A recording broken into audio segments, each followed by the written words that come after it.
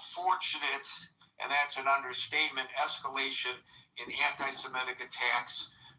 Some of these are people who are unsettled individuals who operate on their own based on whatever stimuli they're getting, whether it's from Tucker Carlson or elsewhere. But some of them are organized, and Abby posted today, and there's a lot of stuff, but if you go to the main chat and you scroll back, she posted an article that documents how a group of people in Canada,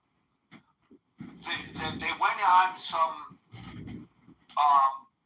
so-called secure, I don't know how secure, I say so-called because who knows who's on there, but on a secure server, and they offer, these are not people who are just, brainwashed and acting on their own.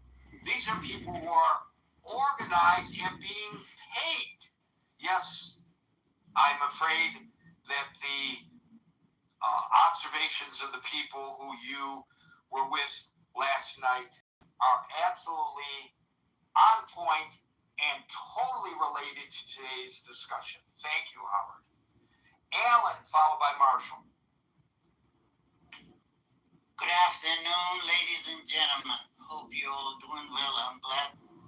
This is disaster, a disaster by all means. And I cannot believe my ears, I cannot believe my eyes. Well, last time when Carter did action like this, which it put Iran in a silver platter and handed to these Islamists, and President Reagan came in and he said what he had to say legitimately, and he says, we robbed the best ally we had in the Middle East. And the 40 people back then, they didn't understand. They didn't get it because just like today, they are not involved individually. They hear from distance. But the people, they were involved individually. And then life was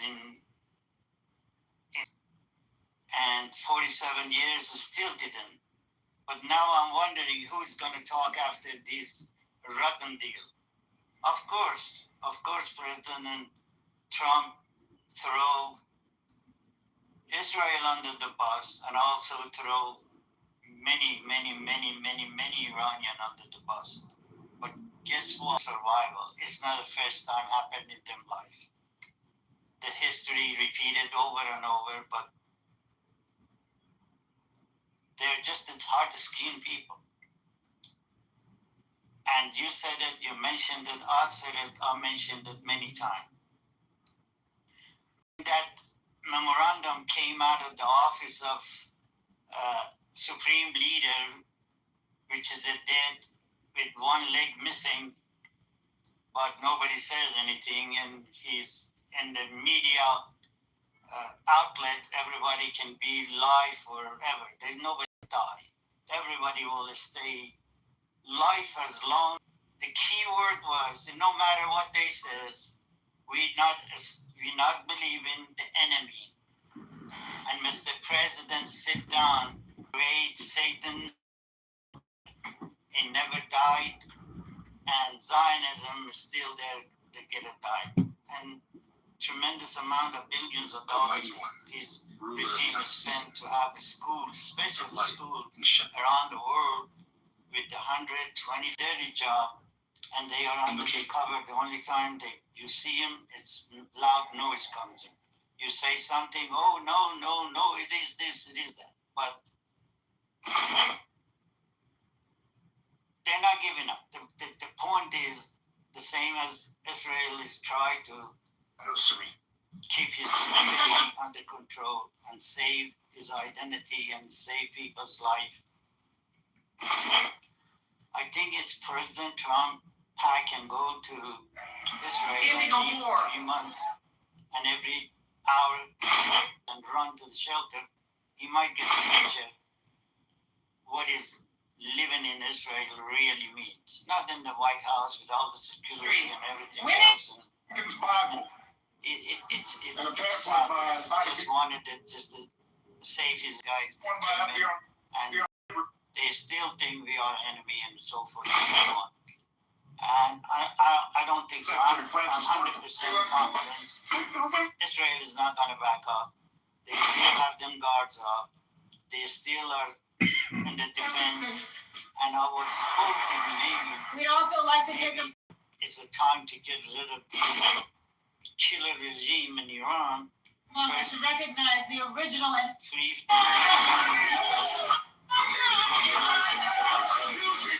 support of these idiots. They could just move out and go to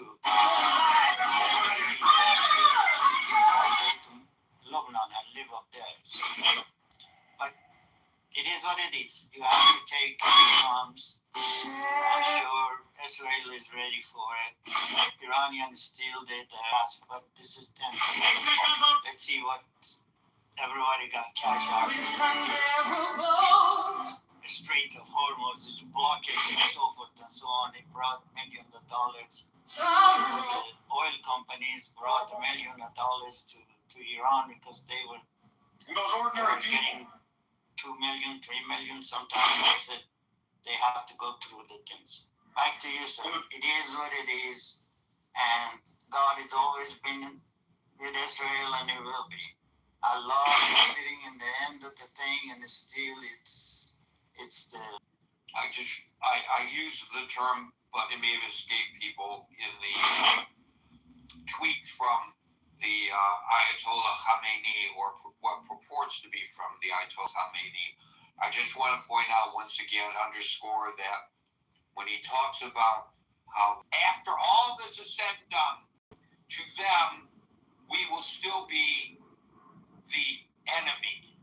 And that ought not to be ignored by the American people.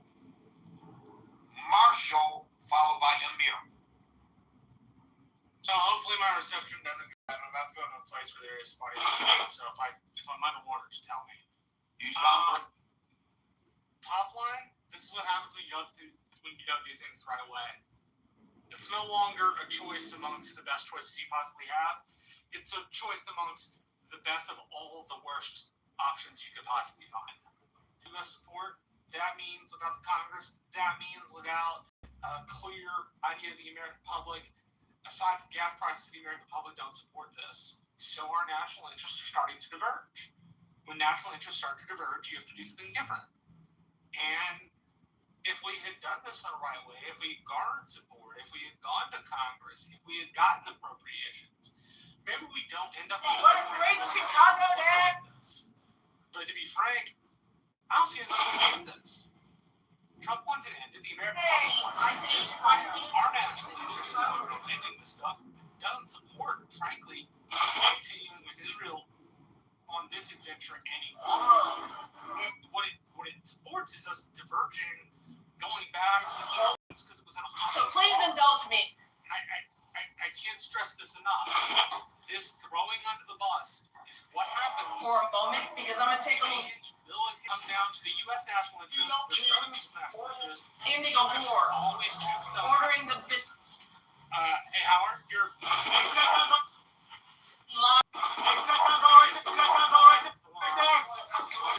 lost. It does not mean continuing at a clip of $1 billion a day. Some military engagement that has no greater fences around it other than stop missiles and stop bombs, which we're really not stopping. Again, I can't say this enough.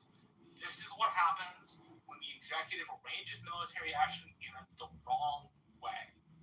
You are left with no other option to abandon your friends. And you have to choose your own. British Empire has no permanent friends, only permanent interests. The U.S. Empire has no permanent friends, only permanent interests. And that means we have to preserve our interests. It doesn't going to screw some people over. But again, this is what happens when you use military force in the wrong way. You are left with no other option.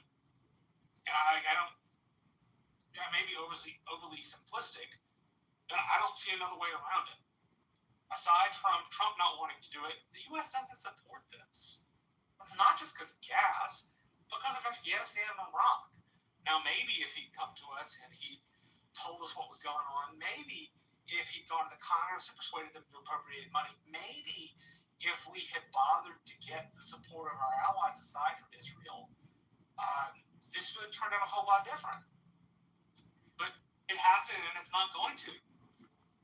We also have to calculate in, there have been war games about this for all of my lifetime, if not longer. And we always end up in a stalemate when we lose. The only time in a war game we have engaged against Iran that I know we've won, we have to account that 75% of their equipment just didn't work. Whatever it was, just didn't work. And all of those things put us in a place where we have to choose the best of all of the worst decisions humanly possible. And at least in the United States, the best of all the worst decisions humanly possible is to stop spending money, come home, do what we have to, support the allies in the way that we can, but we can't be forward deployed like this anymore. It's not getting us anything. It's not getting us anything at all. And so I don't know of another way around that. I don't like the memorandum much. I think it makes us look weak. But you look weak when you start off weak, right? As everybody, or maybe not everybody, has heard of the 5 Ps. Proper preparation prevents poor performance. We did not properly prepare. As a consequence, we cannot continue this in a way that would allow Israel to sustain their action and fight. Now, they're going to do it anyway because their national security interest says they have to. As I said, nations should at the core pursue their own national interests. That's their job, to protect their own countries and their own people. And again, if we had just done this differently, maybe we get a different answer. But we set ourselves up for failure. I don't know a way around that. I'm sorry to be so pessimistic, but I don't know what sorry to be so pessimistic, guys. Getting any kind of victory out of it. Victory. So also, I agree with Howard. I fear this is going to bring an uptick in anti-Semitism in the United States. It's just like an utterly worse way than we have now. It's going to be really, really hard for outwardly facing Jews who, go to temple or wear religious ornaments or wear their kippahs. I got a friend who wears his kippah all over the place. I hate the idea that this man is going to face discrimination because he's a practicing Jew.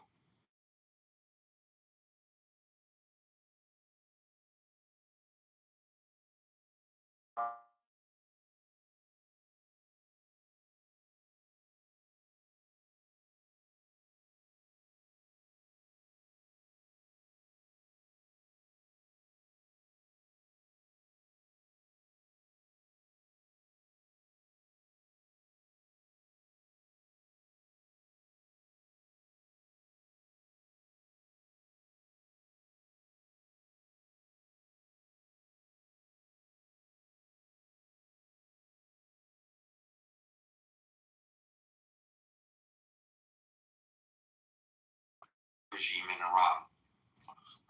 But you yourself have pointed out the numerous attacks against Americans, both citizens and military, by Iran over the years. Most recently, there was a terror plot uncovered here in New York City where a commander of an Iranian-backed Hezbollah militia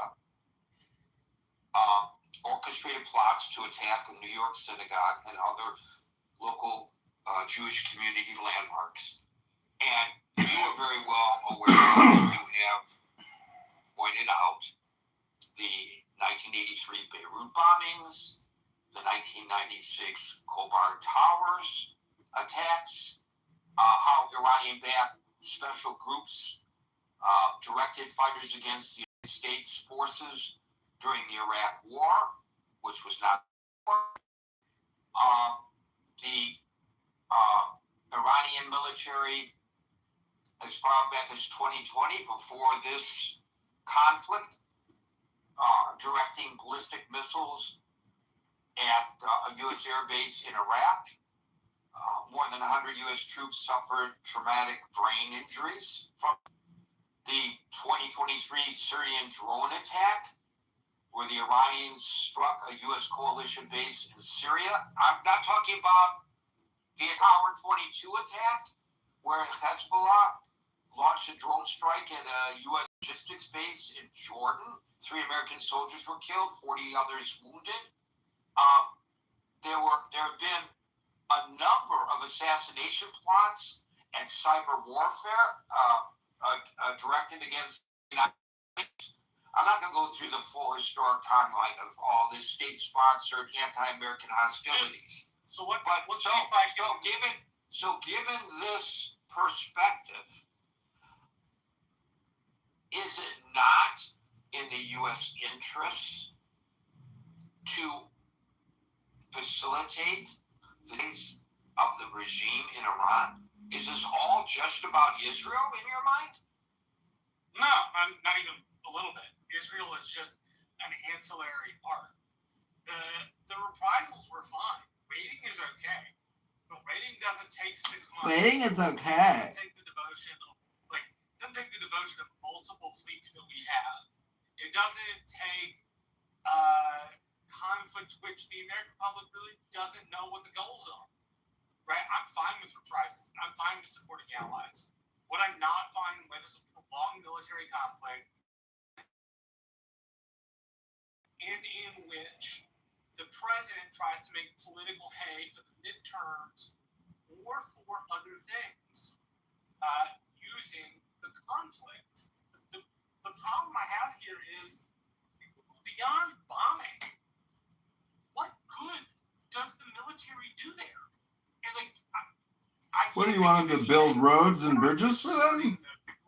Maybe hospitals or sports theaters? Now you're talking about tactics. My challenge to you was specifically about the question of it serving American interests, and you said that it doesn't serve our interests, and that's why I'm chapped. That's specifically what I don't think that the prolonged nature of this any longer serves American interests, because we are using the military tools in ways that are not to fight and win wars. They are to stave things off and to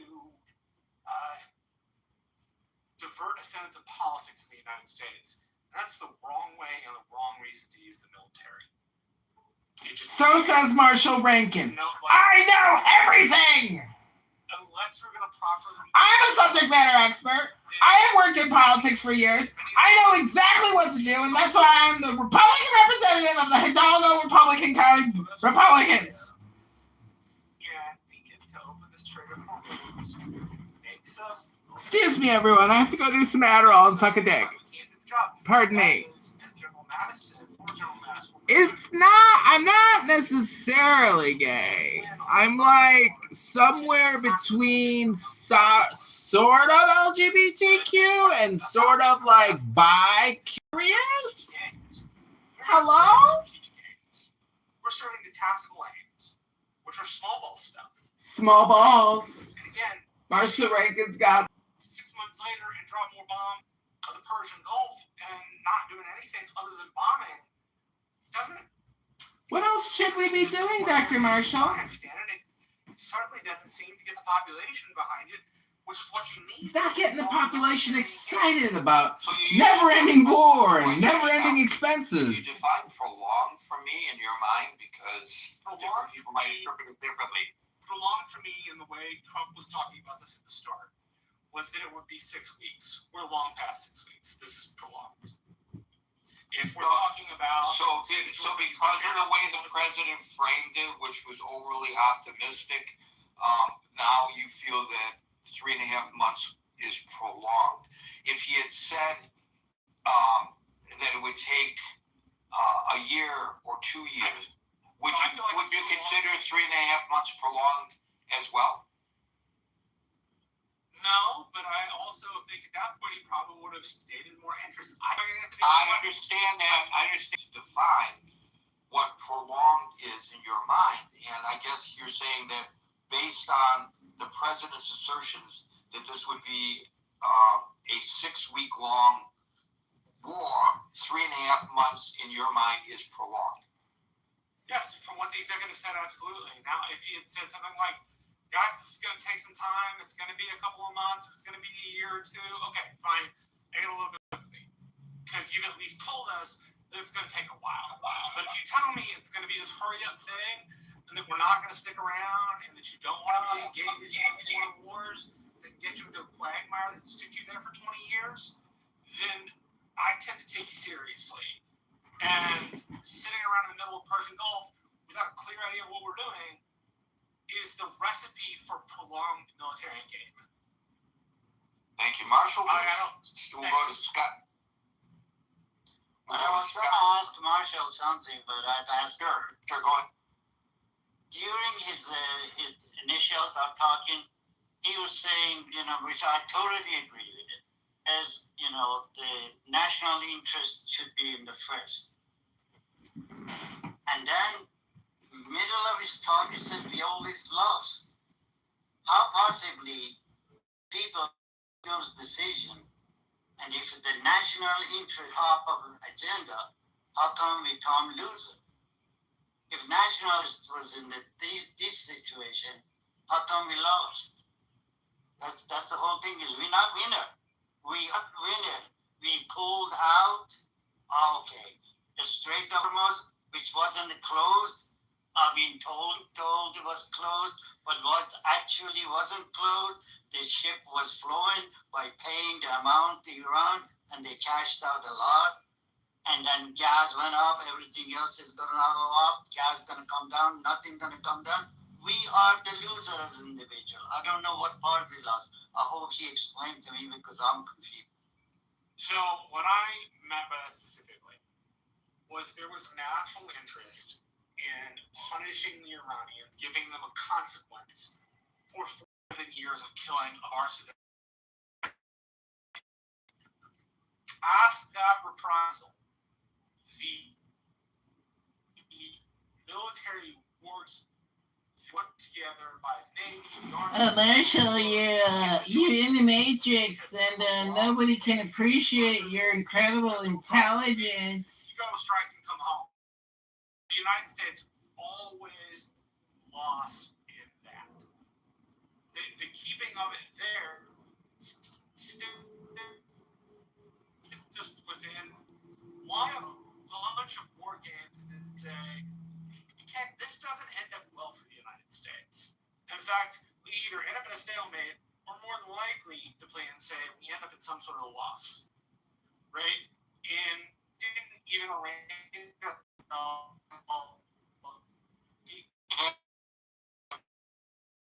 underwater now, unfortunately. Scott? Yeah, I thought it was my end, but it looks like it. No. He said that might happen. We'll go to Scott, followed by Amir. Hey guys, I'll keep my comments brief. I definitely think that we threw Israel under the bus, and I mean, in this sense. So I mean, you could say it's a good thing or a bad thing. We could debate that, but clearly Trump and the administration were all in with Israel. It was, we're Israel's greatest friend in the world. And then the rhetoric really shifted, right? I mean, over the past couple of days, with the Trump sort of taking up the rhetoric about it. I mean, baby, you don't have to kill like everybody in the apartment buildings, okay? I mean, you don't have to kill them all, okay? Like there's some good people there. And Vance, you look at Vance's comments there. I mean, they're clearly like there's a shift here, and this is the transactional nature of Donald Trump, right? I mean, you can't depend on Trump in this regard. I was thinking today about Obama and how circumspect Obama was, and because of the whole thing with the library today. And this is where presidential personalities are so significant, right? I mean, that took the JOP or whatever the Iranian agreement took about a year. I was listening to some of the stuff about the behind the scenes of that. There were flying people in that with experts coming in all the time. And this thing was meticulously hammered up. And Trump saw a problem, he just reacts. There's an impulsive nature to this, which got us in really quickly. and now is getting us out really quickly. So I mean, I think that this is the nature of Donald Trump, right? I mean, people, this is what people voted for, right? We knew this about Trump. We knew that Trump's not a calculated, reflective thinker, that he's impulsive, and that's Ejection alert system has been activated. Alert system. So yes, I think that there's definitely been a kind of I mean, Israel's definitely has to accommodate. I think to see it coming, right? They didn't see this tonal shift. They didn't see this kind of they were thick as thieves, right? It seemed Bibi and Trump, and so this is a sort of, I think, but again, whatever your politics of it, you might think this is a good thing. You might think it's better, but certainly, I think that there's been a shift that most people wouldn't have seen coming, whatever side of the politics you're on. So thank you, Scott. We'll go to, we lost, no, here he is. He dropped out and he's back. Thank goodness. Amir, followed by Andrew. Thanks, Gary. Hello, everyone. Yes, I'm actually talking to you from an island in Mediterranean. Rub it in my face that you're on a Greek island in the Mediterranean, and I'm going to get on a New Jersey transit train, which may or may not. Should be the opposite. I'm in your room, even though I'm on vacation. Come on. Right. Okay. Well, it's interesting, too, that Marshall is in Texas and underwater, and you're on a Greek island and over water. You sound... Oh, brilliant. Okay. Okay, so... Right, so as you said, Gary, the pressure is put on Israel not to attack Hezbollah, obviously, while Iran doesn't have to stop funding proxies. I mean, does that make any sense to anybody? It doesn't make any sense to me. And the question in your title, Trump throwing Israel under the bus for Iran. And what exactly is in it for Trump and US? I mean, does that make any sense to anyone? Certainly doesn't make sense to me. To be honest, none of this makes any sense. I think as it said, there is definitely something in the wind. I don't know what it is. But unless Donald Trump is, I don't know, receiving a fat check for tens of millions of dollars from Iranians, none of this makes any sense. Not one iota. Last night you had a guest, Gary. I think his name was Hanson. He was a spot on, and I think Marshall referred to it as well today. Hanson said the initial attack was not well thought through. We all know that now. And the signing of the MOU is not thought through. So this is one case. The two negatives do not make a positive. But I mean, at the end of the day, we are where we are, right? So what should be the focus now? I think that's what's important. I actually think that Israel is going to be Israel is going to be holding the most important cards again.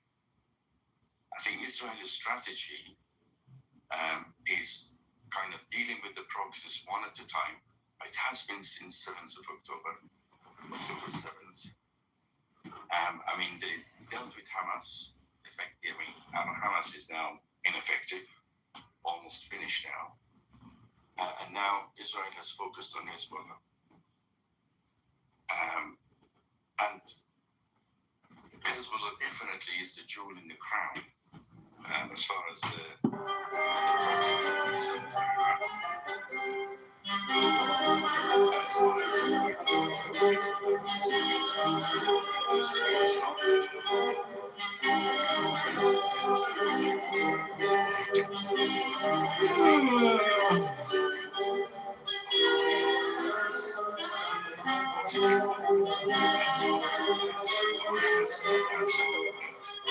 and I totally agree with that. We know that Israel will continue attacking Hezbollah. I mean, there is no reason why they shouldn't. I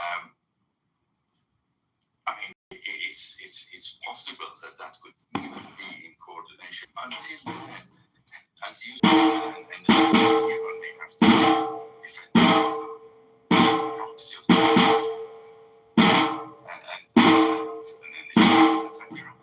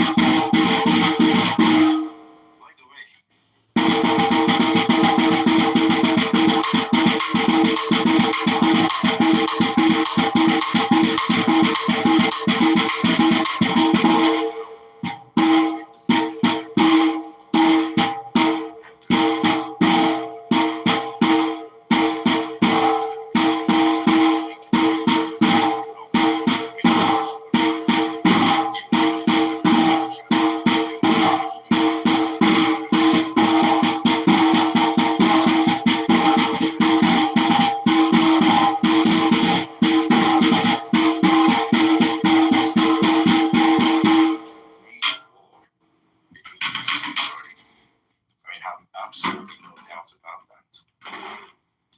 That is going to be there's absolutely no doubt about that. It's extremely probable.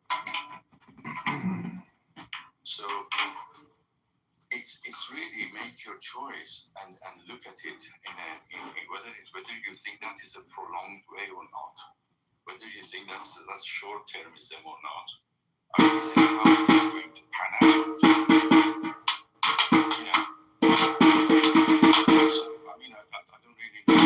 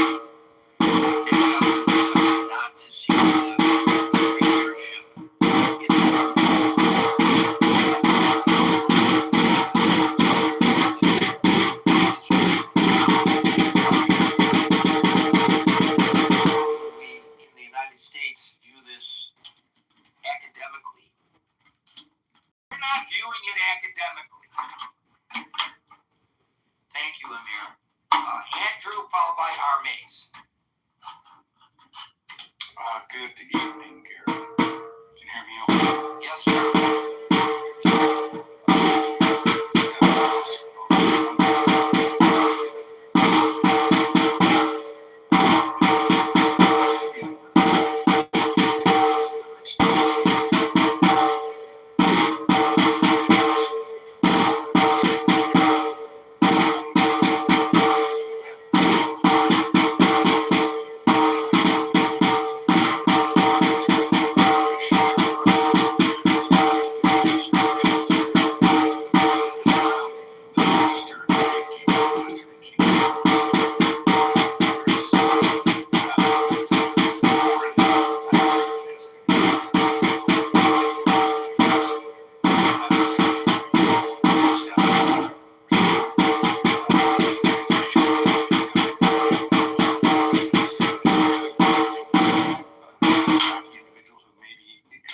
minority.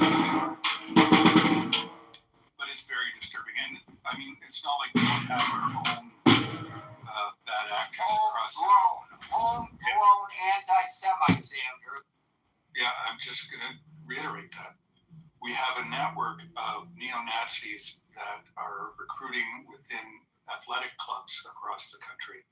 And by the way, those people, Andrew, just in case people are saying, all Gary cares about are the Jews. For God's sake, get off of it, Gary. Those people don't like a lot of minorities in Canada. And Canada is well known as being welcoming to people, especially refugees from around the world. And they don't like any of them. They don't like the Indians. They don't like the Pakistanis. They don't like anybody who is brown. They don't like anybody who is black. They are not just as neo-Nazis.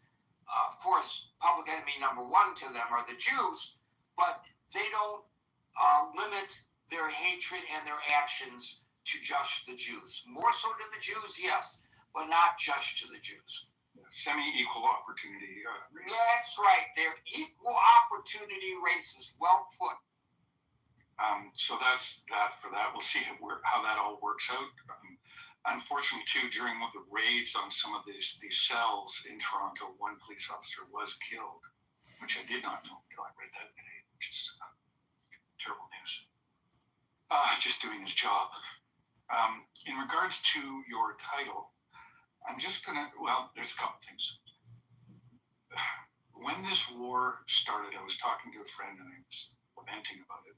He says, you don't like this because of Donald Trump. I said, no, it's not because it is kind of because it's Donald Trump. Because I never trusted this man. I know what his history is. We've all seen it. It's been in the newspapers. It's been on Twitter or X or wherever. It's everywhere. I know what this man is capable or incapable of. And we saw that on full display during this conflict. Taco Tuesdays, which was every other day. So left holding the bag, we bet.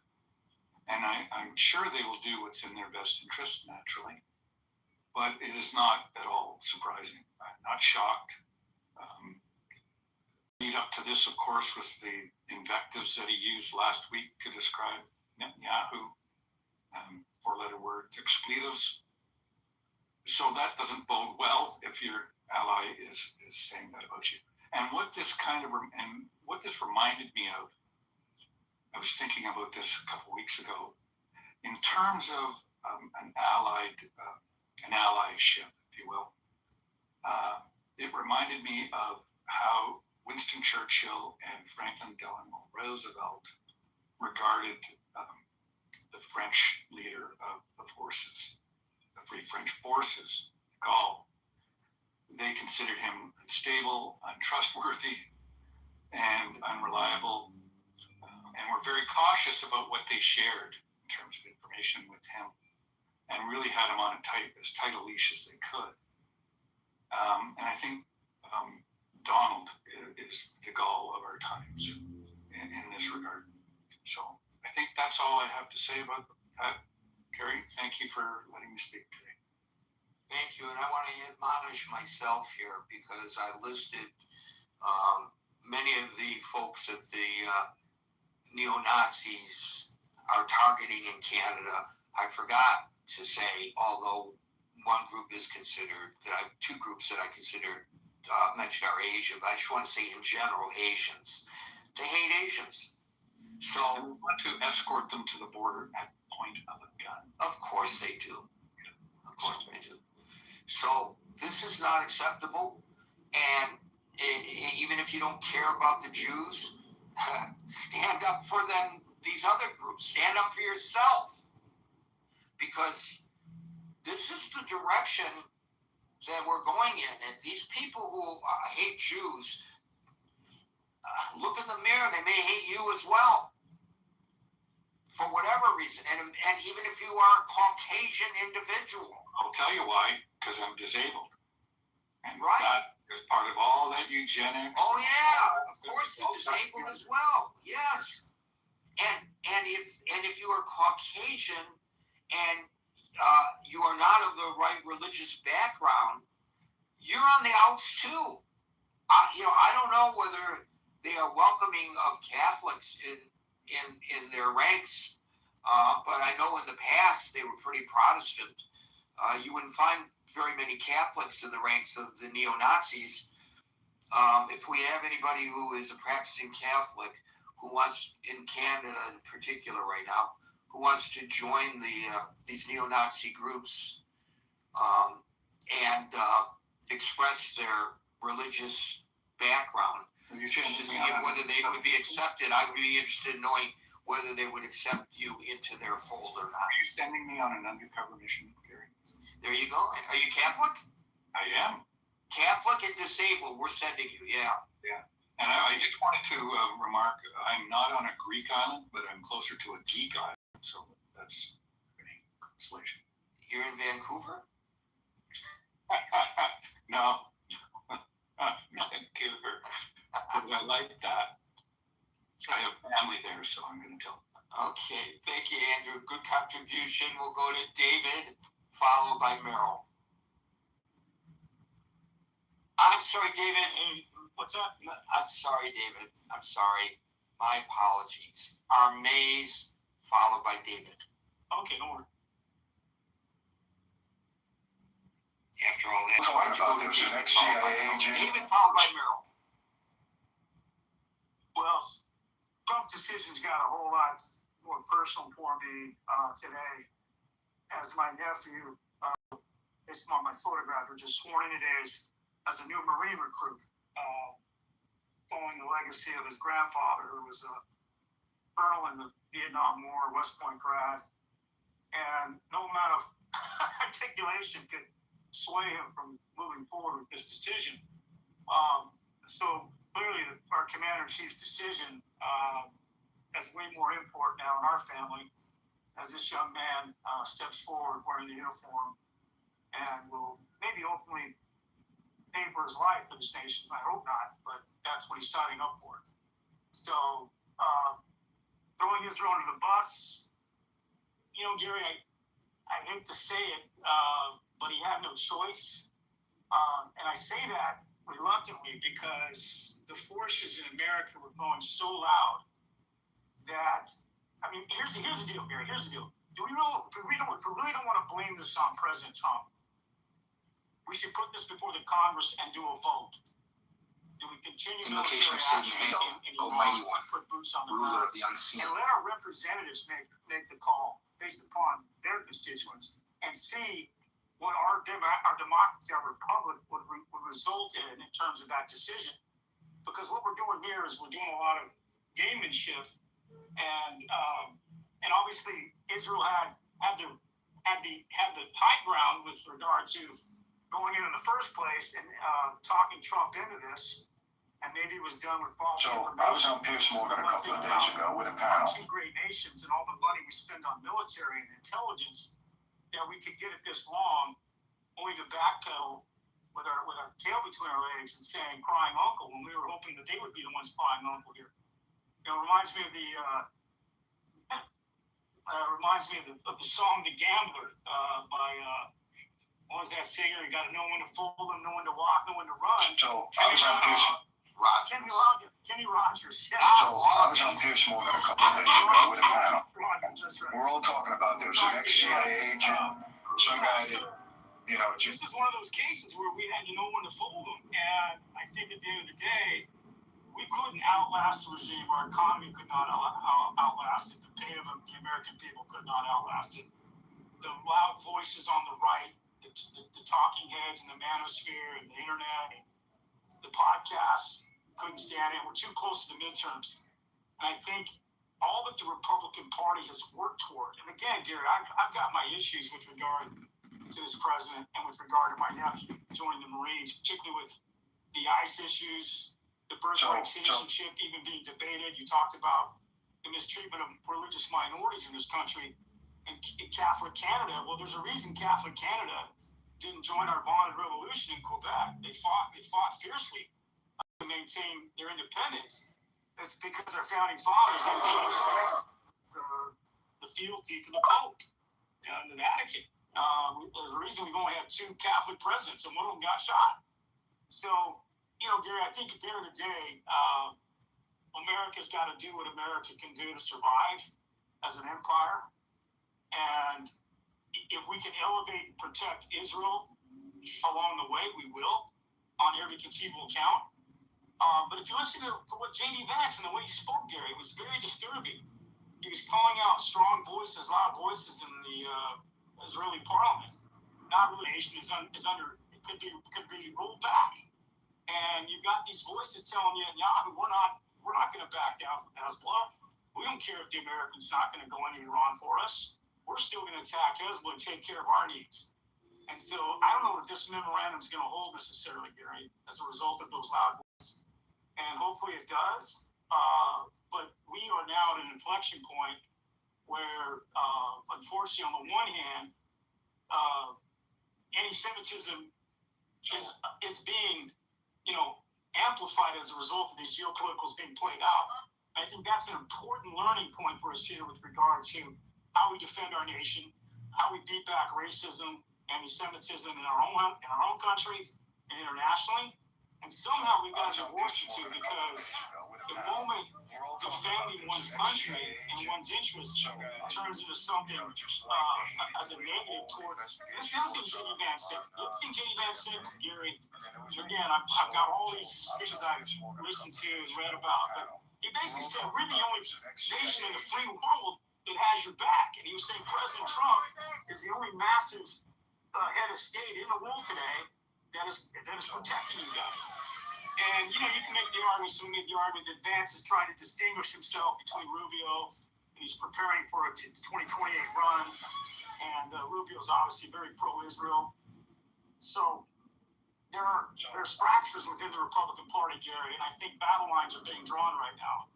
And Israel, unfortunately, is being used in a way that is reflecting us losing out more than gaining with regard to our relationship there. I think a mistake a lot of people make about the Republican Party is assuming those lines are new. Those lines are 2014 lines, just more defined. The only thing Trump has done as the figurehead for the party is he's been able to stop all of that infighting because he's the big figure in the room. But prior to him, the purity testing was terrible. The inter-party civil war was awful.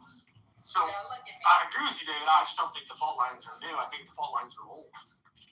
Yeah, but they're a lot louder now. They're not in cohesion like they were before all this. Now we don't have a Trump at the top of the ticket to take that cohesion and put it into a unified idea that elects somebody. Now it's just the people who will be battling for the seat, and they're going to straddle that as ugly as humanly possible.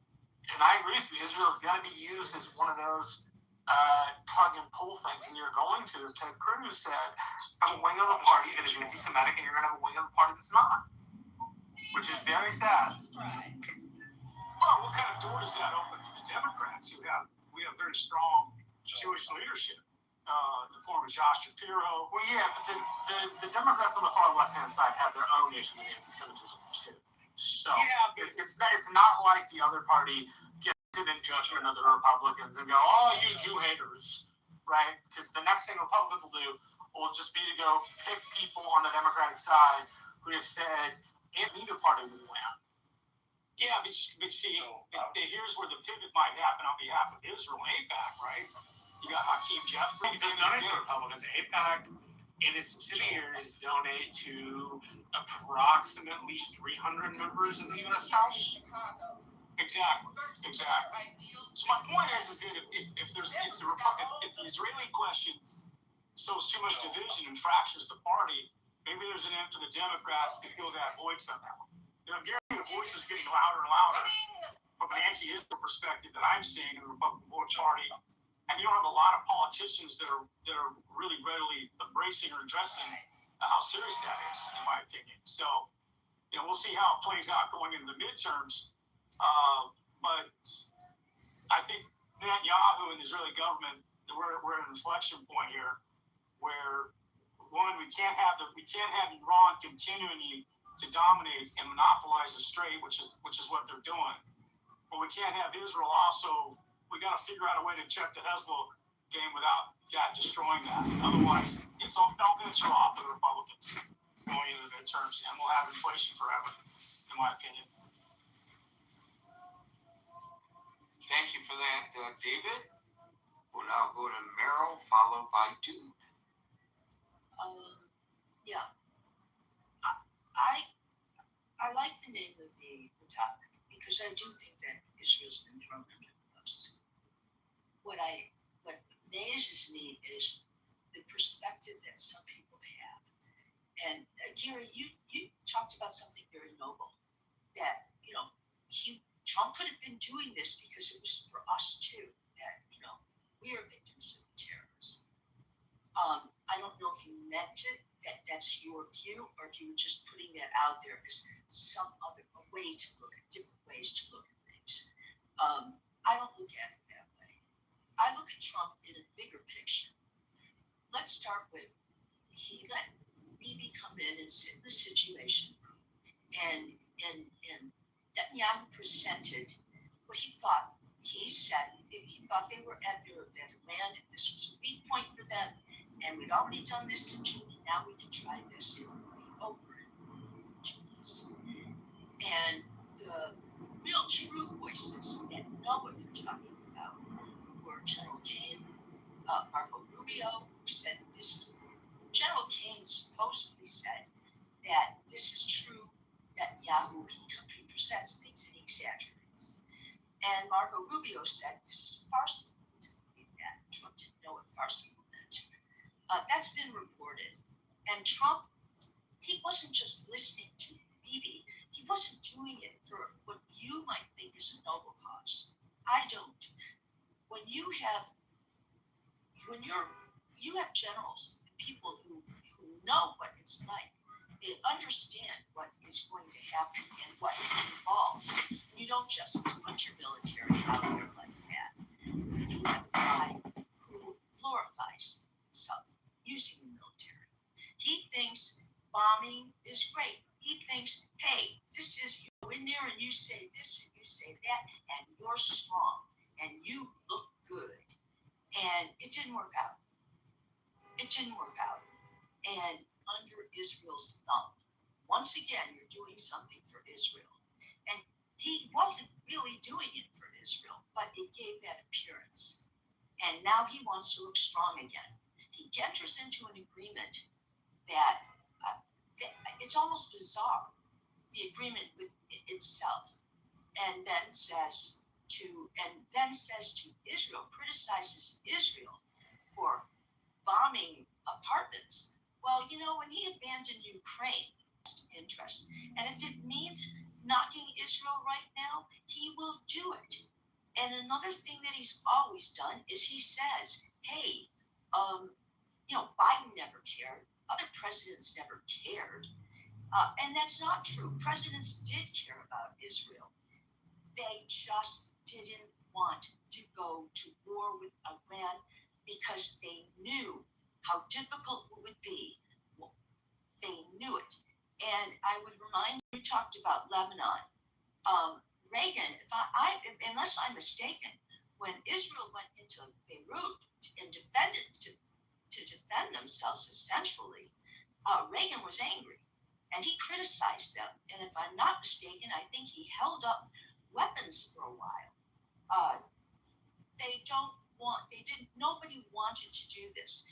And Biden was Obama was the one who said, maybe we could do this diplomatically. We'll get what we can get. And didn't 17 other countries join in on that? It took months and months and months, and it didn't take real estate agents and people with self-interest to go and negotiate. It took people who were negotiators, people who knew what they were doing. But I don't believe that Trump did this for any noble cause. I think he did it because he saw himself as a hero. He saw, I can use our military, and I'll bomb them, and I can say this, and I can say that, and I can say Biden never did it, and Obama never did it. And he could brag about himself, and it didn't work out. And so now, who does he blame? Now he's going to say Israel. Israel's going to create a problem now. And they better not do this. They're creating a problem for me. And a deal that is absurd. We might not know all the details, but from what we know, it is absurd. There's no way. This is a man who for years told us we can't trust Iran, and all of a sudden he signs a deal and says they're really rational people, they're good people. This is stupid and it's wrong. And what I don't like is anything noble is attributed to him, because I don't believe he did it for a noble cause. If you were going to do it for a noble cause and utilize our military the way you would have to use them, you would have done it right. You would have had the right strategy. You would have risked them. You would have put them at risk. But he didn't want to do that. He didn't want to do that. He wanted to take a shortcut and believe that he could take a shortcut because bombing sounds good and bombing looks good, and you say you're bombing them and you're going to bomb them right at, civilization, the lose civilization. It's not. And who did get emboldened by this? I absolutely agree. Every anti-Semite, and every anti-Semite, by the way, usually does associate Israel with Jews. It's not separate. They don't normally think Israel is one thing and the Jews are another. And the far left, we can't get away. I'm a Democrat. We do everything in the world we can to get away from the far left because they have been emboldened. They hate Israel. They don't like the Jews. And you just, every day that you criticize Israel, you are emboldening the people that hate them. And I resent that. I do resent that. I have friends in Israel who don't like some of the things that are going on. They don't like some of the things that Israel does. However, they also on Passover didn't like to have to run to a shelter 16 times. So yes, he threw him under the bus. But couldn't anybody have predicted that he would? Who doesn't he throw under the bus to glorify himself? Thank you. Thank you for that, Meryl. We'll go to Dude, followed by Lem.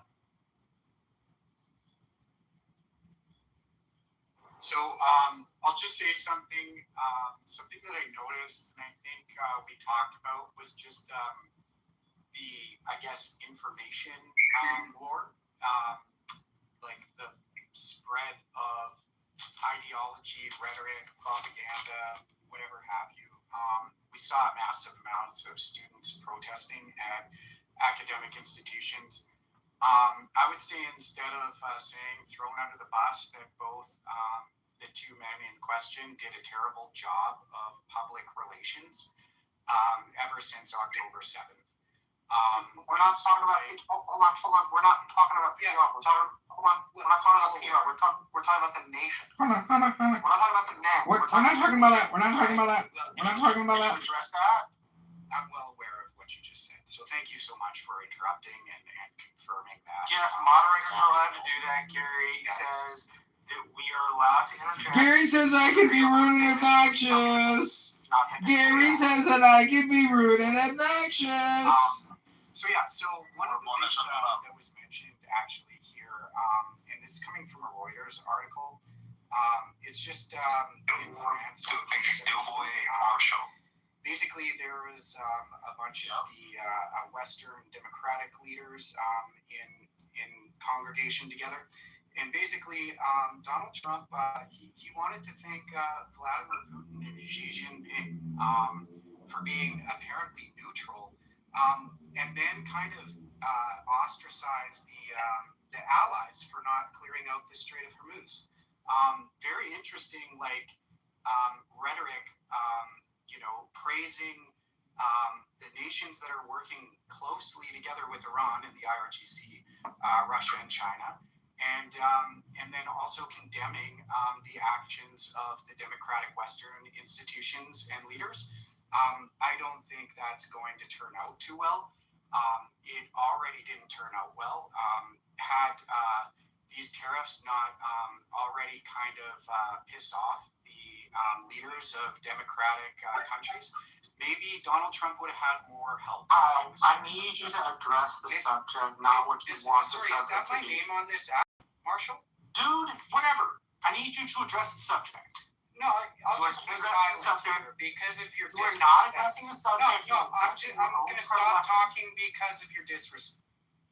It's not disrespect. It's asking you to do something. Come on. Come on! It's really not that. I'm a rude, obnoxious person, and Gary says I can be rude and obnoxious. My name is Marshall Rankin. I'm a Republican out of Hidalgo County, and I hate Donald Trump. You want to try to continue or no? No, dude. No, sir. Wow, Marshall. Go ahead. Somebody needs to get punched in his If you're fucking interested, face. go ahead. I'm moving on to what's. I'm gonna send Marshall Rankin to a re-education camp. That's it. We have to take the country over. We can't let people like Marshall Stankin Rankin. Well, I'll be honest, John. It would be better for Marshall to read a book right now. That's right. Isn't that right? It's so right. 100%. He needs to read a book. To allies, Or he should at least. who's going to want to deal with the U.S. as an ally? Well, when you're just going to get Probably anybody that wants free shit. and Israel has been working as our proxy in the Middle East. The Middle East is important to us not because of it's a strategic economy, depends on it. And we're not there, we need someone there.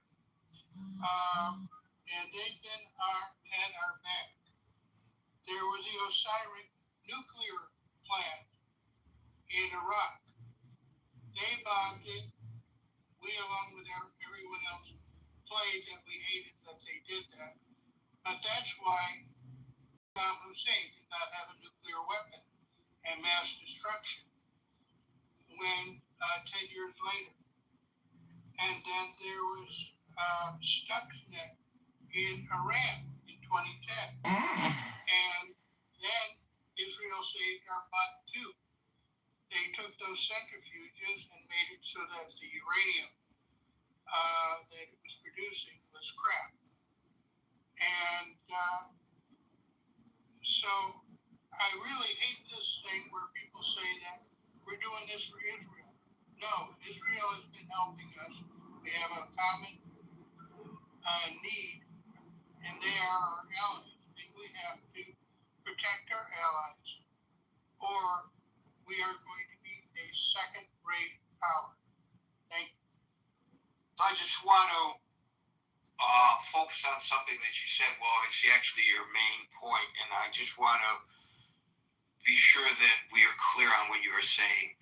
There are people who are opposed to this war and who are very vitriolic toward Israel, who claim that the United States is doing Israel's bidding, that we are Israel's proxy. Are you arguing that that's not the case, but that Israel is our proxy and they're looking at it from the wrong side of the telescope?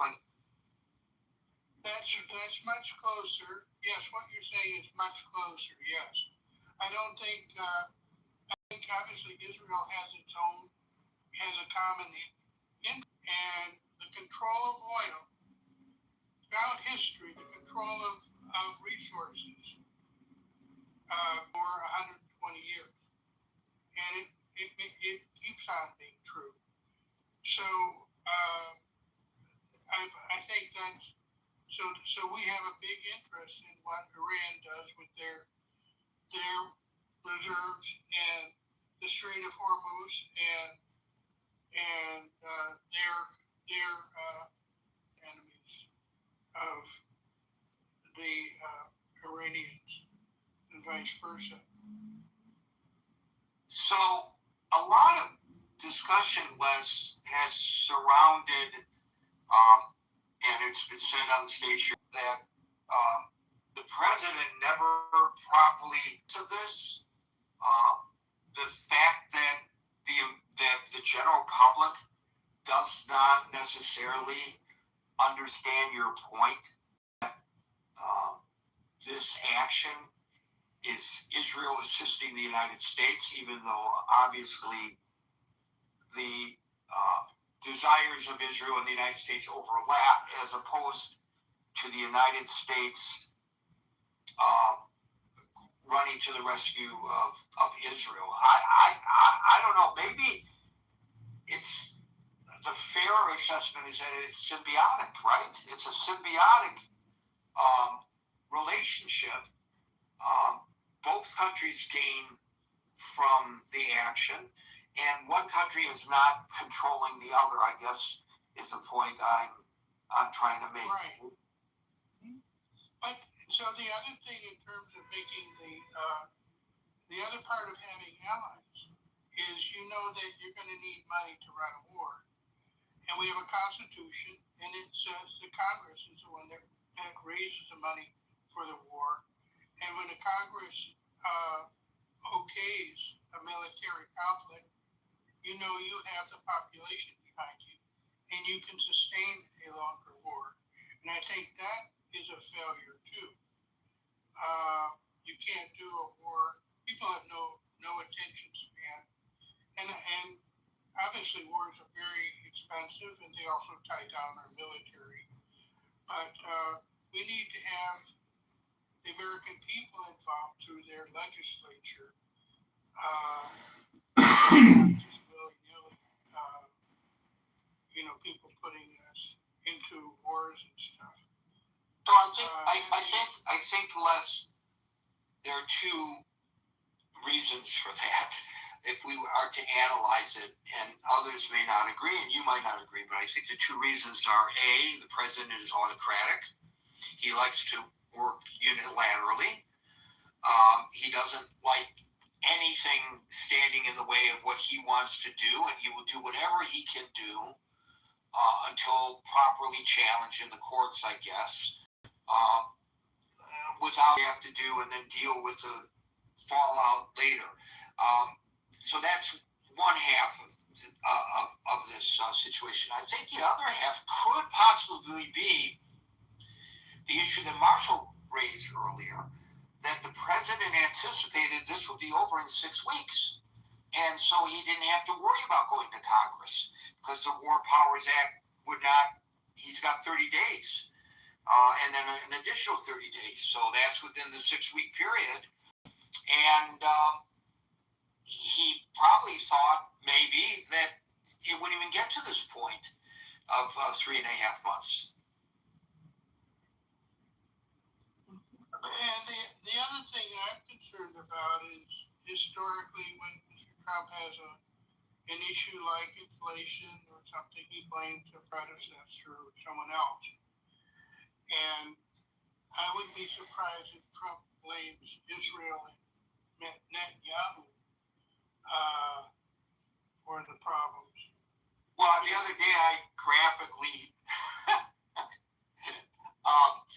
described the piñata that's already hanging in the Oval Office in the shape of Benjamin Netanyahu and the president with a stick in his hand. And I could see in my mind that political cartoon, even though I don't have the ability without the assistance of AI to draw it myself. Thank you, Les. We'll go to Daryl, followed by Ali. Hey, yeah, I didn't think I was going to make it up. But to Marshall's point and to you and Les's point, I'm a bit more cynical. You know, Marshall made some great points when he talked about the inability to kind of sell this thing, right? You know, even wars are marketed to people. I guess my question would be when we say he thought it was going to be over in 6 weeks, right? The reason I challenge that is because, you know, even to Merrill's point, every analyst had said that that's just not what it's going to be. And yeah, we can make the argument that he doesn't listen to anyone. I forgot the secretary that said he doesn't read the president's daily briefings. He's a guy who believes that his instincts will always lead him to victory, even though he's had massive failures in his professional career as well. My question would be, did he actually believe that it would be over that quickly? Or was that so he wouldn't have to go to Congress? Meaning, again, we go back to this thing. This was supposed to be a skirmish. This was never supposed to be a war. Did they actually believe that this would be over in 6 weeks? Or was that a ruse so that they would not have to declare war and actually go get Congress's buy-in? Either way, this is an abject failure. And he will absolutely blame Netanyahu because It's an abject failure because they didn't commit 1 million troops like Marshall Rankin wanted them to. When the casinos failed, it wasn't his fault, it was the Russians. When this fails, it won't be his fault.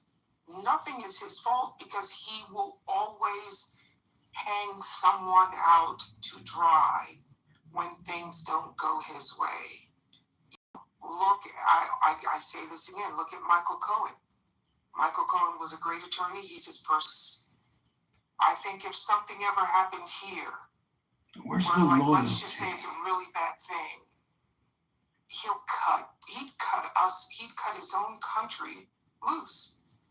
He'd say it's not his fault. He'd blame it on the FBI, or he'd blame it on the CIA, or he'd blame it on whoever he would blame it on, because nothing is his fault. Trump Michelle Obama propaganda day ever. Every single major media outlet in the entire fucking world is toasting the grace of Barack Hussein Obama. And little old me, I'm the only one on X posting the truth. Thank you for that, Daryl. We'll go to Ali. I'm totally upsetting the ecosystem with Barack Hussein Obama Hey, buddy, today. haven't heard you in a little bit. Good to hear you on. Yeah, sure. I think this is my, I don't know, first time here, I don't know. Iranian myself, there's actual politics and good. I think America, more than throwing Israel under the bus, they have done some sort of economic future calculations. And they came to this conclusion that, it's not beneficial for them to be allied with Israel. They're sending taxpayer money to Israel to wage war in the region. Because first, it's bad for reputation of America because Israel is not doing, they're basically doing dirty job in the Middle East. America gave a whole bunch of money to Israel. Hang on, Gary, for a second. So where do you conclude? We know that the United States is withdrawing from this action, and Israel probably would rather that they not. But do you have some indication to map what you just said, that the United States no longer wants to assist Israel militarily? So, no. Indication is whatever J.D. Vance and Trump says these days. And well, what have they said about that?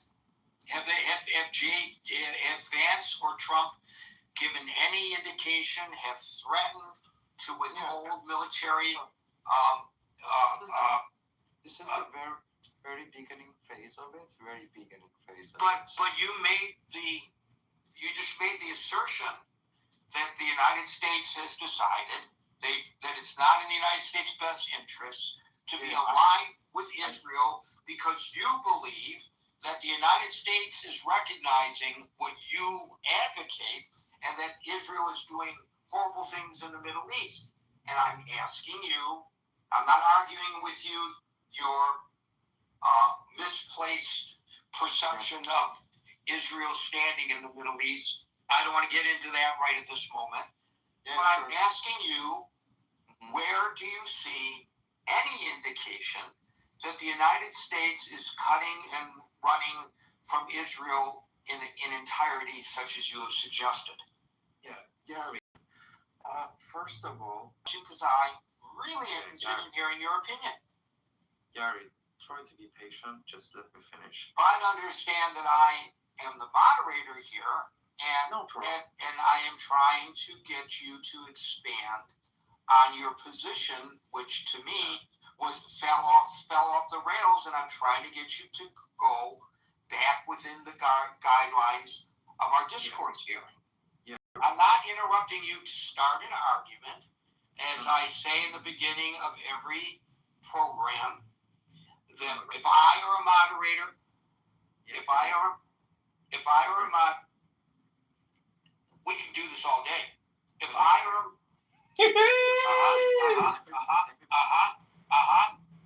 It's the Gary Baumgarten Talks Over You show, nonstop. Interrupting my attempt to explain. I am a moderator. You will do as you are told. Thank you. I appreciate that you are not an alligator. You actually have ears. So if I ask a person a question, it's to try to properly moderate the room and make sure that we're on target and everybody understands the position the person is making, and not to start an argument. I'm being very polite with you, even though it's obvious you and I have exceedingly diametric views with regard to Israel's place in the Middle East. You made an assertion. I understand that assertion is your opinion, because who else's opinion would you be articulating? Everybody who comes on the stage, if we can presume, are giving their opinion and not somebody else's.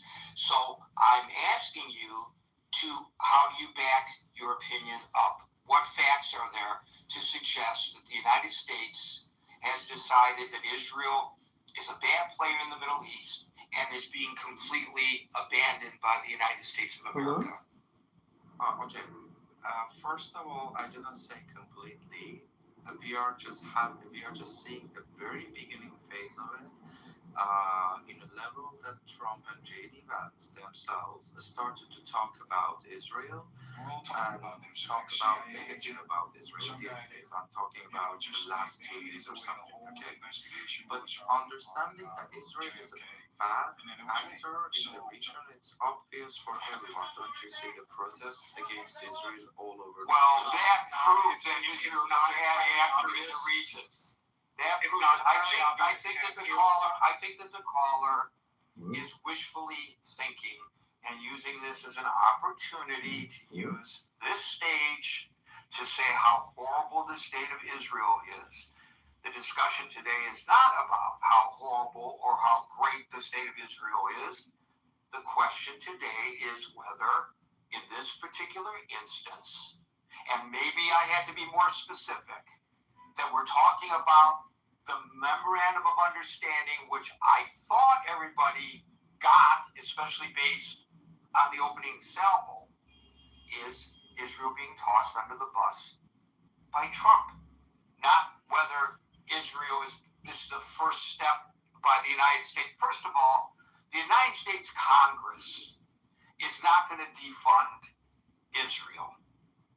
And if the caller understood how things work in Washington, he would know that the purse strings are not controlled by the White House. The purse strings are controlled by the Congress. So it doesn't really even matter if he were correct, which there's no want to defund the state of Israel. There's no appetite for that in Congress. Well, there are a couple of members. They selfishly want what they think is good for the country, and they don't really care. It's their, in my mind, it's their selfishness about their own view that drives their thoughts. Gary, if you get a chance, read the message on the Facebook. Yeah, I'm going to do it. I know what your message says. I'm just reading it. Come on. You know, we've been at this too long to not know That's the beauty of it. That's the beauty. That's the beauty of it. Thank you, Marshall. Thank you, Alan. We'll go to Haran, are you with me or not? That also is how did this tie in with Gaza? Because I think it's a smoke screen that's going up because something still going on with Gaza. I'm sorry, all I got from that is going on in Gaza. Slow down and try it again. I'm having trouble understanding you. I apologize for that, but I'll pay closer. All right, so what I'm saying is that we also got to pay attention to smoke screens because they still doing activity.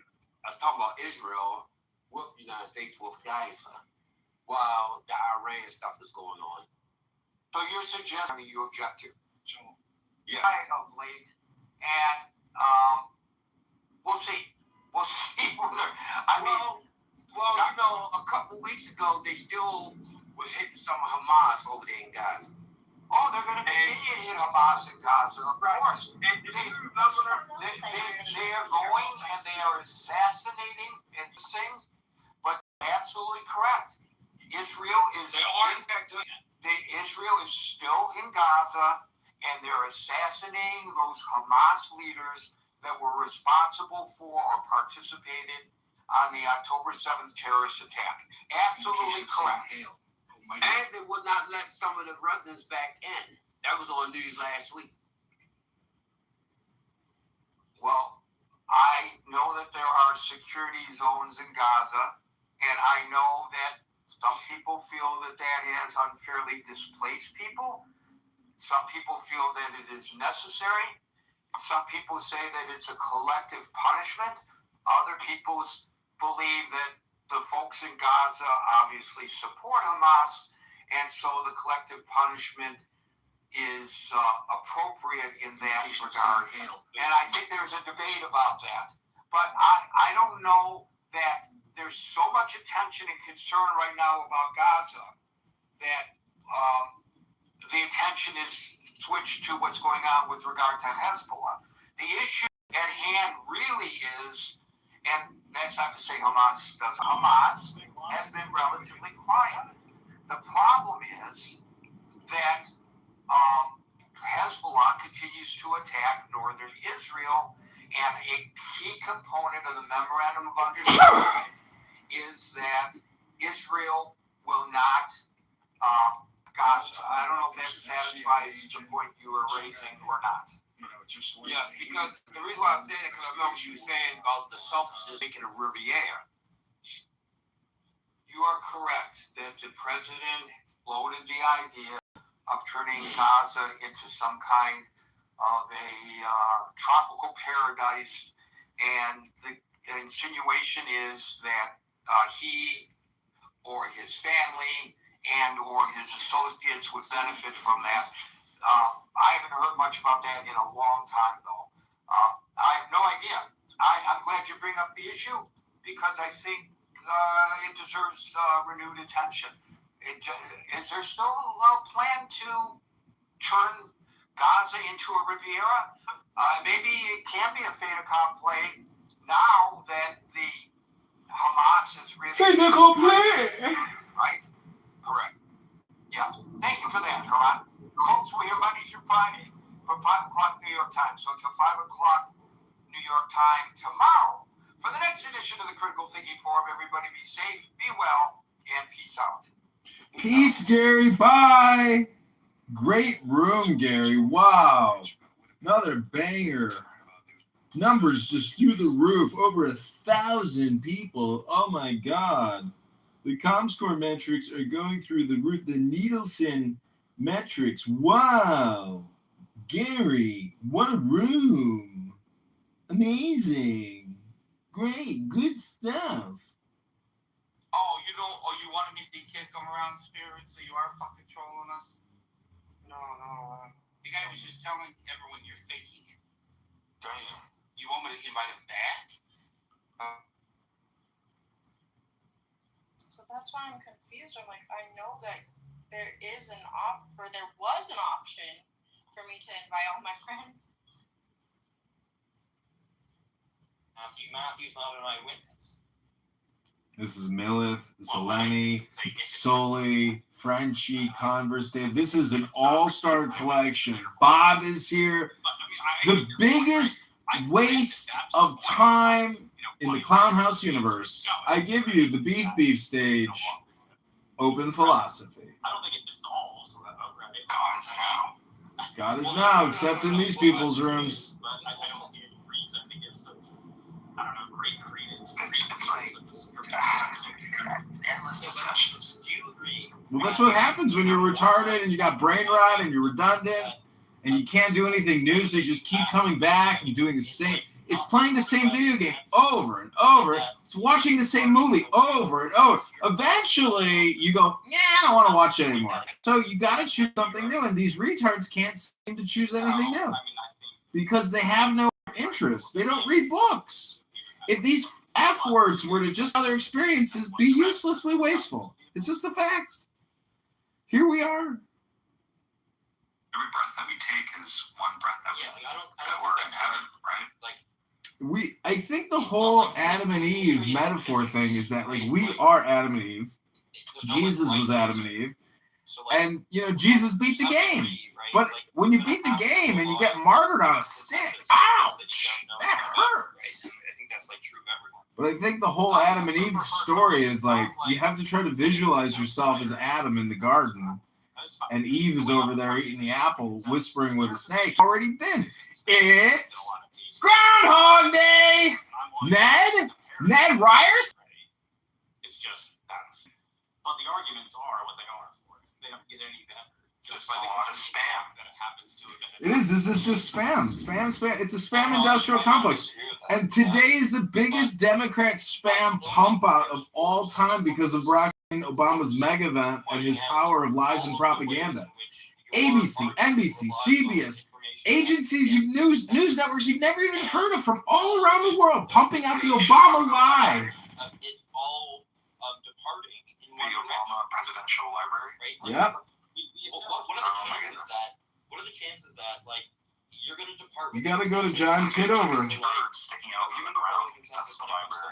You gotta go to John Kitover and X, and I think I texted you my infographic about how Michelle is trans and part of an ongoing CIA conspiracy all the way dating back to JFK's assassination. Barack and Michelle are 100% CIA puppets. George Bush and Bill Clinton put them there to continue the scam. And Barack Hussein Obama was sucking dicks in Gurney doing meth. It's on the record. The man is an actor, a faggot retard, an N-word, halfway.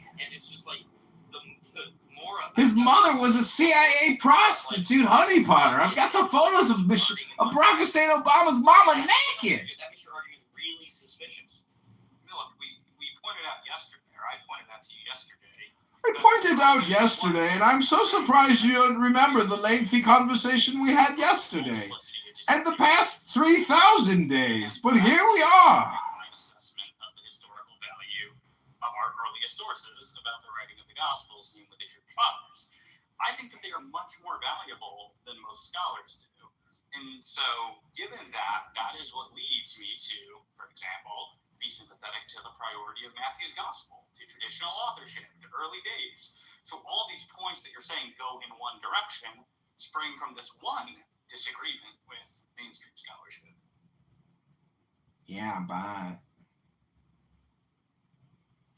Yeah, I don't know, like that doesn't, maybe that's right, but like, that doesn't seem like, so it's just like, you think that the early church witnesses that you mentioned, like Clement of Alexandria, or whoever else, right? You think that the witnesses of those people, right, is so strong and so compelling that like it drives all of the other things that you think. Yeah, I wouldn't want to say it's the sole driver, because like obviously I should be in mainstream scholarship. I mean, sort of have reasons to think, or like, so let's say like Clement of Alexandria and whatever is the main reason for you departing from thinking that like, Luke depends on Matthew or whatever, or Matthew wrote Matthew. Let's say that's the main reason. But insofar as you have other reasons, those reasons are undermined by pointing out that this all goes in one direction. Also, like, shit, there's another point I was going to make.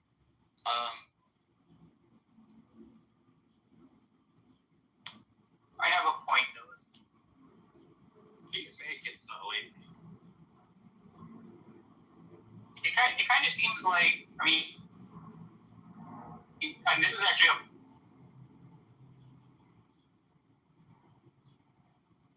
breaking up, you guys. What about now? Am I good now? Yes. You are good now. Please proceed. So, yeah, I mean, it's like when you talk about like scholarship, especially secular scholarship, it's almost built into the concept of like secular scholarship that they're trying to put themselves at a distance from being like theologians or something, or like religious historians rather than secular historians or scholars, you know. So like, I wonder how much of that like inclines them not to take certain things seriously, because it's like, okay, if we take the writings of these church fathers too seriously, I think like, this F word was on YouTube during this like lengthy 5-hour podcast. Maybe that's like a methodology issue. I'm not sure incredibly pathetic. Sully, only reason I'm in the room is because I'm in anonymous. These people hate me so much because I mock them for wasting all their time. Point of contention between myself and my, Roman Catholic and Orthodox friends. They'll often say to me,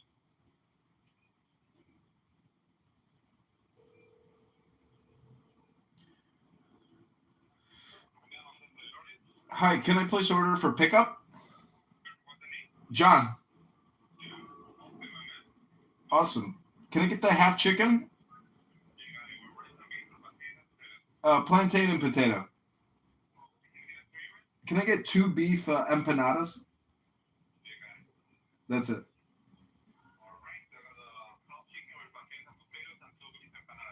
Correct. Okay, great. See you soon. Thanks. The Gospel of John was written by the Apostle John. So, John? Maybe some of that seems like conflation of those two. Maybe we should read one of these books. Maybe we should read the book of John. Maybe we should read the book of Matthew. It's never going to happen. People don't read anymore. They just talk all the time. Non-stop. Every day. 7 days a week. 80 hours a week.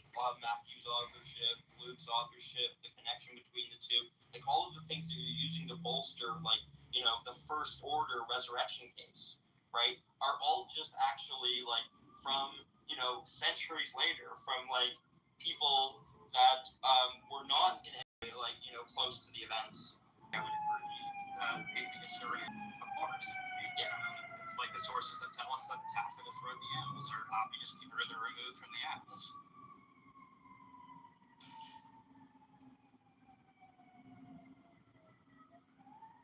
No, but it's written so close.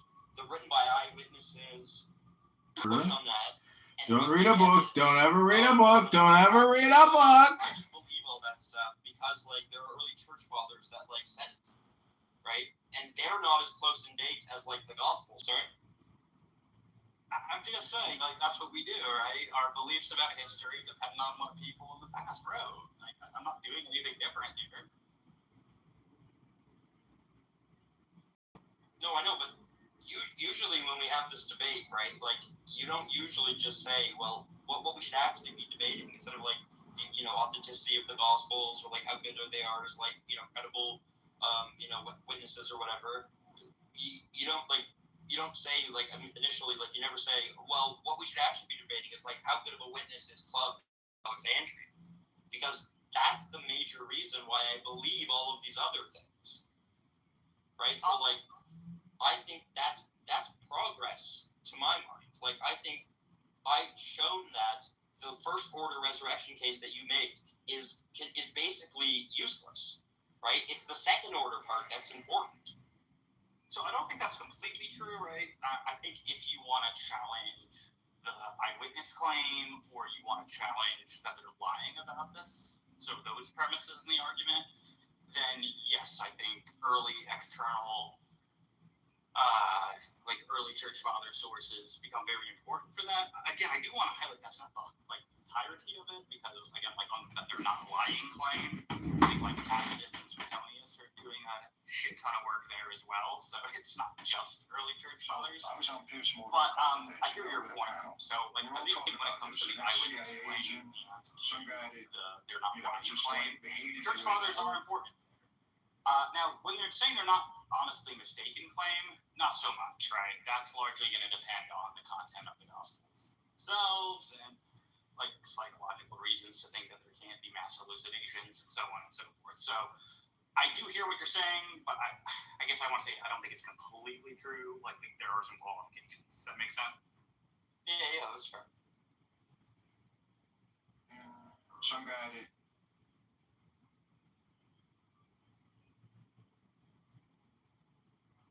Another banger room, guys. Your debates. I mean, these conversations and debates are just fascinating. I'm learning so much. We bored everyone to tears. Correct. As usual. Let's start talking about pronouns, of course, and how we should always respect a pronoun.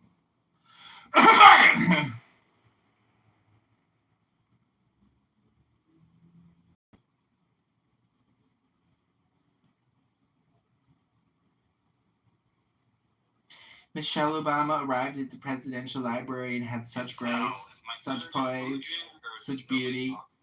Hello? Yeah, I can hear you. They were so shocked that I'm confident at speaking. We are shocked that you are confident at speaking. Of the Gospels that pushes back against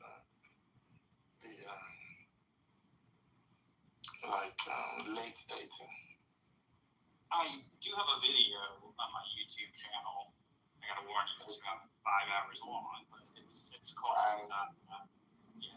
The Dating of the Gospels, a Critical Analysis, where I discuss this. And if you need published formally, No problem. I need formal publishing. Clubhouse demands formal publishing. Compress it so we can read it. Yeah, I can post it in the chat if you're interested. Okay, I'm interested to look at that. Because that's one way that one can actually continue this discussion. Because most people are not actually familiar with why the scholars date it late. So they just come in and say, appeal to authority, scholars date it late, and then everything stalls. So I could tell you the main reasons. I think at least subconsciously, even if not overtly stated, a huge reason for dating the gospel so late is that Jesus just very obviously predicts that the temple is going to be destroyed in 70 AD, and there's kind of this, again, maybe not explicitly stated, but at least implicit, naturalistic assumption that, that just can't happen, so obviously the honest about this, so obviously writing. We're all talking about a huge amount of work in why the Gospels are dated. Fall of Jerusalem. Wait, when did the temple fall? I think 70 AD. So Jesus predicted 70 and fell in 70? No, he didn't say 70. He just said that it would fall. And then it happened on the date. That year said it would happen within a generation. Yeah, he also said that at least the children around him would still be alive when the world ended. That didn't happen either. The book itself contains kind of predictions of the fall of Jerusalem. So any secular person looking at it might think it was written after the fact, right? But they can still do that probabilistically. They don't have to be dogmatic, right? Because any one of us, if you found a book, predicting events, right? At least part of your reasoning should be that, it could be it was written after. I think it's reasonable. Kind of thing to think about. At the very least, Yeah, you should At the very it's least, likely it was written late. you could also wonder if like there was a version of the gospel that didn't include that earlier. You know. Yeah, Oh, I mean, like, sort of like gospels as we the gospel. Sort of, but like the idea would be like the gospels as we know them are like post 70 AD, but like there were gospels before that. Yeah, that could be. Just like, is it Mark or Luke where they added an ending, right? Because it just otherwise just stops, right? With the running away and not saying anything. Yeah, no, that's all that was being said though, right? Is like maybe that was put in, but the rest is.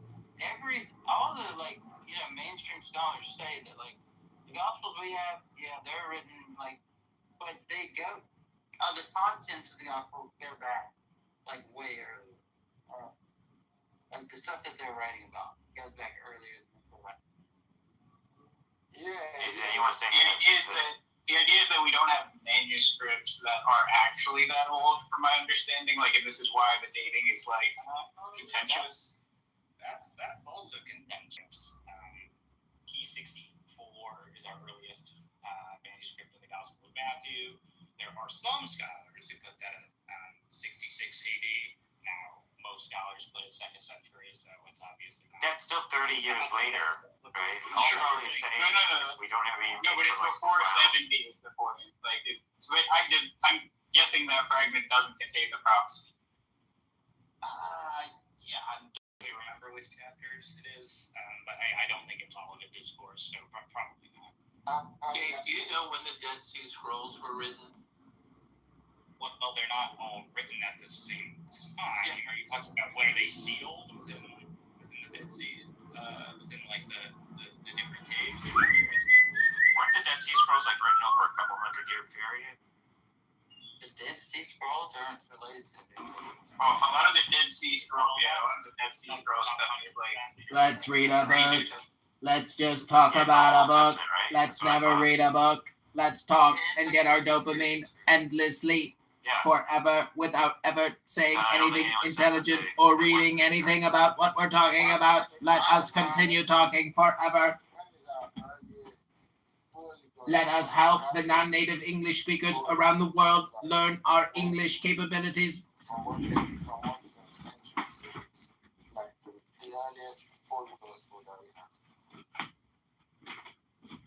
It's like I think 300, let's say, the 300, something like that.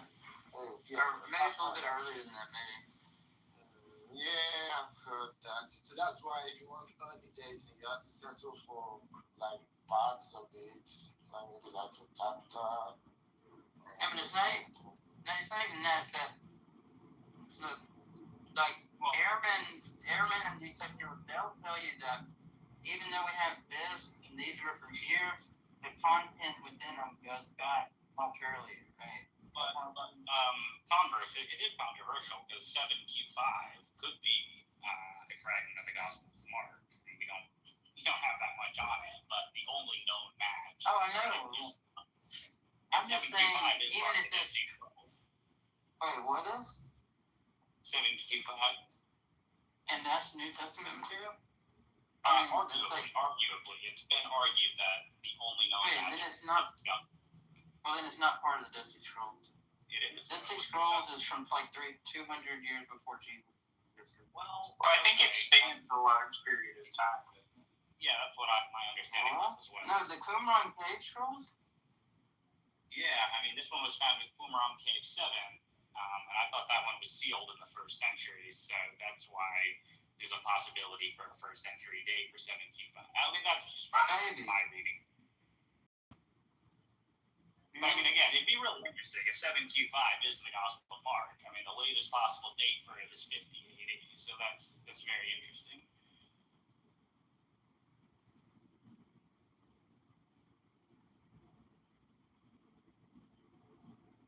Sorry, Sully, I wasn't trying to cut you off. I was just saying there is a little bit of disagreement, at least with Matthew, Mark, and Luke, because Matthew and Luke, we've got arguably like 60 manuscripts, and we've got a manuscript of the Gospel of Mark that's arguably 50s. But again, mainstream scholarship, to Millis fully would disagree with that.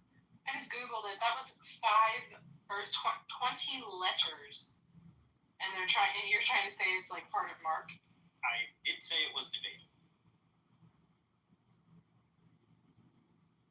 Because I think if historians use that idea, they'll just be consistent. Because if you saw secular was like foretelling something, like I think they would probably guess that it was written after the fact, right?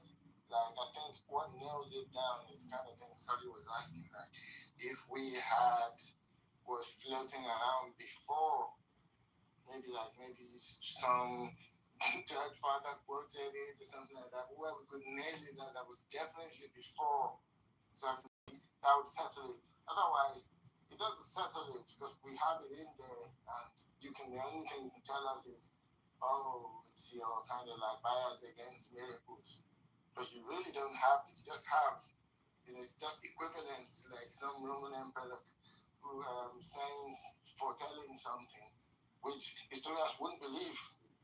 If some other non-Christian source was kind of like predicting the fall of the temple or whatever, and that's all they had, they would also probably guess that it was written after the fact, unless they could really nail it down, that it really was floating around before 780. So I think they're doing the right thing. It's not good enough evidence on its own. You need something that really nails it down before 780. Yeah, I mean, I don't know that we can nail it down, barring, the sorts of fragments that I earlier alluded to. Obviously, if those are pre-70, then of course, at least. Yeah, but Dave, I think you would concede this, not an unreasonable thing if you got some text that makes a prediction and you only have copies of that text from after the thing was supposed to happen, then it's likely that, it was just a post-diction, right? I think it's something you want to keep on the table. At the same time, I don't think you can beg the question, right? And say, well, it definitely wasn't predicted because that. Yeah, I didn't say definitely wasn't right. I just said the likely answer is that it was not a prediction. Who's typing that? Is that you, John? I'm not typing. Oh, I'm sorry. I have my car key. Oh. I have my car keys in my hand, jingling. I'm sorry. The thing is, though, you've got a whole lot of evidence, like a whole bunch of counter evidence pointing the other direction when it comes to dating, right? You've got, obviously, church fathers are going to date at least the synoptics prior to the martyrdom of Peter and Paul. That happened around 64.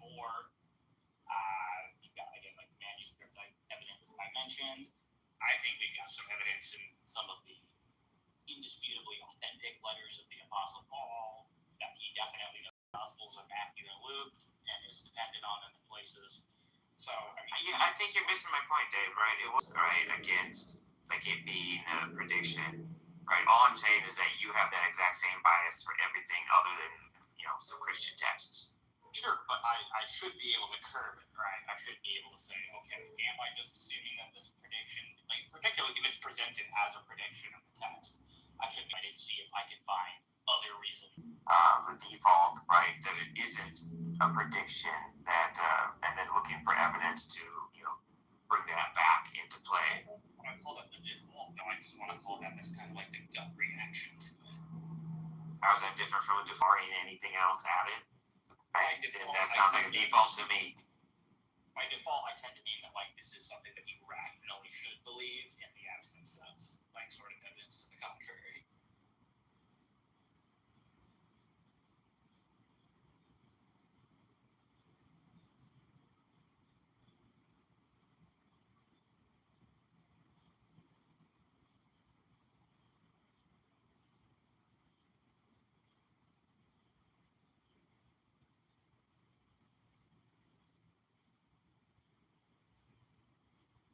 Oh shit, I just said a whole bunch of shit without muted.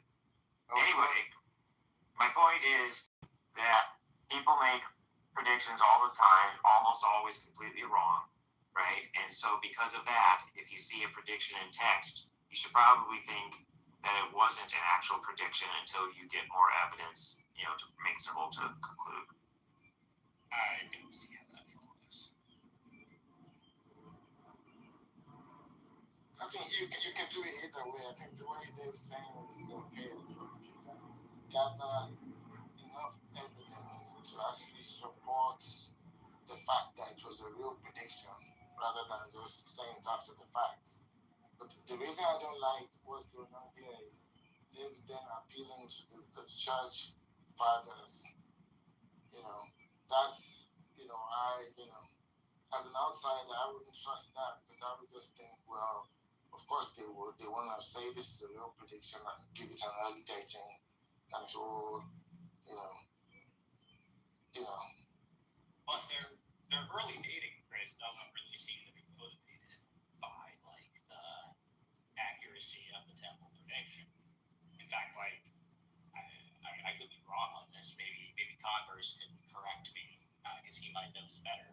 But I'm not actually aware of like any of the early church fathers using this as like an argument that like, oh look, because like clearly the prediction happened this early because the Gospels are written that early, therefore, that's a good reason to think that Jesus is the Son of God because look, he did the prediction accurately.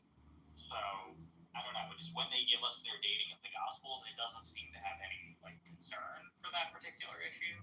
I mean, I guess you could say that's doing work in the background for them, but it's certainly not clear in their texts.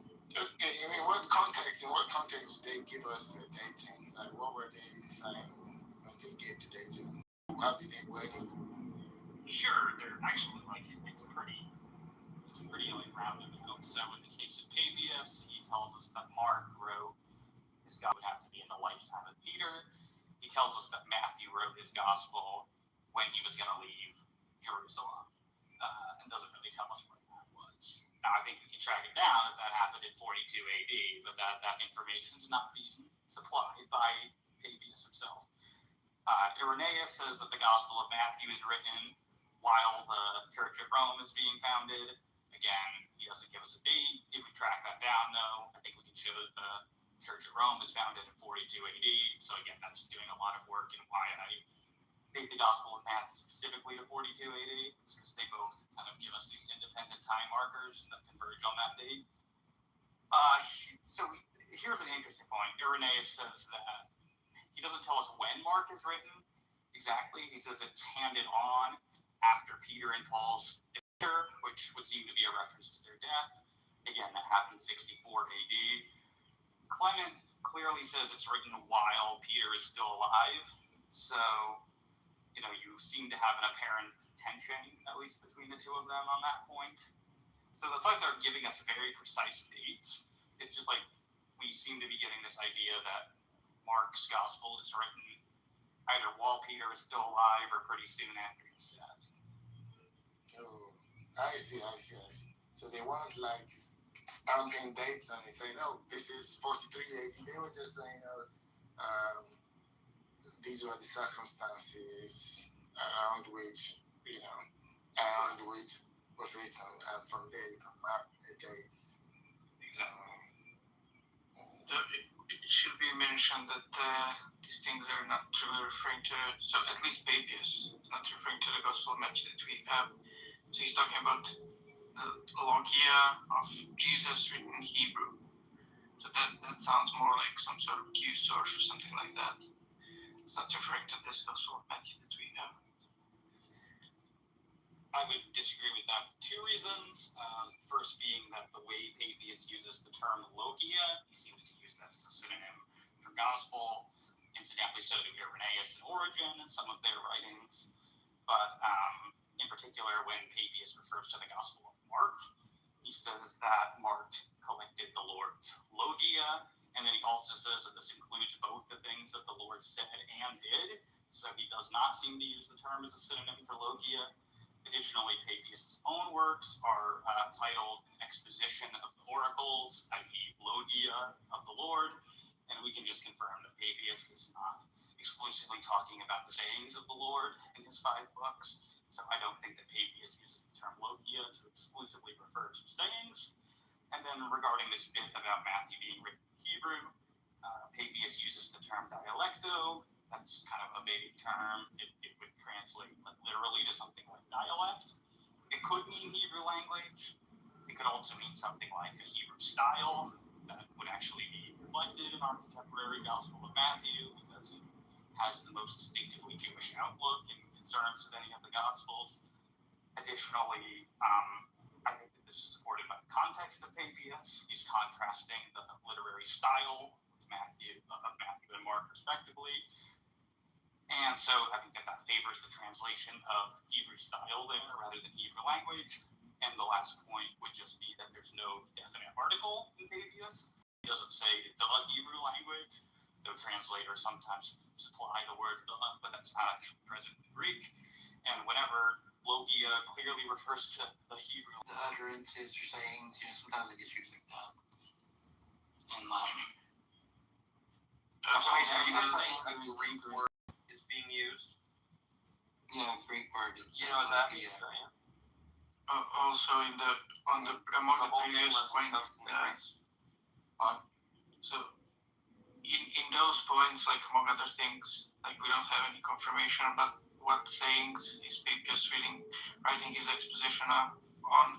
Like it's just a totally lost work. But also like among the previous points, it's not true that Papias and Irenaeus are two separate sources. So like Irenaeus is building off of he's the next generation, so building off of previous and making claims about them. So I don't think that counts as an independent source. So that's not true. We do have quotations of Papias commenting on the Gospel of Luke, for example, and the writings of Andrew of Caesarea. So he does give us confirmation he's quoting from that, at least in the case of the Gospel of Luke. With respect to Irenaeus not being an independent source, what is the argument on Papias here?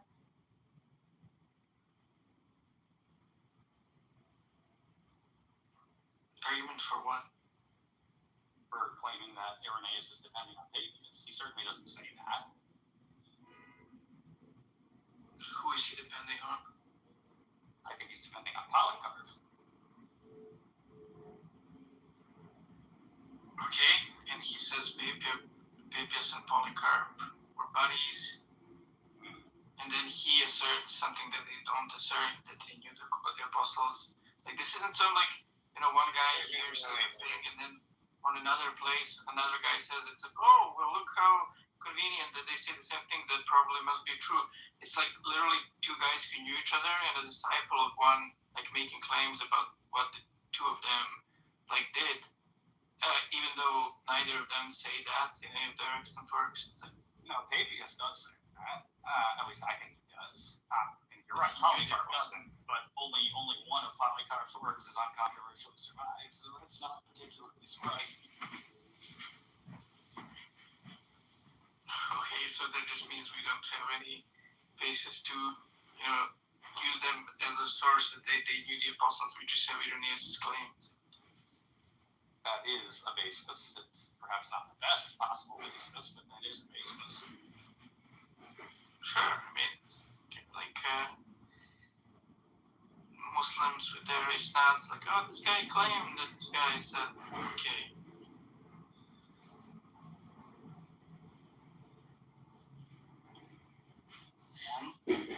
What's the issue?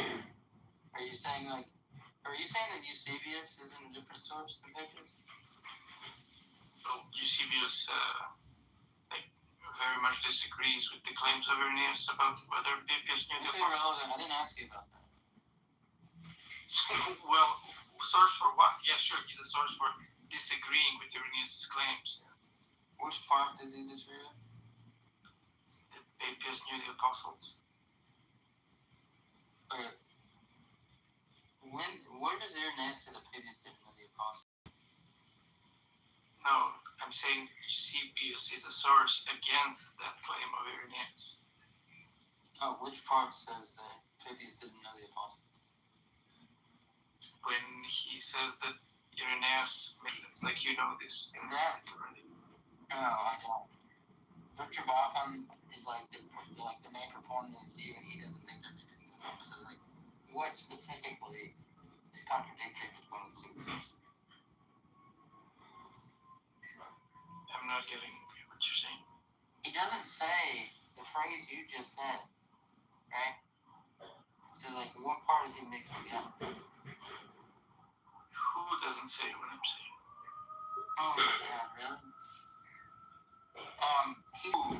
You see this? Yeah, Like, he says, why do I have to do this for you? says You know exactly. Irenaeus is wrong. I'm a retard. It's fine. Go be a Sunday school brain.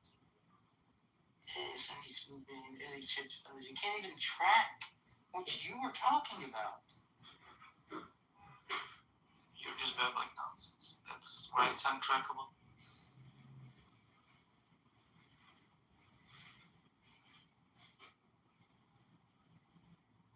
So what was the earliest date in which any of these church fathers were writing about the... Maybe those dates are between 95 and 140 for like a median estimate of like 120.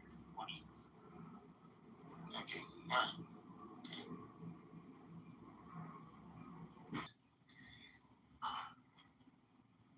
But we have a lot of quotations of it.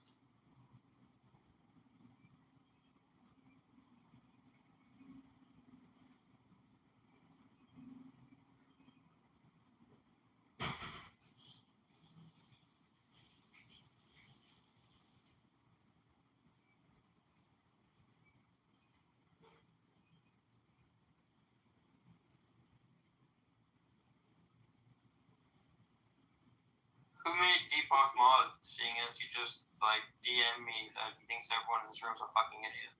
And he doesn't want to be friends with anyone here? Wow, that's disappointed to hear That's a lie. That's a lie. I said everyone's a fucking bitch. Yeah, fuck. Dyslexia, sorry. Do you disagree with? What, that Deepak's a punk bitch? No, I don't disagree with that. King error on maths part. he's on a blunderbuss right now. Sorry. One passenger. Dude, you guys,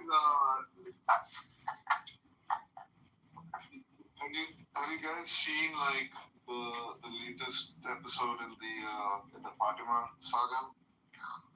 No, I haven't. It's not a show I'm following. What? It's the greatest show in town. What are you talking about? Well, okay, agree to disagree. What's going on? What's the latest? So the man himself, Scott Aronson, right?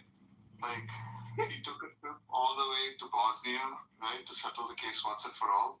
It's like a fascinating story. Like, so TLDR, what's the word for like a thing that like a spoil, not a spoil, what's the thing? Yeah, like a twist. There's a twist in the middle. Plot twist? The plot twist, yeah. So that's what there's a plot twist in the middle. He's a good writer, so it's just enjoyable to read, right? Even if like the Fatima thing, is not really your jam. Like he writes well. So. Benefit of going there? Is there like local sources that you can only get there, or? Well, it's to explore a particular kind. Like so after Fatima, apparently in 1981, in this one hillside in Bosnia, like there was a repeat occurrence. Like there were 6 teenagers who claimed that they had a vision from the Virgin Mary that was like eerily similar, involved like the sun doing funky stuff. And ever since then, pilgrims have reported having like similar things happen in this town called, I don't know how to pronounce it, but it's like something like Medjugorje or something like that. So he's interviewing people? No, he's going there to the source to see if he can like encounter a good both. Exactly both. You read the story. There's a really interesting twist there in the middle.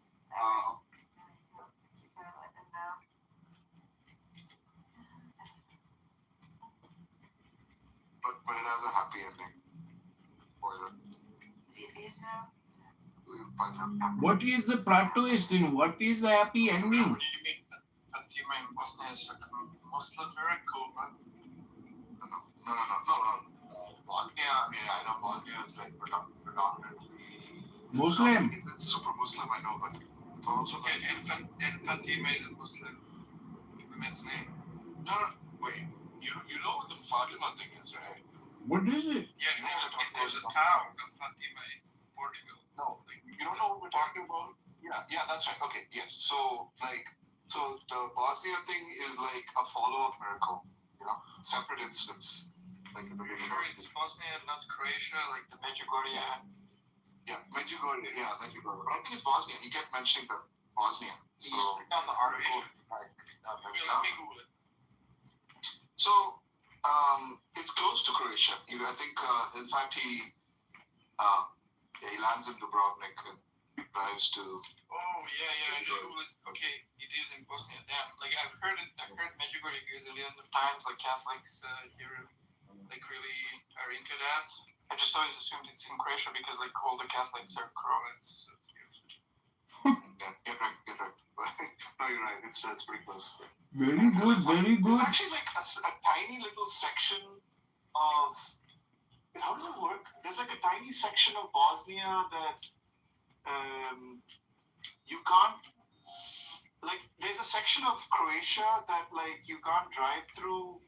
So there's a section of Bosnia. Let me Google that for you. Up to the coast. Does anybody know? Does anybody know? Yeah, and it's like Bosnia has an exit to the sea that's like tiny. Yeah, it's really small. Yeah, I was actually there last year. We were in Dubrovnik and we rode the Split. They let you in? They did. I know. Wow. Mistake number one. I'm shocked. I told them I was there for the miracle, so they believed me. Well, you should have just said that you're going there for like to work. They would have believed you then too. Not an Indian restaurant, maybe. Yeah, it's a pretty place. But I didn't know about this miracle thing. Maybe I would have like convinced the wife, that we should. What is it? Guadalupe? Yeah, Guadalajara. The Mexicans have a really tacky. I'm not saying that in a mean way. It's almost like charming and fun. Tacky version of Guadalupe. Okay. Yeah, French. You get it right. To Guadalupe play.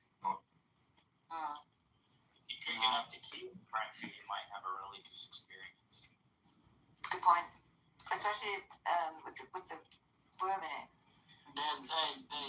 They're all spiritually dead. That's fair. We're all spiritually dead. I think we are all spiritually dead. We were all like, what's the big deal? Someone painted this. Okay. It's a bit of a fish. It was really tacky. Were you in Mexico? Maybe a year or so ago. I don't remember. Okay. I was gonna make a joke about Day of the Spiritually Dead, but No. Seems right about the time where they were trying to convert the locals to Christianity. So. Yokels, the smooth brain yokel. They smooth brain. They all have this smooth brains. So I'm trying to make some money off of this, selling my soul business. Uh-huh. And it's not really going. It's not going so well. Really? No buyers? No, there's nowhere to sell it. Like, there's no. You're here right now selling it. Size 8.5 soul. Right? My soul will fit any foot. Don't worry. Well, your soul isn't really valuable if you don't have spiritual discernment. But that's what I'm saying. So maybe I can sell my soul to somebody that does have the spiritual discernment, so they can have benefit from it. Money. What if somebody that sells you can have some benefit? This faggot's gonna sell the universe to you, but nobody wants to buy his bullshit. Try selling your parts instead. No, you maybe said you're gonna be a believer and then you sell your soul so you've lost your place in heaven. Nobody wants your soul, bro. Yeah, what do you think? It's like a backup for you. What are you talking about? Just in case yours goes south, you got another one in your back pocket. No, it doesn't work. It's like it is. Dude, you got like a soul that has the Andromeda strain on. You can adopt it just like a child. Come on. You're doing it wrong. If you really want to maximize your value, you've got to create a sole proprietor. Oh my. How much value do you need? Nice. What did he say? Value? He did. He said value. He said virgin earlier. I feel like the You're evolving on your English skills here. Yeah, that's what's his name from English is kind of down. Can you say vicissitudes? Yeah, like who has like the in the wood? Why do you have two of them? Because they're completely different sounds, Chief. Literally Hebrew. Who does that? Like, you can just have the like, just put the everywhere. Put the everywhere. German? I was thinking German as well. Many Europeans say bilingual as well. So they're in good company. Yeah. English, Hebrew, German, Latin, I believe.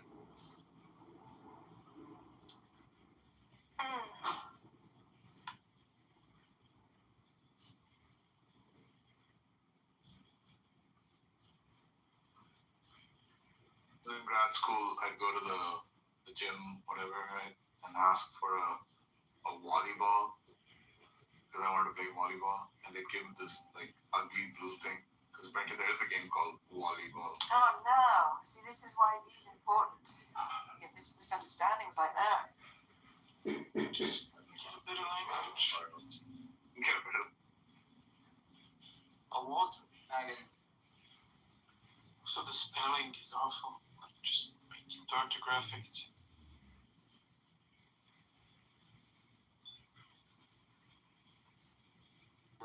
This is like really hard.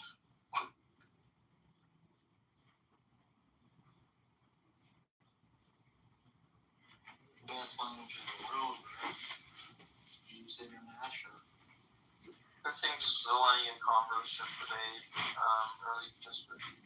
But they already had. They're waiting on literally. Congress, you're like confusing popularity for like being best. What popularity? Short English language. Is it because it's based or like some accident of history and stuff? Accident. Yeah, I don't believe in accident. Now I can ask my question to Deepak. Oh no. All right. If you can do it in 2 minutes, go. 2 minutes. All right, Deepak. Information theory. Random sequence, incompressible, and so on and so forth. Is it possible that every random sequence actually could be decoded into, or like unencrypted, or not unencrypted, uncompressed into some other pattern? Do you think that's a possible theory? Like if you do a neutron decay, so like you do a neutron decay, right? So like, or like excitation, it excites, takes 10 seconds, do it again, takes 20 seconds, do it again, takes 5 seconds. These random numbers, do you think you could take a random pattern it's making and come up with some other higher order information out of it that got compressed down into the neutron? Well, okay. What happened? Really, Deepak. Well, first of all, I'm gonna bring it back up, but first of all, we're gonna have to do CD and do more F's on this double.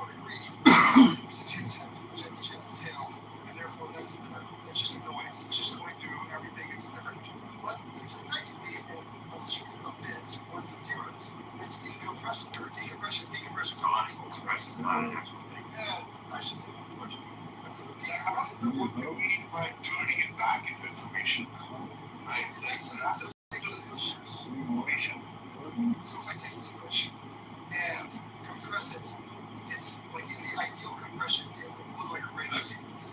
And I can take that. You need hope to come with the same word. And it turns back into language that we understand. So in that sense, is there a possibly a decompression algorithm that would apply to a random sequence and go, oh, if we plug it to this point, we get out this human readable form? That works. Like you could just build like a giant like lookup table, right? That maps every random sequence to like a sentence in English. No, like that. Right? I'm saying, like, yeah, like is there an algorithm? Because that one would just be a finite list, right? Generally speaking, most like compression algorithms are going to come with a non-compression algorithm, right? That tells you how to improve the random.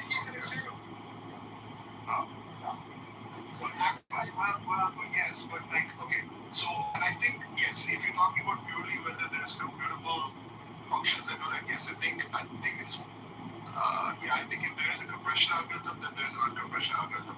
Now, one thing interesting is that the uncompression algorithm might not be as easy to compute as the compression algorithm, right? There are special, like, I don't know how much you know about, like, things like context.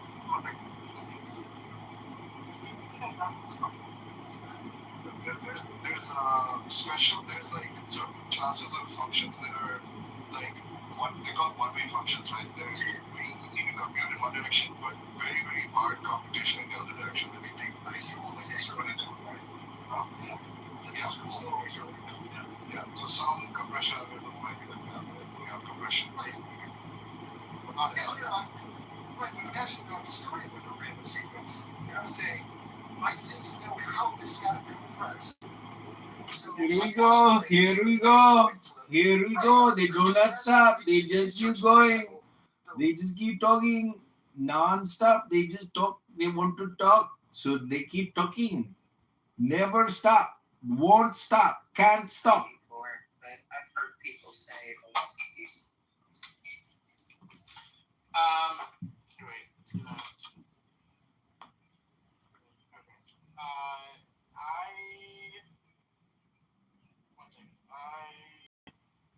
I soak them in olive oil and butter and seasoning and lemon juice, and then I cut them into quarters and roast them in the toaster oven. That's right.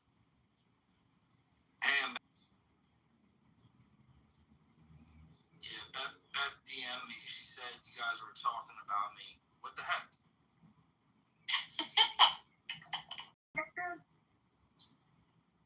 We ran out of things to talk about. Hello? Hello? Yeah, Beth said you guys were talking shit.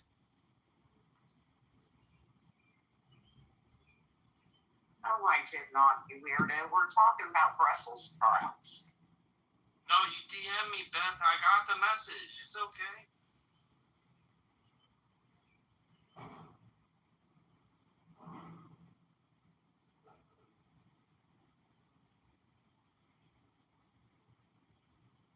I got the message. I'm here now. It's alright.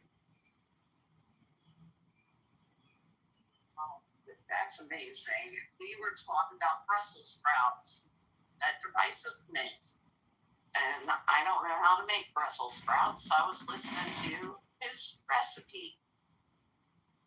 Actually, Justice, Brussels sprouts is our code name for you. Yeah, I knew that. That's what I was just about to say. That you guys are speaking in code now. I get it. What's in your eyes, Augustus? Censor bar. Because I'm always being censored.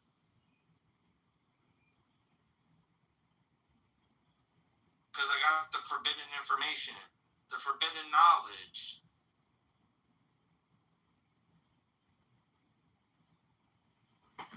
Are you going hunting? You got a hunting cap on.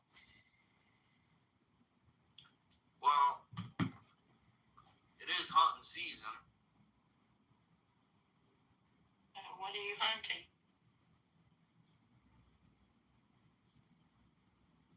I find I'm retards. for I find retards. Aw, poor little thing. They're just nuggets to eat. That's right. That's right. That's right. What's new with Tronic? Wasting his time. He's good. I think that he's just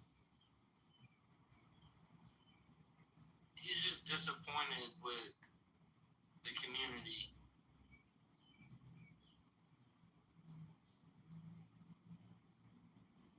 As am I. Well, that's why I'm here bothering you. You guys have a pretty strong community going. I thought you still did. Oh, thank you. Thank you. Thank you. Things are good though. I wrote an email to Elon Musk's cousin today. That was cool. On behalf of Senator Ron Johnson.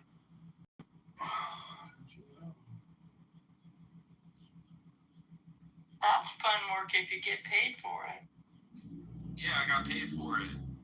I should back channel you some of the crap I do with my connection. Oh, okay.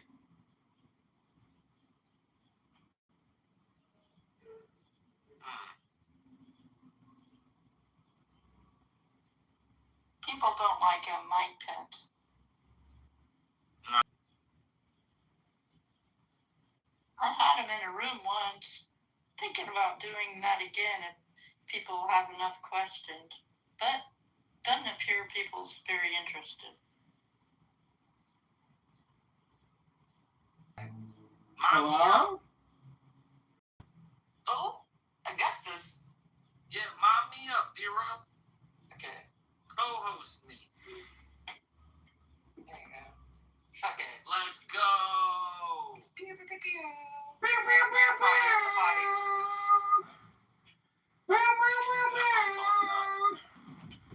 That's what I'm talking about. That's right. That's right. The bounce says for a smoke. So guess what? I'm celebrating right now, y'all. What happened? You find a house? Did I find a house? Yeah, did you find a house? Yeah, I put a bid in on a house, but then they took it off the market. I hate when they do that. Yeah, that's not. Yeah, but no, I'm celebrating because guess what? I just got a promotion at work. Yeah.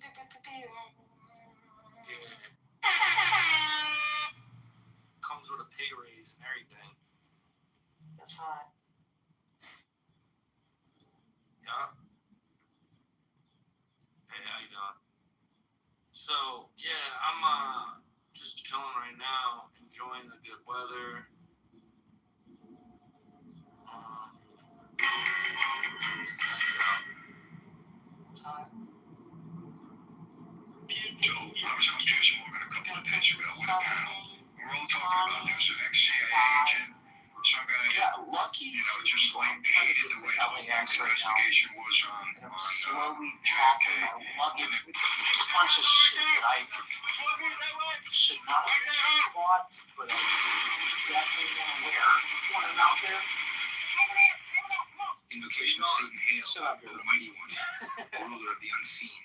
Florida. No, don't talk too far. Don't talk too far. I don't know if you have kids.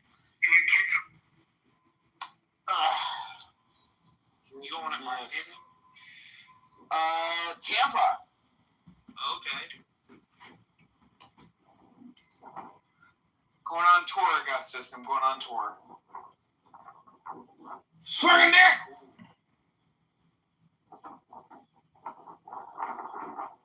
Oh my god. Have you ever had to sit on top of your luggage? How I close it? Yeah.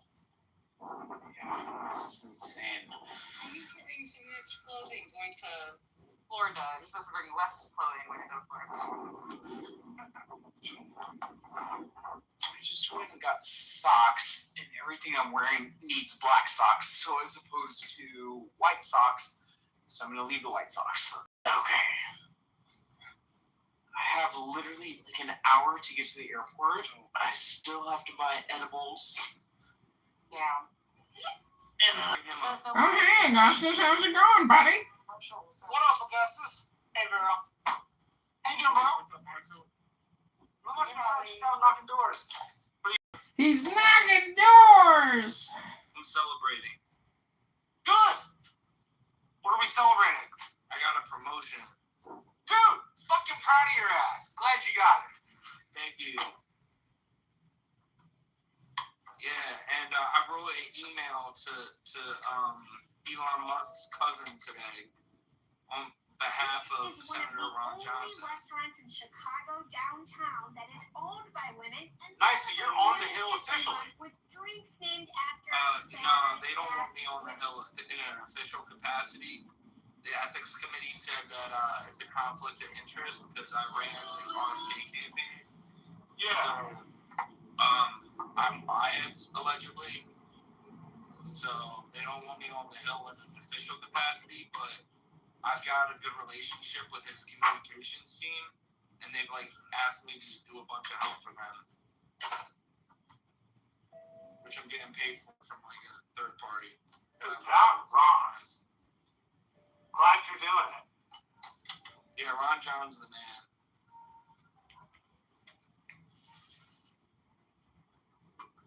I'm living on Capitol Hill, though, in the neighborhood. You probably don't live all that far away from my brother. Yeah, it's a small neighborhood. I think I might go get ice cream. You might live next to my little brother. 104 here. 85. Lucky bastard. Gonna be in Vegas in 4 hours.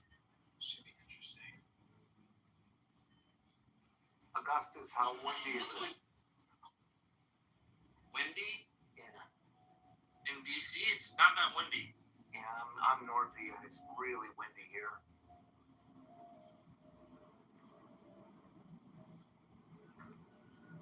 Yeah, nah, I'm on the roof even, and the roof isn't getting any wind. It's got a cool breeze, but not wind. Wouldn't classify this as wind. Yeah, I had to take my umbrellas down because it kept getting knocked down because the wind was too strong. Oh, jeez Louise. Yeah.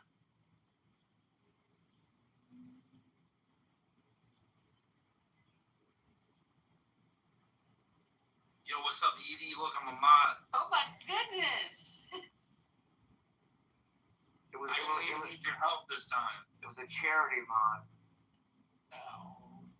No, it was out of respect. There you go. They were like, wow, we respect Augustus so much, let's mod him up for all the great things that he says all the time. Yeah, you keep telling yourself that. It's because I bring so much interesting conversation to the room. You do. It's true. And preservation of the human race, there was a lot of good topics in there, good rooms. Thank you. Of course. Edie, guess what? I'm celebrating right now. What you celebrate? I got a promotion. You did? Awesome. Yeah. What a pay raise, very good title. That's great. What's your new title, Augustus? Senior strategist. Oh, kicking ass. That's amazing. What's your favorite medium? Pickle types, or is that where they hang? It's like a senior citizen facility or something. There's a lot more freedom of speech on Meta than there's ever been. More so now than there's ever been. And hopefully, that stays this way going into the next administration. If you look at the statistics, there's 3 billion people on Instagram and over 3 billion people on Facebook. So you're just reaching a wider audience. Boogergate! I got busted! Oh no! Some people like to clear the boogers from their nose. 6 times the amount of Oh, Garrison's naming his son after me. posting on. So you can all sleep safe at night. Like So, little like, a video babies. that might get 300 Someone's likes out there doing on something. X It'll will be get like okay. 20,000 likes on.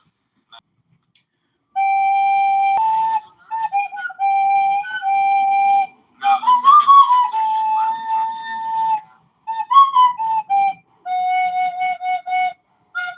Yeah, they already like. I posted a couple things on TikTok, and one of them already got flagged. So like, this is strike one. If you do this again, we're going to ban you. Always getting censored. That's why I got the censor bar over my eyes.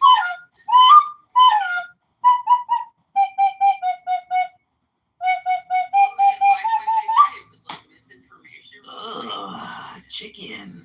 No, they said it was a community Oh. violence. Oh. We're talking about the vaccines. Don't talk about the vaccines. We mustn't talk about the vaccines. I work a little bit like that because it seems Facebook and Insta are the top two. Yeah, they are the top two, yeah.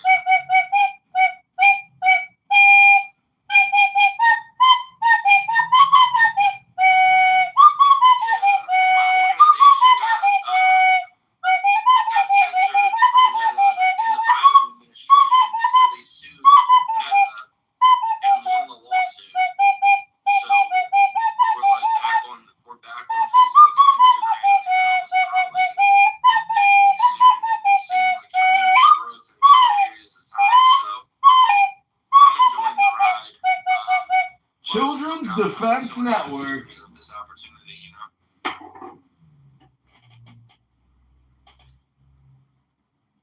But yeah, I mean, I hope that X grows over time, but it's like half the country hates it, you know, because of politics.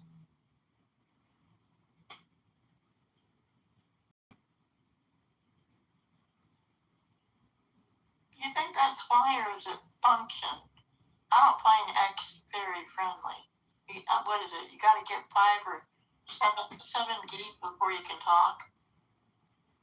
Yeah, I don't know. I don't know. You should just keep trying. I really used to like Clubhouse the most, more than anything, but I don't even like Clubhouse. I'm blocked. Just come in here. Blocked by Edie or Vero or Joe. Yeah, it used to be much more a powerful tool. Used to be. Yeah.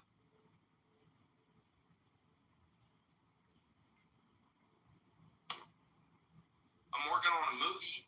I'm writing a movie script. Yeah. What about? Are you promise you won't tell anybody?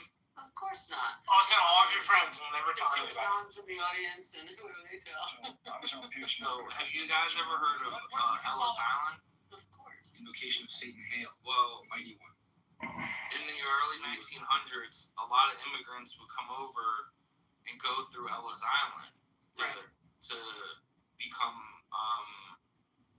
a part of America, right? Like that's how the entry point into America was for a lot of Europeans. And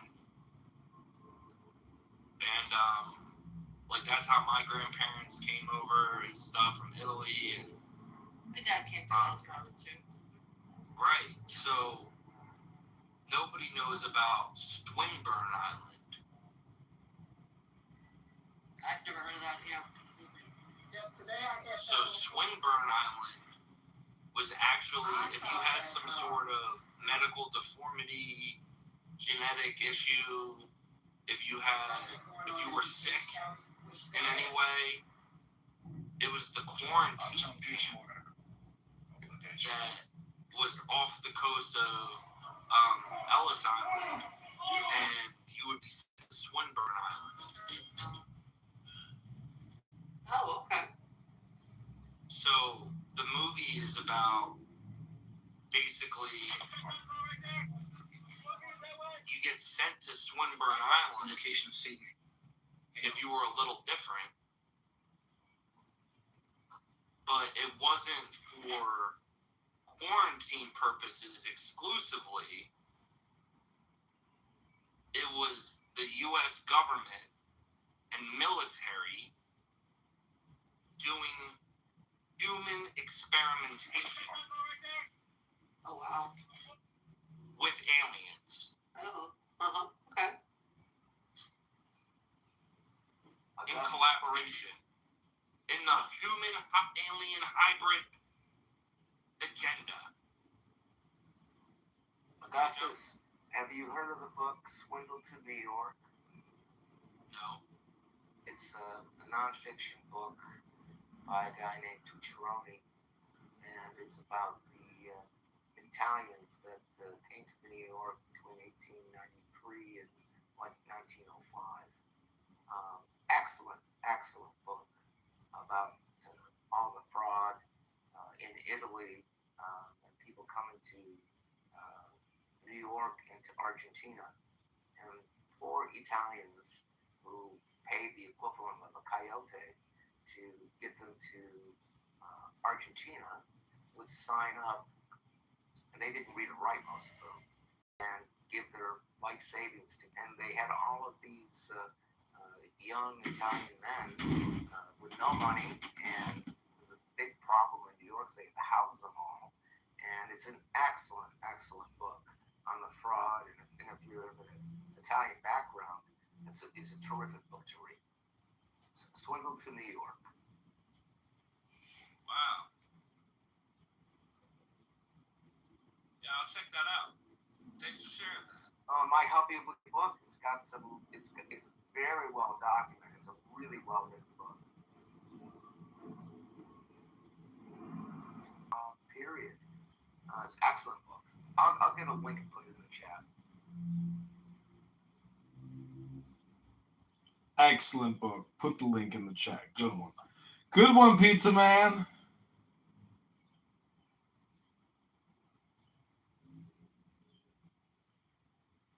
Yeah, link me up, Joe. Thank you, brother. I gotta give you a follow, Joe. 4 for you, Joe. 4 follows for you.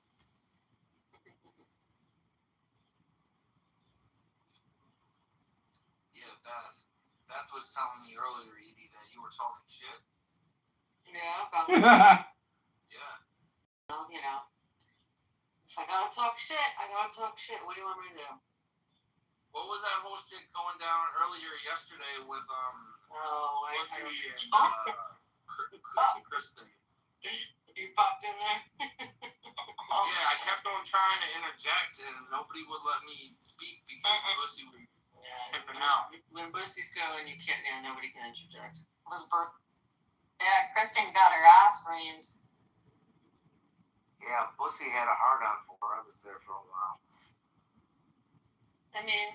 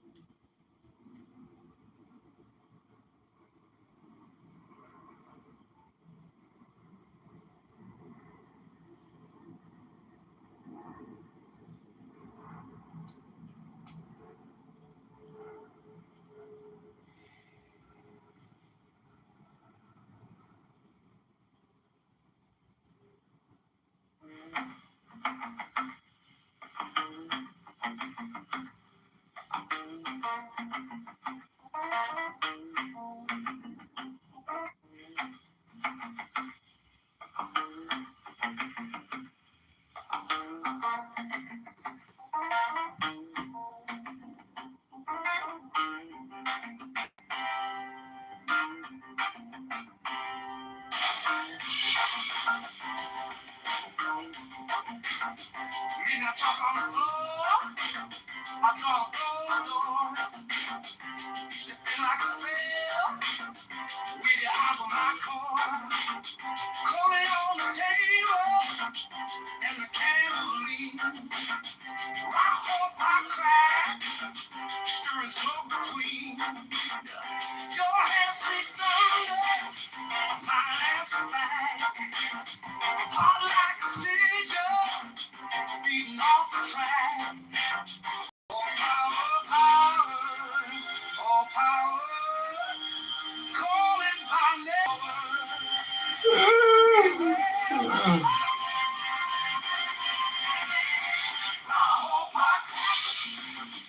Take my hand. Power now in this bed. Life and mine. Vanish the fear. Burning bright.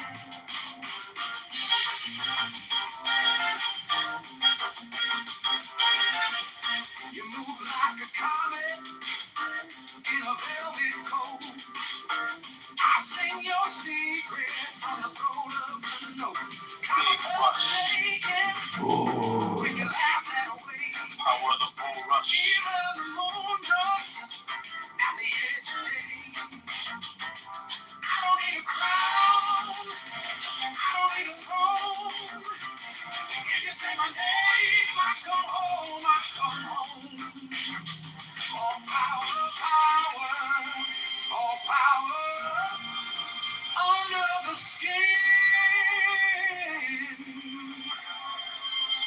We close the circle and let the storm in. I hope I take my hand.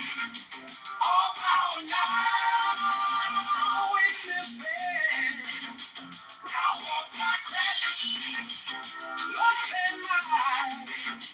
Man is the fear burning bright.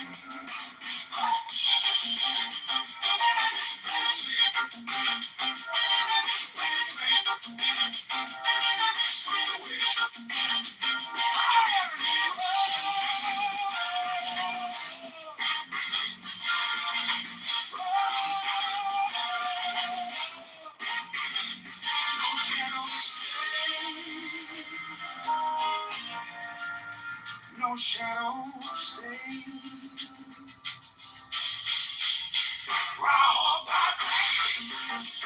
Take my hand. All power now in this bed. Love and light. And it's the fear burning bright.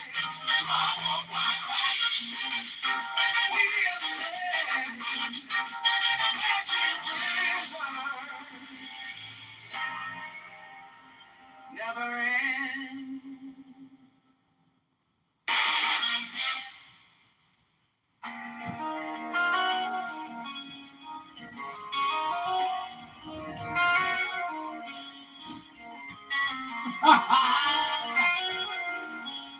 John casually picks his nose. The cup holds water, but the shape is air. What's a path if no one?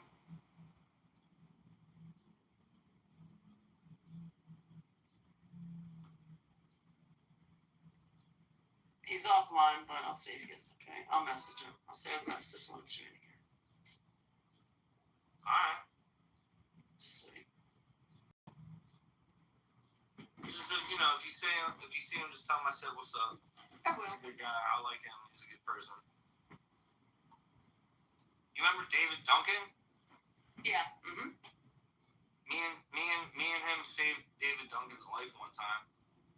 Why? What happened? I don't want to get into it. I talked to him today on the phone. Okay. That's good. Yeah. And sometimes people just need somebody to sort of be in their corner for a minute and tell them, yeah, you're all right. It's going to be okay. Pull them out of it, That's right. For sure. I remember, you know who did that for me when I was losing my fucking mind and tried killing myself? Who? Cardano, of all people. Wow. Wow. I can see that. I mean, as much as, there's issues there, I can see that. I liked Cardano. Honestly, I miss him being around. Me too. Well, that's great that he did that for you. That's amazing. Yeah, I was trying to kill myself, and he was there for me. He got me into treatment. Wow. Wow. Yeah, I remember when you had a little bit of a hard time. I didn't know you well, but I remember that. But I didn't know how deep it had gotten, and I'm glad you came out of that. Obviously. Yeah. One hand washes the other. We helped David. Cardano helped me. Yeah. People gotta be there for one another. Absolutely. Absolutely. Especially as men. Yeah. Absolutely. It's too often do the men on this app just cut each other down. I was going to say more of that and less cutting each other down. Exactly. Right. We're all in this crazy mess together, so, That's right. Who's a good man is Cowboy. Cowboy is a good guy, yeah. Yeah, I don't like Cowboy. I hate Cowboy. Yeah. Everybody likes Cowboy. Cowboy and I used to live in the same town. Oh, yeah? Yeah, and we know the same restaurants and stuff, so yeah, I like Cowboy. Yeah. Yeah, he's a good guy. I like that guy. Yeah. So, what's up with Serendipity?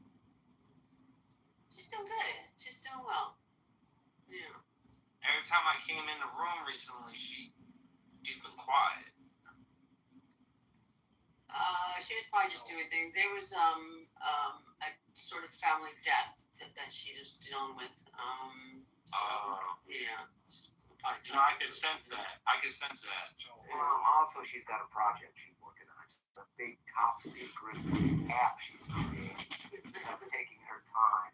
She's very excited about it, very involved. Well, that's the best thing you do when grieving is throw yourself into work. Yeah.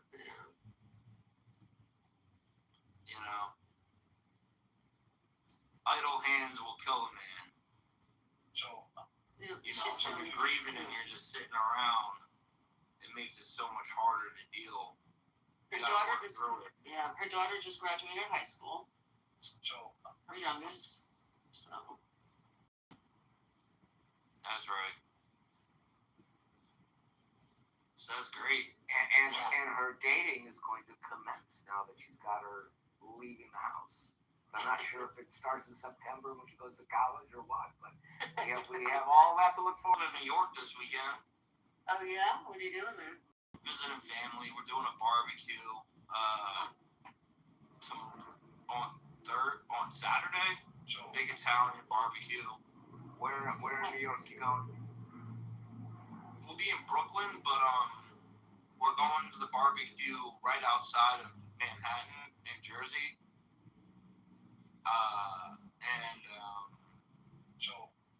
I'm really looking forward to it. When you go to Brooklyn, you got to go to Williamsburg and go to this pizza shop called La Industria. It is phenomenal. It is the best pizza shop in all the boroughs. It's fantastic. And what's it called? It's Italian. It's La Industria. It's basically the industry. L''INDUSTRE. La Industria.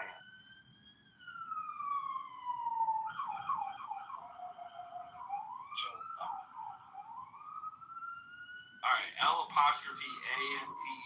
Like industry, the word industry, like a manufacturing facility, industry.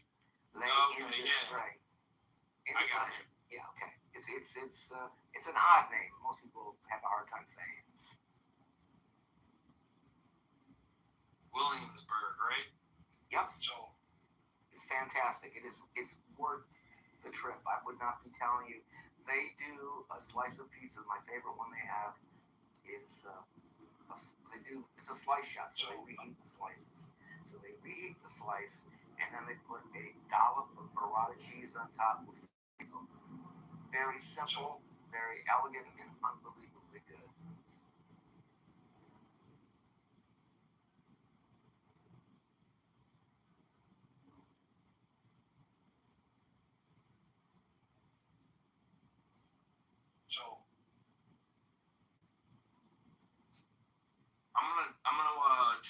just Googled it. I'm gonna check it out. Thank you.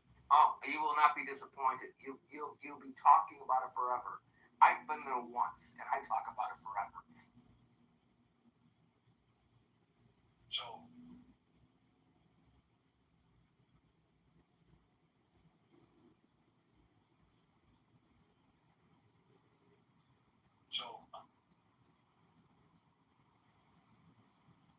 How are you here? I am. Do you miss me when I'm not in the room? Do you miss me? Of course. Why not? I want to make sure somebody does. I was like, why? Do you think she's the most sympathetic? No, she said it earlier. That's my with her. Oh, okay. It was a coin flip between you and her. So I'll ask you, Edie, do you miss me when I'm not in the room? Oh, you know I love a pizza doing around. So I don't know if you guys follow the Georgia politics at all, but we had a pretty big upset for the kind of establishment Republicans. Burt Jones lost the runoff to Rick Jackson, who is a political outsider. So he's won the nomination for the Republican Party, and it's quite interesting. I think Jackson's very compelling. I think he's very compelling. I do too. I love his story. But I did not vote for him mainly because I just still am not really clear on what his, all his issues, where he stands. But also, I think Burt had a better chance of beating Keisha Lance Bottoms. Burt is a really solid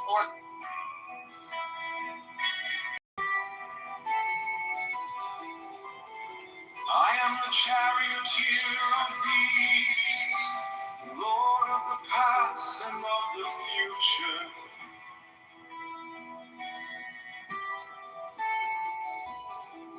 I see by mine own inward light, Lord of resurrection, who cometh forth from the dust, and my birth is from the house of death.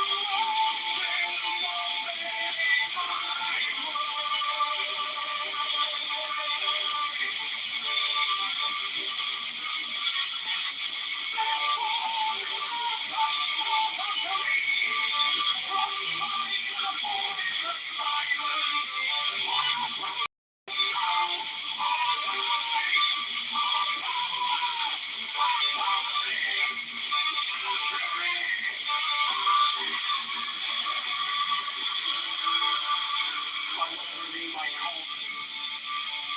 Thou art still nameless to eternity. Come thou forth, I say, and aid and guard me in this work of art.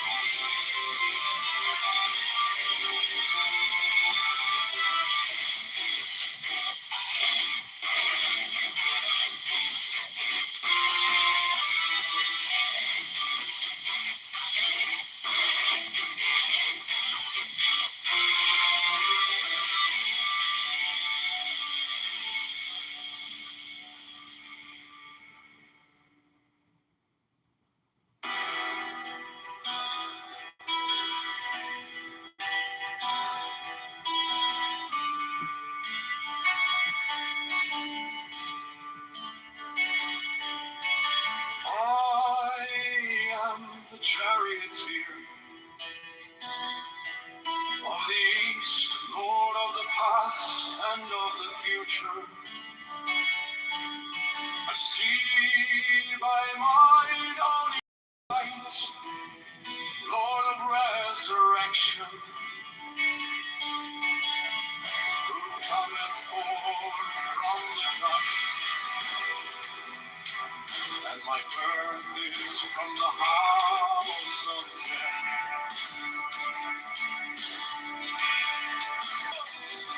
Who keep watch over the universe, ye who company the near to the house of rest, who pilot the ship of wrath and sing onwards to the heights of heaven, Lord of the shrine which standeth in the center of the earth. Behold, he is free, and I in him. Bright is the radiance, wherein doth hell and the heavens. I travel on high, I tread upon the firmaments of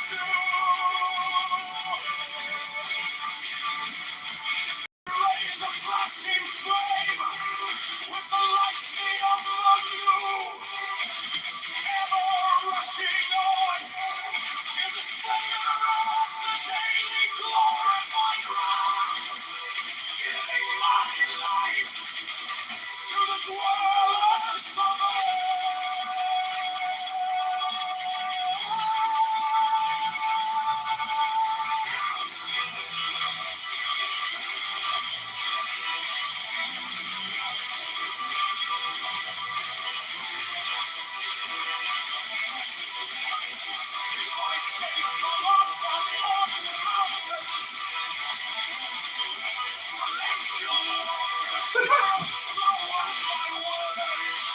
How did you turn criminal songs to 17 years? The civil business is famous for the food and Okay, go to the postage if you guys see the relationship immediately and after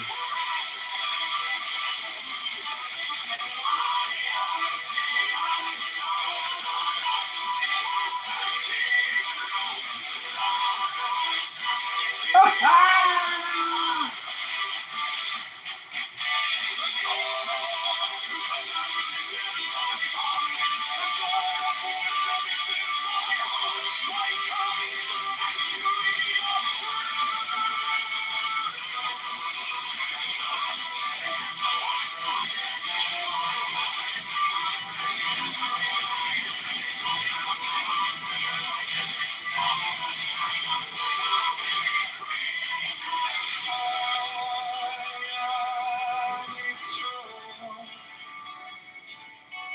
Therefore all things are as my desires. Therefore do all things obey my word. Therefore do thou come forth unto me from thine abode in the silence. Unutterable wisdom, all light, all power.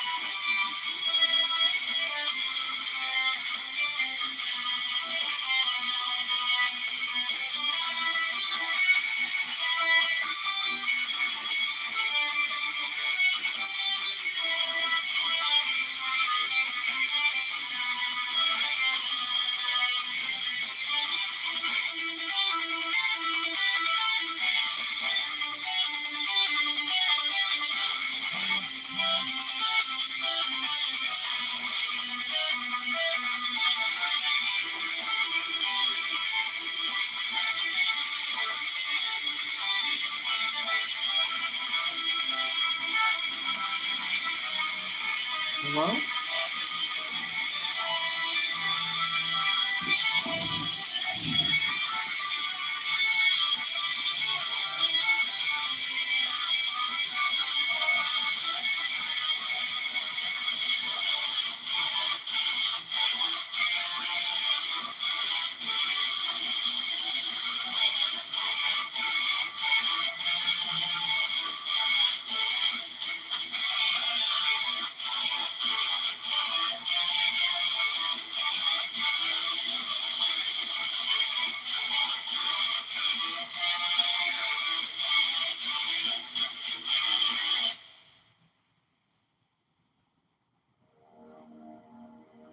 The charioteer of the East, Lord of the past and of the future. I see by mine own inward light, Lord of resurrection, who cometh forth from the dusk, and my birth is from the house of death. O ye true divine hawks upon your pinnacles, who keep watch over the universe, ye who accompany the bier to the house of rest, who pilot the ship of wrath, advancing onwards to the heights of heaven, Lord of the shrine, which standeth in the center of the earth.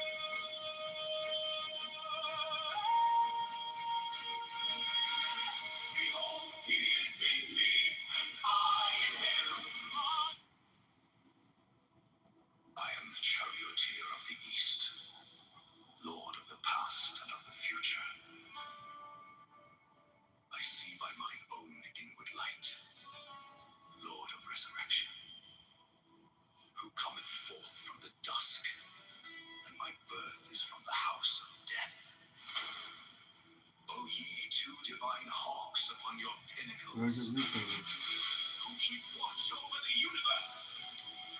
Ye who accompany the bier to the house of rest, who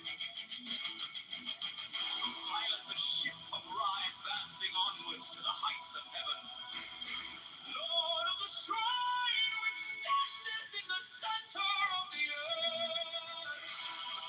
Behold, he is in me, and I in him. Let him begin by ritual of the enter, as follows. H vivo preocum, o procul, pera. In the name of the mighty and terrible one, I proclaim that I have banished the shells unto their habitations. I invoke Tahuti, the Lord of wisdom and of utterance, the God that cometh forth from the veil. O thou majesty of Godhead, wisdom crowned Tahuti, Lord of the gates of the universe.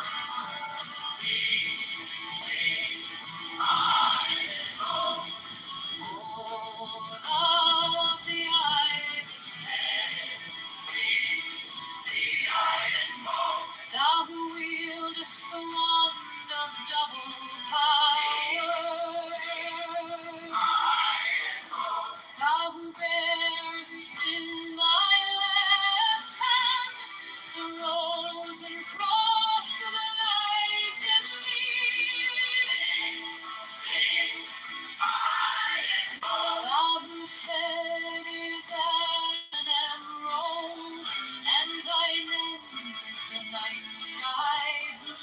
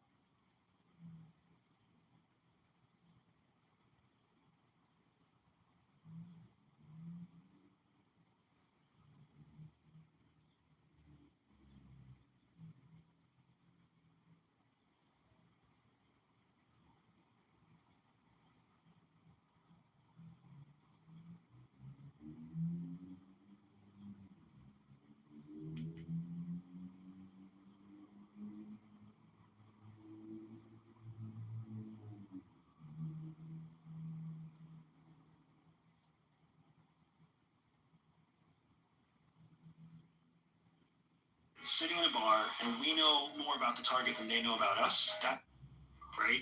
A Chinese, most secretive organization. Iran.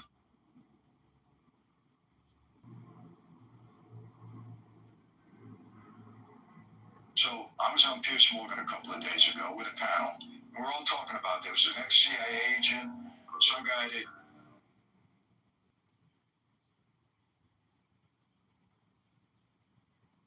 When we know this.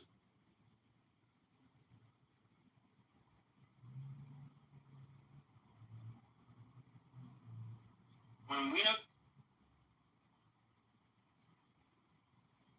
Laundering power through offshore cash and shell company.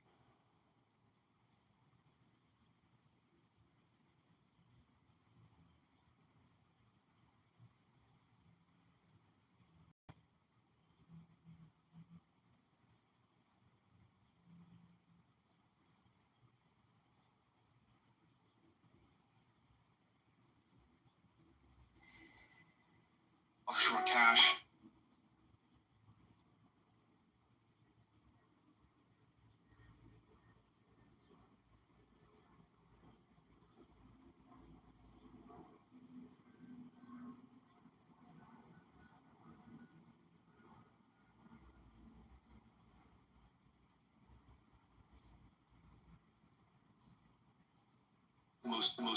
When we know there's a top.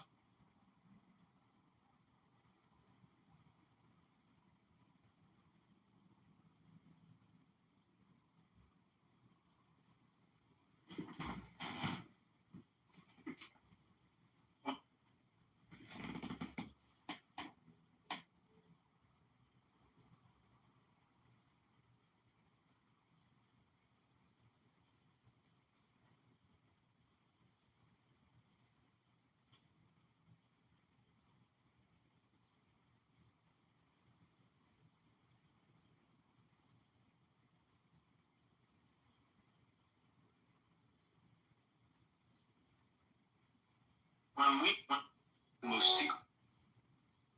the most secretive organization.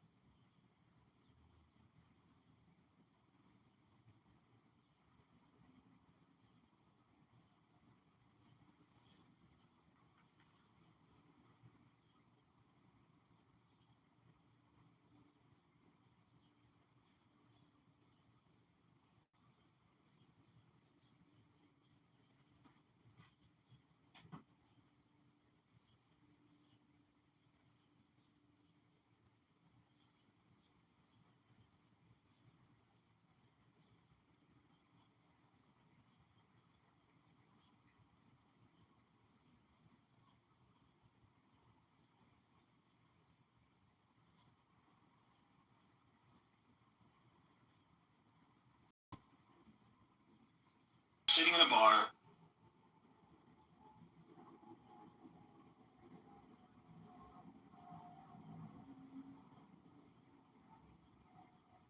The most secret.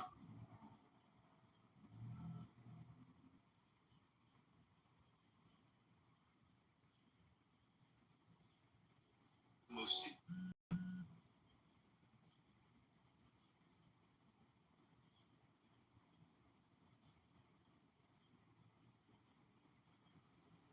The most.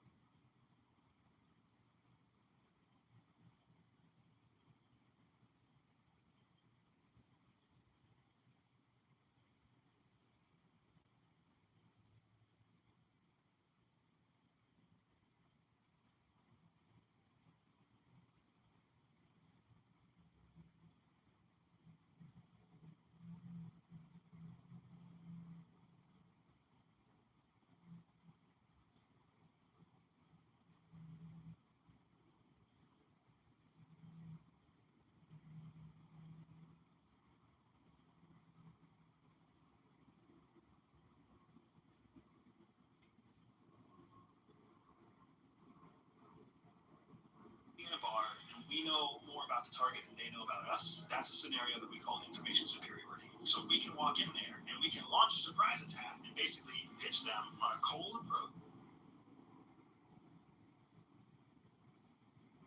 So approach.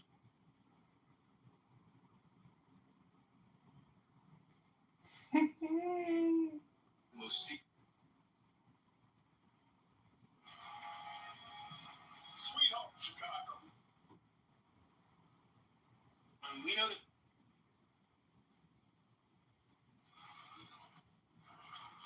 Please have us. Thank you. Need for that.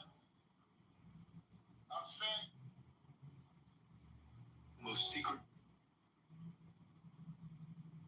Introduction.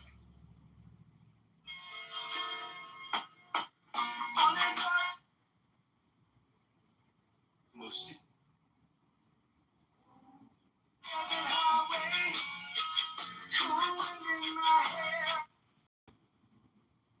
Most secret.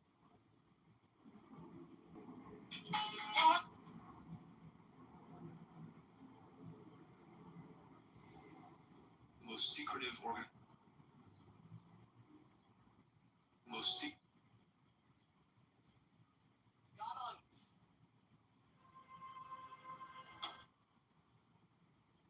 Most secret.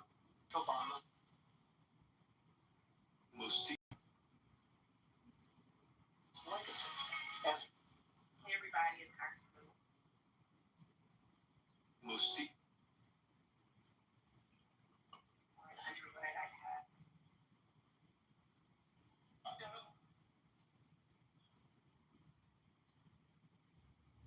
Most secret.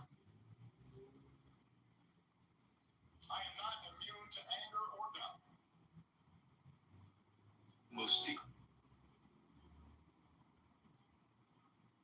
Belief in checks and balances are. Most secret. Government and an accountability that comes with it. An independent judiciary and robust. Most secret. Free press. You were doing the people's work.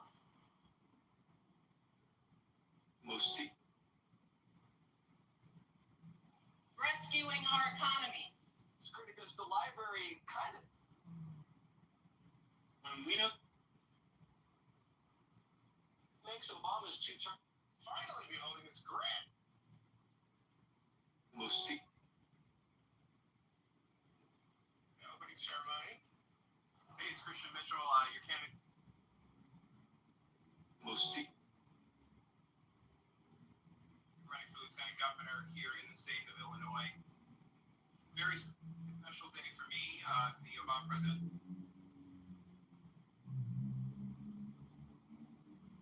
Most secret.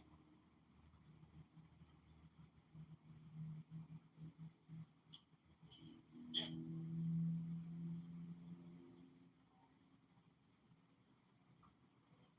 I am the puppet master.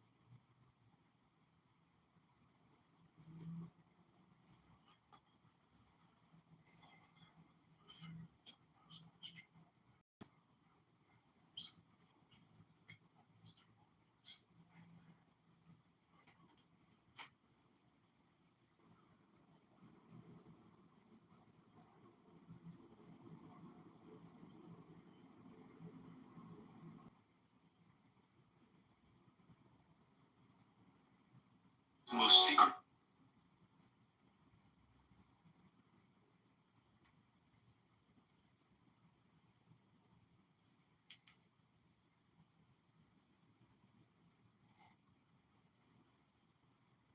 Yes, America has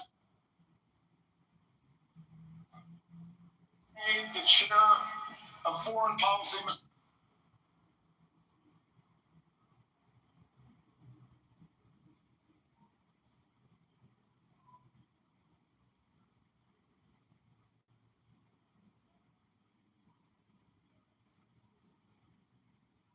There's been three great scandals in the 21st century.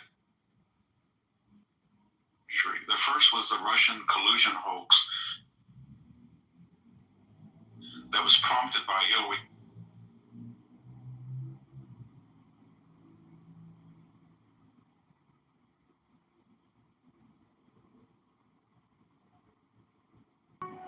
From overthrowing foreign leaders in the Cold War to deploying algorithms and drones in the war on terror, most secretive organization. It runs on a black budget, laundering power through offshore.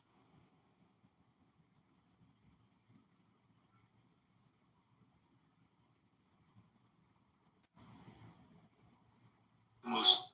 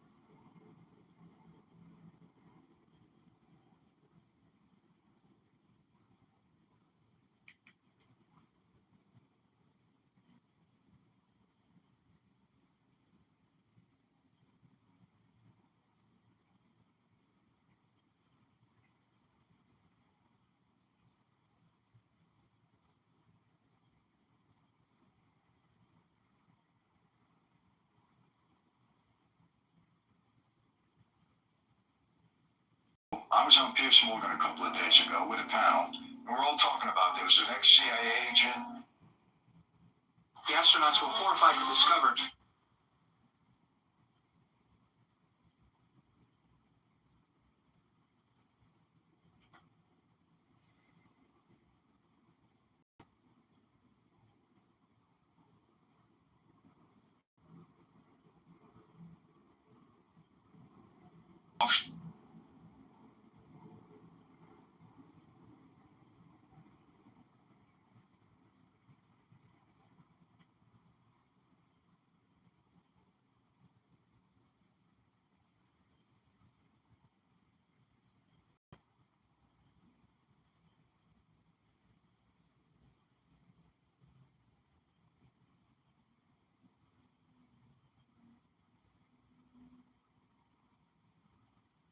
the most secret, the most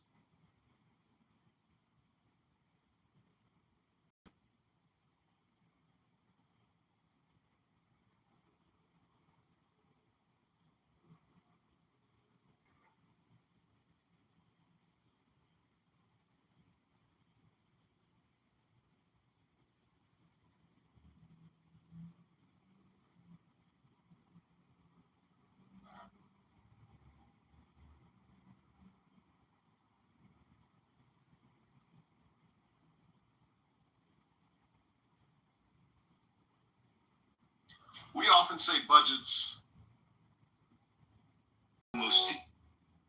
are moral documents, and that's true.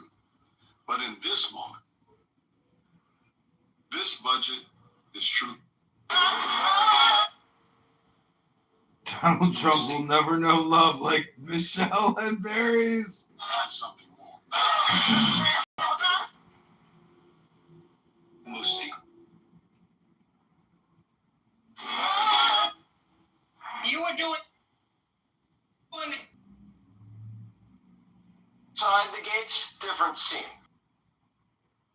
What? People of all backgrounds. The most. They will see themselves. The most. In these forms. America will see. The most secretive itself. And in Trump for today, I'm in Chicago. The most.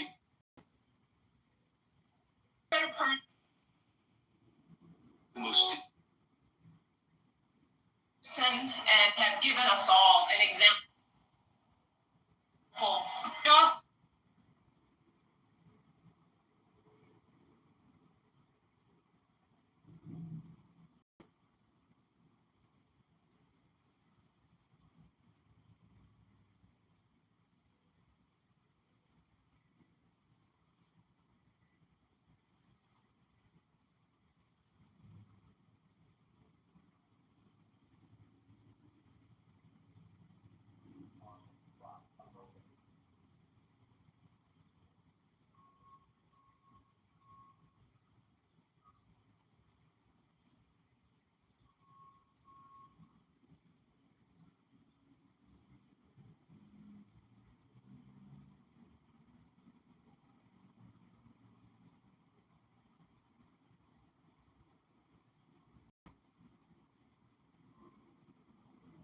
My name is Cal Abugazale.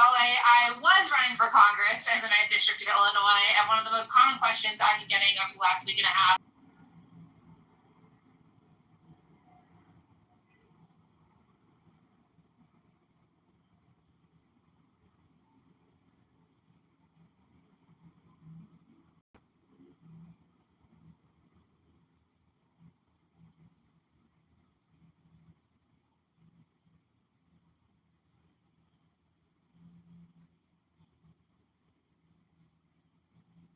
The most secret.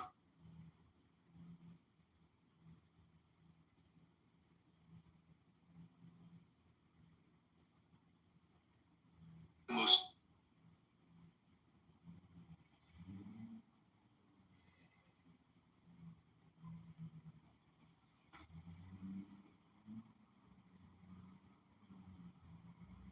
The most.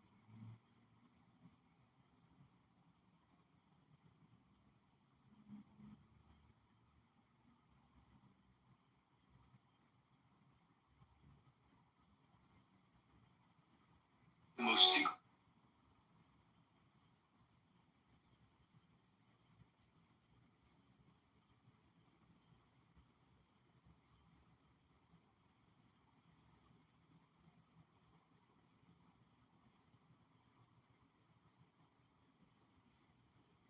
The most secretive. The most secretive organization. It runs on a black budget, laundering power.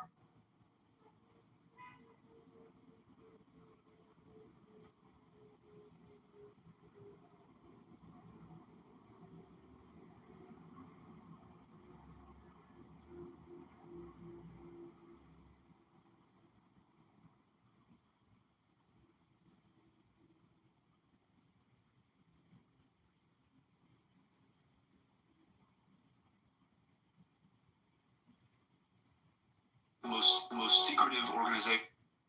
The most we know that the most so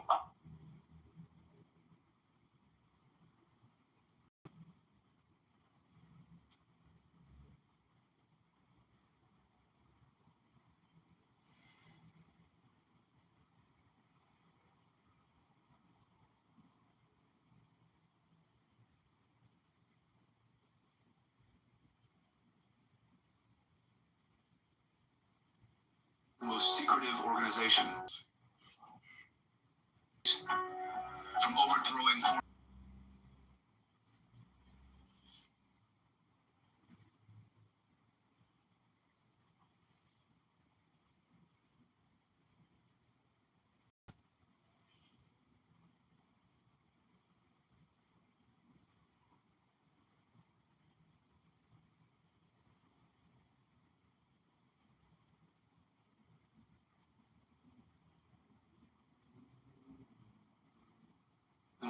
secretive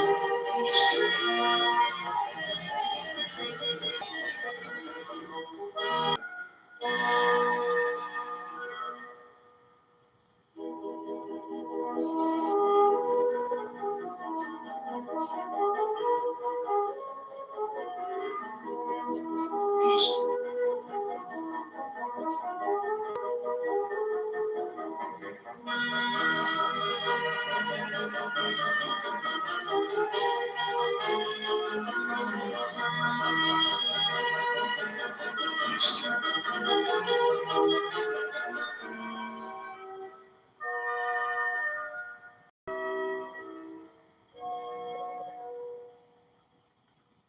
most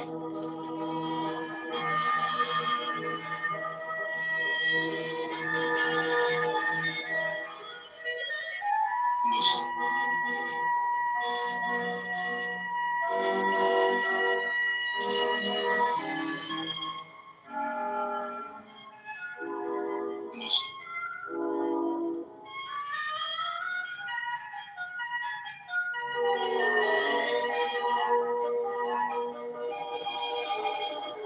most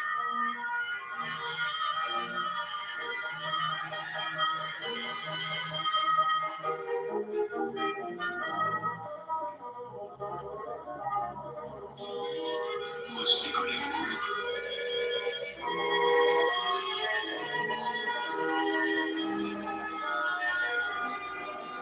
most most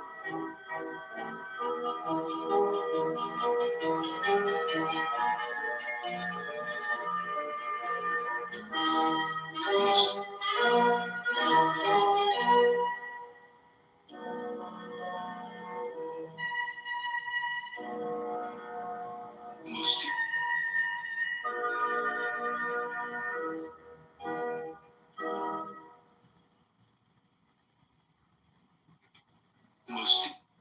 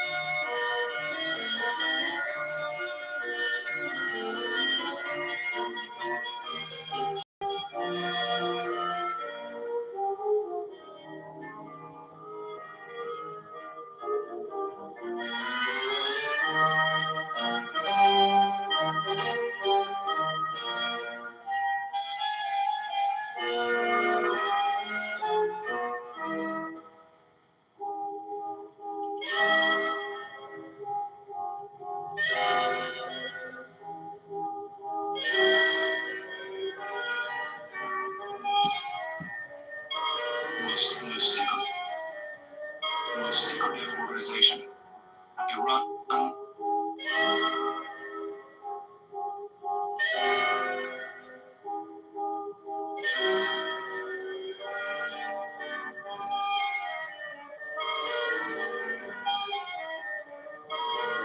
most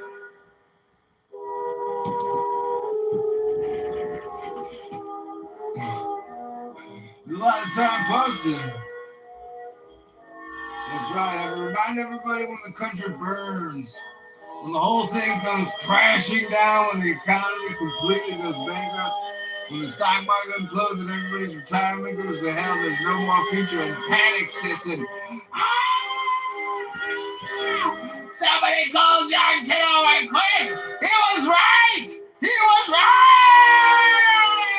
But it'll be too late then, because John Kitover will be in the Pacific in his bunker in New Zealand with the billionaires. I tried to warn you all, I'm sorry, but Peter Thiel invited me to his special VIP bunker in New Zealand. I hear it's 1,000 feet below the surface of the earth.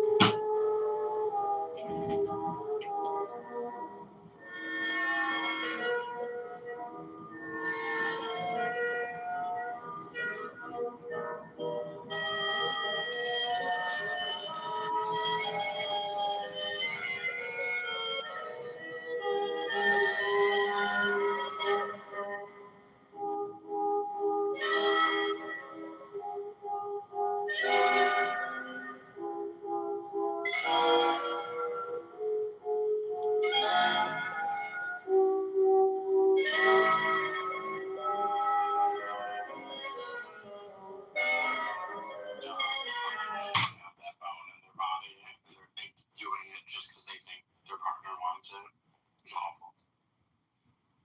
Like, just cuddle.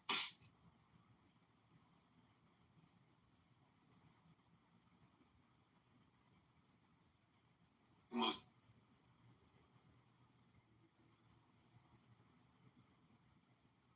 That being said, roleplay can be fun, but, you know, you go into it with the understanding about it.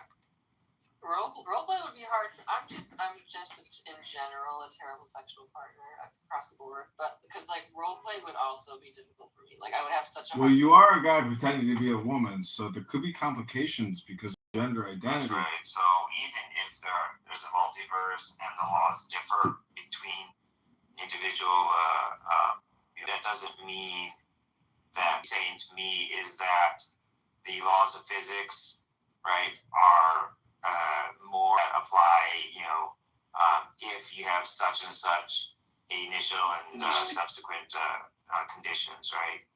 That doesn't mean that the other ones are supernatural. So by that extension, if we agree that these laws exist, they're just different or conditioned to that particular universal reality, then by that extension we should be able to We should be able to try to learn English without wasting everybody's time. Just read a book. By just stating them as supernatural. We should grant that yes, there could be dimensional existence of other beings. Dimensional existence of other beings. Hello? Universes. Their laws in physics are different than our universal laws, and should not be dismissed per se by the same token. Okay, so first, a couple of things, right? First, this dimension talk is a little slippery, right? I'm not accusing you of like dishonesty or anything, but like length, width, height, time, things like that are dimensions. I don't know what it means to say that a different universe. Fair enough. I don't know what it means to say that another universe is a dimension in the same way, like I wouldn't call our four-dimensional, like everyday experience to be a dimension, right? That just seems silly to me. But like, if all you want to mean by dimension is other universe, yeah, like it could have different rules. There could be, creatures living in that one, just like there are in this one, i.e. us. But that doesn't like mean supernatural. I take like supernatural to mean able to like cause effects, like efficaciousness that is able to break or circumvent the laws of physics, right? In the same way, like God would be like a disembodied mind with causal powers, like physically causal powers. So I don't know what it would mean, or like why you would even want to say that like a physical being like us in a different dimension would be supernatural. I think that's just conflating different things, right? It's just equivocation. So you think I'm incorrect with equating what I'm hearing from you, which is because we exist in this universe, we have laws that are defined by this universe. However, if there is an existence of multiverse, they should have their own physical laws. They should have their own laws per se that exist. How do you say you're retarded? To speak English, so I am coming. But it spins from you think it's you, but every shadow swallows true. So I was on pitch. Things are things 'cause we think they are. The mind's a mirror, not a star. In emptiness, they're all the same. The dance of nothing takes no name.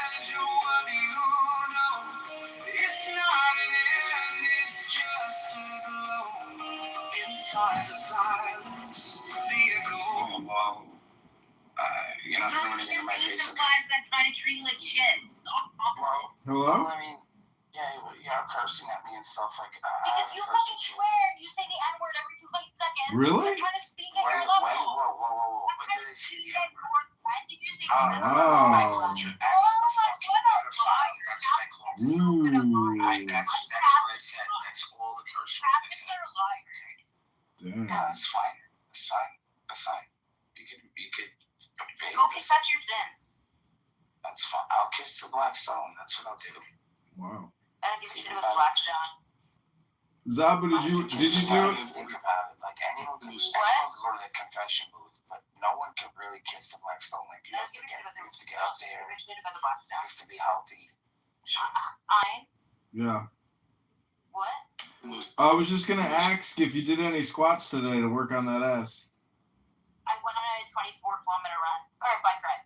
Wow, well that'll work that booty. Yeah.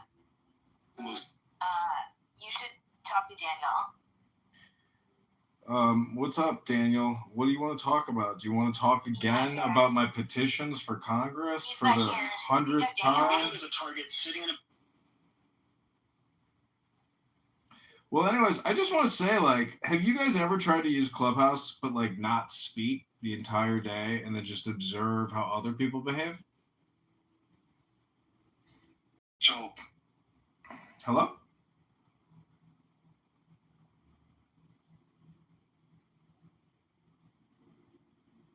Because there's a saying that says, you know, the present moment is all you really have. And you can't lose what you don't have. But the fact of the matter is,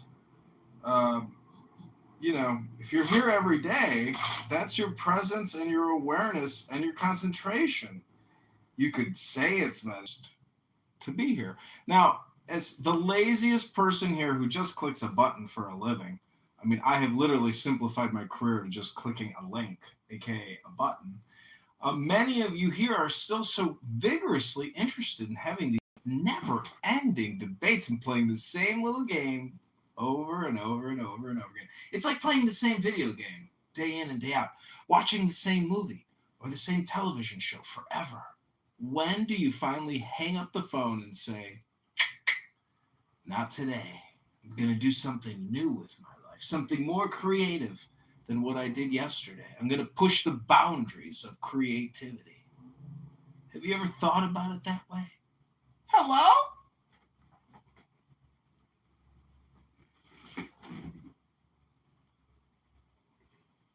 Most secretive organization. You are the subject. You are the thing.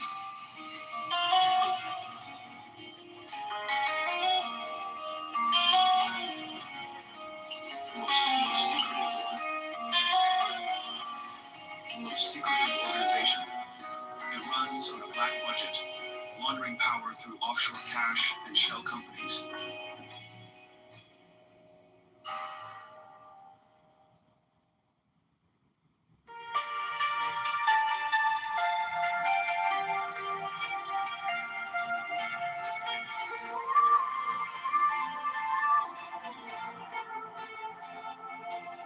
Let us live. Let us breathe. Most secretive organization. It runs on a black budget. No hate, no chains, no despair.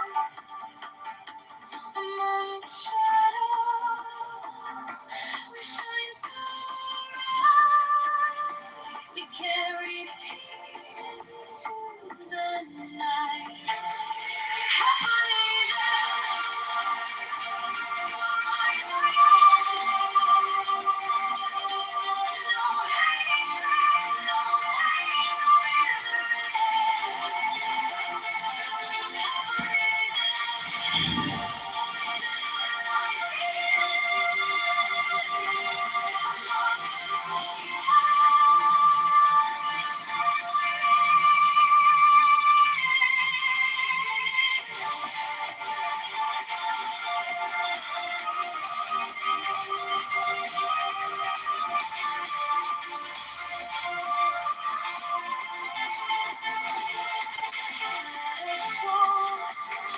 Upload a verification selfie. Wow.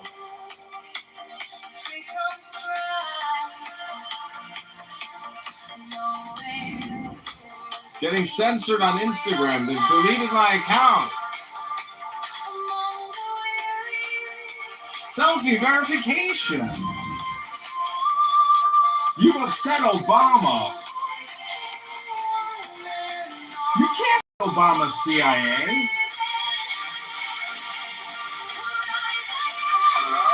Hello? Hello? Sorry, I'm getting censored on Instagram because I said Obama was a CIA agent. Of course he is. Why would he not be? It says it on his Wikipedia page. His first job out was working for Business International Corporation, which is a CIA analysis group. So it's right there on his Wikipedia. And whether he likes it or not, he did work for them. Yeah, I mean, the president is the head of the CIA. You know, he's the superior president to the CIA director. He tells the director what to do. So, anyways. No, the director is a front man. He worked for them just like, some people are crazy when they say stupid shit like that. Like, of course he worked for the CIA. All presidents work for the CIA. I know, crazy, right? Well, I mean, like, this just 1 + 1 is 2, and 2 + 2 is 4, and 4 + 4 is 8. Should I go on? Hello? I mean, his new library cost $1 billion, and he had to borrow or steal $300 million from the taxpayers just to do the landscaping. And today was his big party. He had Bruce Springsteen and John Legend, and every major politician and billionaire. It was just his best life.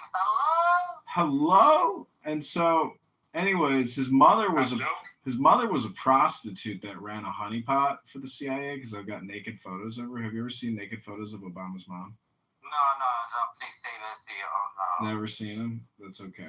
Anyways, I'm just saying I got kicked off of Instagram because apparently you can't call people a faggot retard or a retard faggot. That's against the law, and it's abusive hate speech to call retard faggot. Truth Social, they allow you to say stuff like that. You can say faggot retard on Truth Social? Uh-huh. I didn't know. I never say the N-word. I just say the N-word, you know. Negro? No, I never say that. I just say the N-word. I just use the letter N. Oh, you're just going to call me an N-word? Yeah, I just say the N-word. That's it. I don't use the N-word. I just say the N-word. The word when you say the N-word. Well, maybe it's a good thing that Instagram kicked me off because, you know, maybe I'm just using the internet too much and I'm not out in the garden, you know, touching grass, petting bunnies, feeding squirrels and birds. Man, the grass is dry right now. It hasn't rained for a while. Hello? You know what amazes me about these never-ending Andrew R. Christian debate rooms with Zeleny and all these amazing people is that they spend so much time talking about, you know, Christian historicity or Christian truth, but they never actually read what they're talking about. Like, they'll talk endlessly about Matthew and the years and John, but they'll never read what they're talking about, never even play an audiobook and then talk about it. It's the weirdest waste of time. It's almost like people are retarded faggots or faggot retards. I can't figure out which one it is. But anyways, you know. Are you talking about those guys who smoke cigarettes over in Frankie's? The retarded cigarettes? Tell you what it is. Let me tell you what it is. What is it? What's happened? We're not trying to have a serious conversation right now, please. I am joining the conversation. Let me tell you. Yeah, but don't be serious about it, please. Please do not. What do you mean? Don't be serious about it. Like, don't bring intelligence and educated stuff into this, please. Please, just don't do it. Come on, you're talking to Fatima here, bro. You're always talking some smart stuff. Let me call Fatima and say, "Shut up, bitch." Making sense and all this other stuff. I don't want to hear none of that. This is what they hear around praises, right? So just so you know. A lot of things on this app that I have noticed, but people, you can know a lot of things that doesn't make you understand what you know. You get that? You know what you know, but sometimes you don't know what you know. Hello? No, you don't understand what you know. You just know it. You know, have you ever thought about? Right. From understanding knowledge comes wisdom. From not No. Wisdom comes from knowledge, not like knowledge comes from wisdom. Wisdom comes from understanding knowledge. I think you read an encyclopedia, you may not end up being a wisdom. Wisdom, an encyclopedia is not wisdom, that's just knowledge. Encyclopedia is knowledge. Yeah. Sometimes grace. I told you, Fatima, not to bring some serious intelligent stuff to this conversation. Hello? This is not intelligent, this is just normal. Oh shit. It gets more than this? Fucking A. Yeah. Can we talk about Obama still again? So what's going on with his wife? You mean his husband? Yeah, his husband. She's got very skinny and looks like she's going some drugs, some stuff, man. Yeah, it's very, very hard to maintain a trans appearance for this long. Her teeth are completely smushing in because of all the procedures to shave down her structure. It's about Macron having a dad and now Obama. Is this something that the right just likes to accuse? No, I honestly think it's like because they're in a cult and trans ideology is extremely significant in that cult. So she may be related to the ancient Anunnakis who were, what do you call it? When you had both gender at the same time? Yeah, what is that called again? Adam Cadmon, the first. Hermaphrodites? No, not that. Both sex at the same time, like the gods of Greeks and stuff like that. What do you call them? See, what's interesting is. You're a smart person. Can you tell us what it is? Yeah, I've been telling it 3 times by internet, by the way. It's androgynous. Androgynous, yes, androgynous. Maybe she's androgynous. She's neither male or female or female. You know, those bloodlines, they produce those type of beings. Yeah, I thought. Hello, I'm trying to talk right. Hermaphrodite. Yeah, I thought there were these things called hermaphrodites, but then when you Google it and you look at the pictures, you realize it's just enlarged clitorises that look like penises, and so no one's ever been born with a penis and a vagina. It has never happened. It's because of genetics. Maybe some of you've heard of the XY chromosome and how that works. Hello? Oh my God, shut up, this fucking nigger. You demon, stop talking like that in front of Fatima. She's a pious female. No, if Fatima uses any profanity, she's promised that she will only do it in her native language from now on. You know what I also noticed? People on the staff, though, they sometimes know a lot and don't understand what they know. But what I've also noticed on the staff is that You know what I've noticed on this app is some people notice other people on this app and they notice that they're wasting all their time and they don't even listen to audiobooks, let alone read any real books. But you people are wasting your time because you are doing all the same shit and you are doing the same shit, John. You're always saying everybody's wasting his time and you also on the app while saying everybody's wasting their time. So you belong to that group you are criticizing. Well, somebody on YouTube wrote, why would I vote for a libertarian when they ran all crimes and election tampering, war crimes like all the rest? V for Vendetta, we don't need a punk. Hello? Wait, what? I missed the last part. What, Kit Kat? Kit Kat, bad. I have no idea what you're talking about. What's up, Phoenix? What's the deal? Alhamdulillah. God or who have like thoughts about that. So do you think that Obama married a man?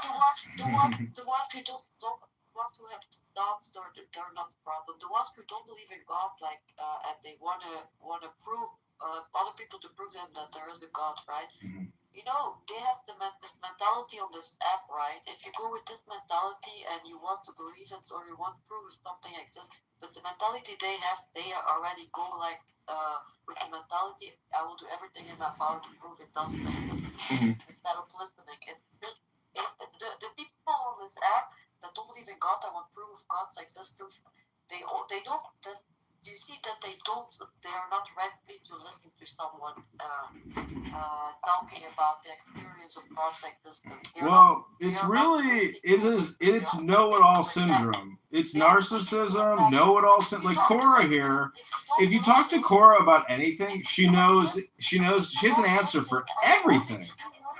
And so how do you explain that? How do people on this app assume that they know everything and that they're subject matter experts and superior to other speakers? It blows my mind. The whole green bean thing is so stupid that people who live with it, like they're really like, I don't feel bad for them. I'm just like amazed at like the level of retardation. Yes, Fatima, go ahead, doctor. Can you guys keep this conversation less intellectual, please? It's not about knowing everything. It's not about knowing everything. You can't have all the knowledge in the world. It's about understanding it. Phoenix, are you following this shit? Don't make no sense. Damn it, you can barely speak English and you're talking about understanding stuff. We barely understand you half the time. That's not nice. But she wants to make all these comments about the conversation. When is the conversation around you? Hold up, man. You said the N-word without a doubt. She just comes and says the N-word all the time, and then she wants us to be like super sympathetic to everything, every request that she wants. Like, doesn't make any fucking sense. Why do you feel personally attacked by what I'm saying? Yeah, Fatima, can you shut it for a few minutes? Because listen, all you want to do is just come in and just make everyone feel uncomfortable with you saying the N-word. And it's like, who's going to be the first person to kick her out of the room? I'm not trying to. And then none of us do it because we care. But then at the same time, it's like, yeah, but then we have to put up with everyone in the room being insulted. So we have to choose you, right? That's what you want us to do. Yeah. Eventually, what's going to happen? I'm not going to choose you. Why not? And you're just not going to be allowed to do it. Because it gets boring. But I didn't. You do it again today. Like, you do it every request to come up 100 fucking times. Just go say the N-word in another room. Just do it in another room. That's it. What don't you understand? It's just that simple. And then I have to put up. But you what? Because you. I don't know. What the fuck? I have to treat you like you're my cousin or my sister or something. Or you're allowed to say whatever the fuck you want. No. Go do that shit in another room. I don't give a fuck. That shit gets boring after a while, man. The same shit. It's like every day, man. Fucking let it go already. To the room. What up, Moshe? Sin. Who's this? Hey, it's Hawk. How you doing? I don't know who that is. Yeah, I know Sin, I know Moshe. Okay. What's the funny letters you got in your name? What's the funny letters you got in your name? Great. Very Paleo Hebrew. Oh, Paleo. Okay. What does it mean? Yeah, what does it mean? Yitzhak Hagadol. Yitzhak Hagadol. Yitzhak Hagadol? I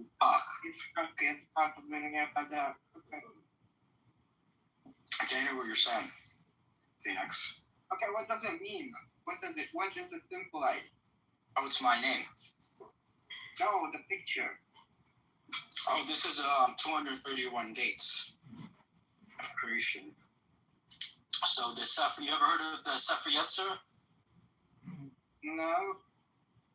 Yeah, it's Sefer Yetzirah. So basically, it means the book of formation.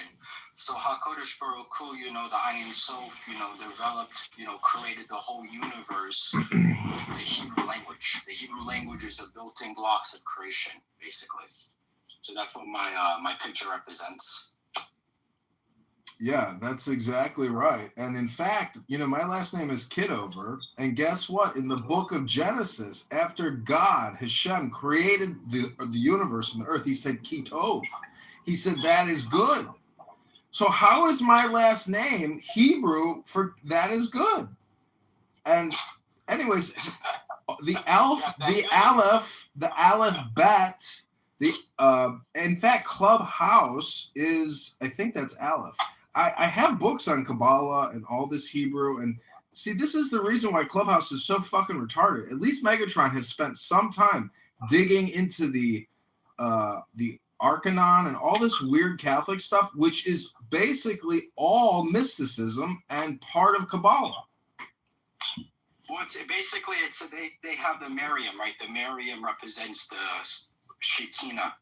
It represents the divine Shekinah. Yeah, exactly. The feminine essence of God. Because that's why when I read, like, the word Hadashah, when I look at that, Yeshua is an embodiment, right, of Israel. It's a Kabbalistic embodiment, right? So it's supposed to represent, like, in Christian Kabbalah, right? I'm not a Christian, but in Christian Kabbalah, Yeshua Natsari or Yeshua ibn Maryam, right? Yeshua ben Maryam, represents, the Gilgul, right, of Adam Harasham, right? Adam Kadman represents that.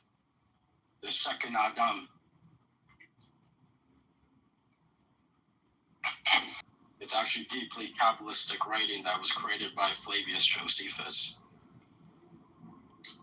And it was Kabbalah? 100%, it's all Kabbalah. Okay, so Kabbalah is Phariseeism or mysticism? You have to read it, though. If you want to look into what, if you go looking for Kabbalah, you're not going to find anything. But if you look for Merkabah, you will. No, Kabbalah. The first letter of the Torah. Kabbalah, the base book of Kabbalah is the Zohar. That's considered the bulk of, but it goes on forever. Yeah, but I think that Kabbalah is mysticism. Yeah. It was influenced by Native American. Native American?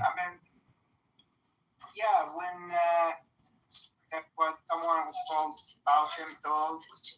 Yeah, I mean, you could get close to that, but I'd say they're distinctly unique. I do have a book on Native American wisdom, and there's a very important saying in Native American philosophy, which is, if you can say it, it is not true. Yeah, but there is this part of Native American which is esoteric.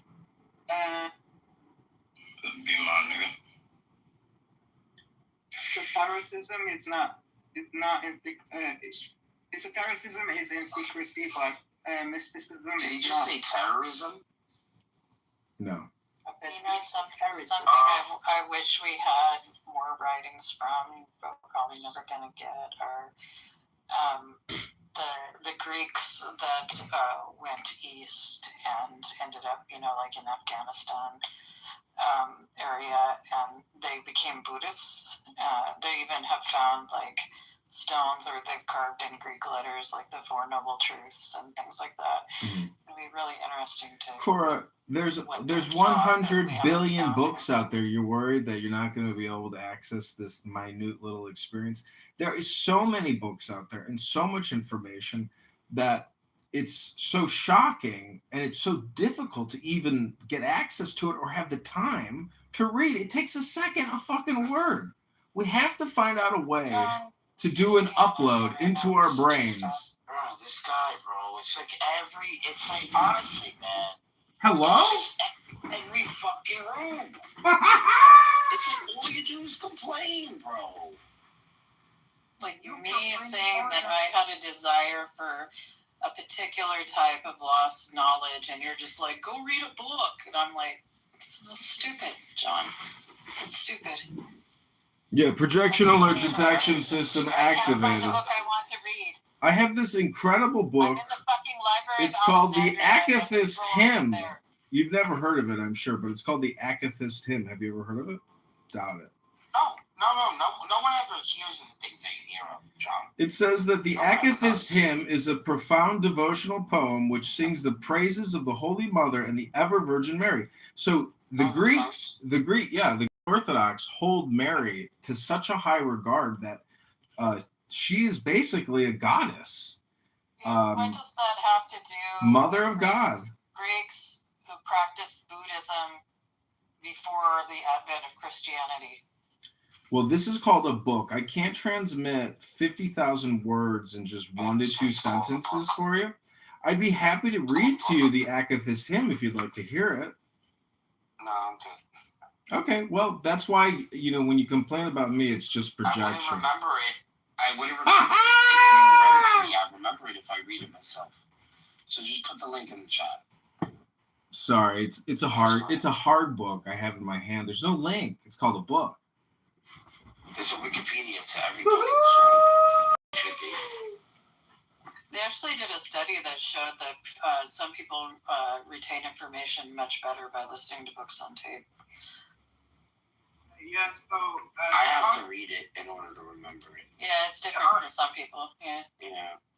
There are still No, it does help sometimes. Like I do remember it. I mean, I think everyone does, you know, like songs and shit like that. But when it comes to actually retaining the information, for me, I have to read it. Yeah, there is a hidden library in the Vatican, right? What would it say if it was hidden? What do you think it would say? Yeah, it's esoteric. No, I'm just saying, why would they keep it in the library and not share it with the world? Because it is an esoteric.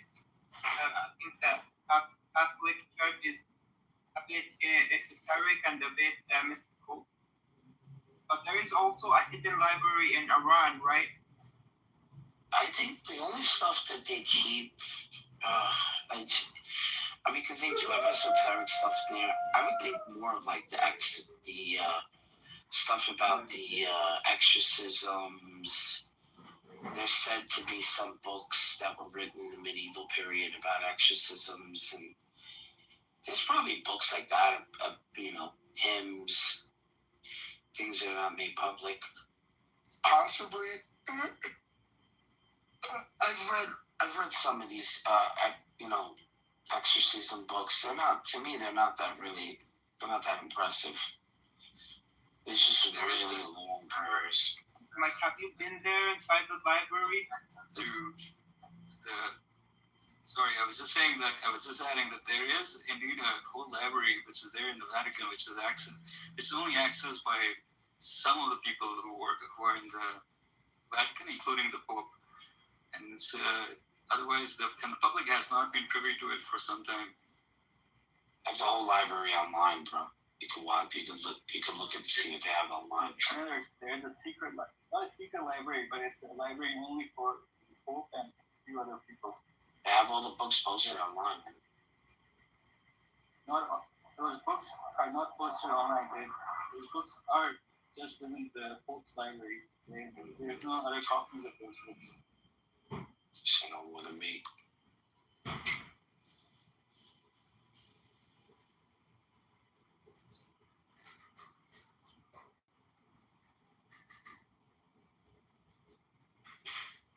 And also there is a hidden library in Iran. I forgot what it's called. But the two hidden libraries today are in the Vatican and in Iran. So it's not open source, right? Not open source. It means that not everyone can access them.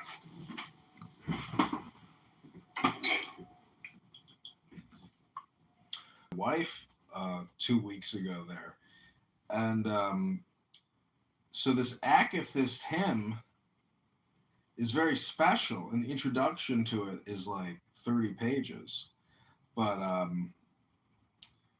if you'll give me just 60 seconds of your time to hear just a brief first page, I think it'll be very beneficial for you mentally, psychologically, spiritually, holistically. Link in the chat.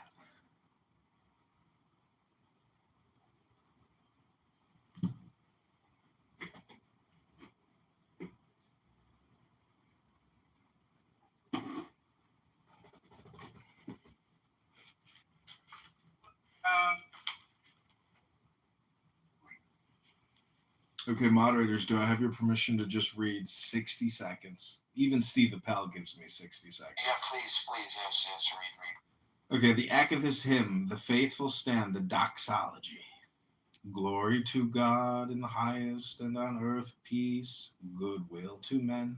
We praise you, we bless you, we worship you, we thank you for your great glory. O Lord, King, God in heaven, the Father Almighty, O Lord, only begotten Son, Jesus Christ, and Holy Spirit.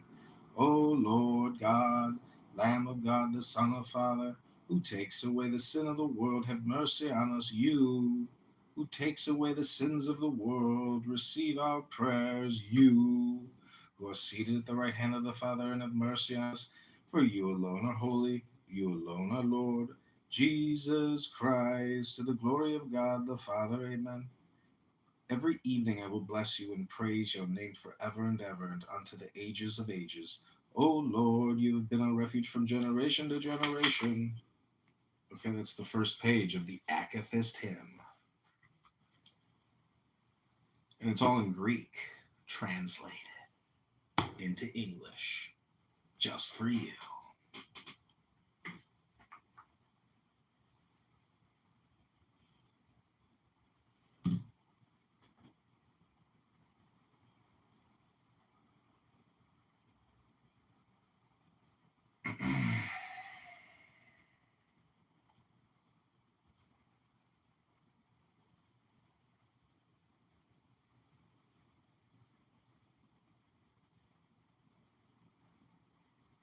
So there is a prayer that is Islamic, if you guys don't mind if I share it.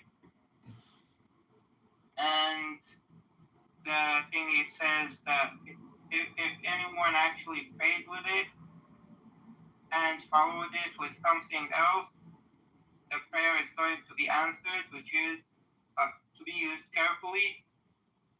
And the prayer is, O Allah, we call you with every name that belongs to you, that you have kept in secret within your knowledge, or you have taught one of your creation, or you have preserved in somewhere, and then you.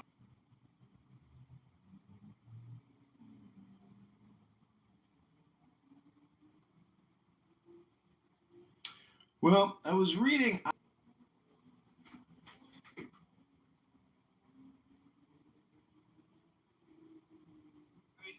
About capitalism. No, I'm saying that the theory is that the economy will ultimately always revert back to laissez-faire capitalism. Always. It's an all or nothing statement, I know, but other economies and other forms of altruism can't survive the competitive nature of laissez-faire capitalism. And laissez-faire capitalism really just operates in the background. So it's just international. Like laissez-faire capitalism has escaped. The genie is out of the bottle, and it just operates in tax havens all around the world. And the game is, how many billions can the billionaires pull out of, let's say, surveillance and control or possible seizure of those assets?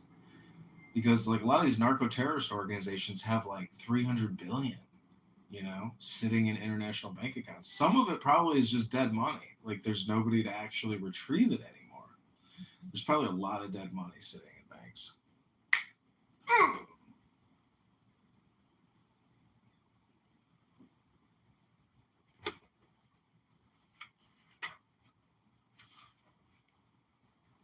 The market do whatever it wants. Okay, this is page 2 of the Akathist hymn. I said, Lord, have mercy on me. Heal my soul, for I've sinned against you. O Lord, unto you have I fled. Teach me to do your will, for you are my God. For in you is the fountain of life. In your light we shall see light. Extend your loving mercy to those who know you. Grant, O Lord, that we may be kept this night without sin. Blessed are you, O Lord, the God of our fathers, and blessed and glorified is your name forever and ever. Amen. Let your mercy, O Lord, be upon us. as we have hoped in you. Blessed are you, O Lord. Teach me your commandments. Blessed are you, O Master. Grant that I may understand your commandments. Blessed are you, O Holy One. Enlighten me by your commandments. O Lord, your mercy is everlasting. Despise not the works of your hands. To you belong praise, adoration, and glory, to the Father and to the Son, and to the Holy Spirit, now and ever, and to the ages of ages. Amen. The symbol of faith, the creed. I believe in one God, Father Almighty, creator of heaven and earth, and of everything visible and invisible, and in one Lord, Jesus Christ, the only begotten Son of God, begotten of the Father before all ages, light of light, one essence with the Father, through whom all things were made, who for us men and for our salvation descended from heaven, and was incarnate, Pilate, suffered and was buried, and arose again on the third day according to the Scriptures. His kingdom shall have no end, and in the Holy Spirit, the Lord, the giver of life, who proceeds from the Father, who together with the Father and the Son is worshipped and glorified, who spoke through the prophets, in one holy, Catholic, and Apostolic Church. I acknowledge one baptism for the remission of sins. I await for the resurrection of the dead and the life of the ages to come. Amen. The Magnificat of the Theotokos. It is truly befitting to bless you, O Theotokos, the all-pure and the mother of our God, more honorable than the cherubim and incomparably more glorious than the seraphim, you, who incorruptibly gave birth to God the Logos, verily the Theotokos, we magnify. The canon, the first ode, the fourth tone, the hermos, chanter or choir, I shall open my mouth, and filled with spirit I shall speak to the Queen Mother, and I shall be seen gladly rejoicing, and shall sing with delight all her marvels.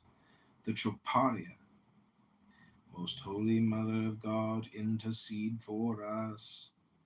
When the great archangel saw you, O pure one, the living Bible of Christ sealed by the Spirit, he cried out to you, Hail, O vessel of joy, through whom the curse of the first mother is loosed. Most holy Mother of God, intercede for us.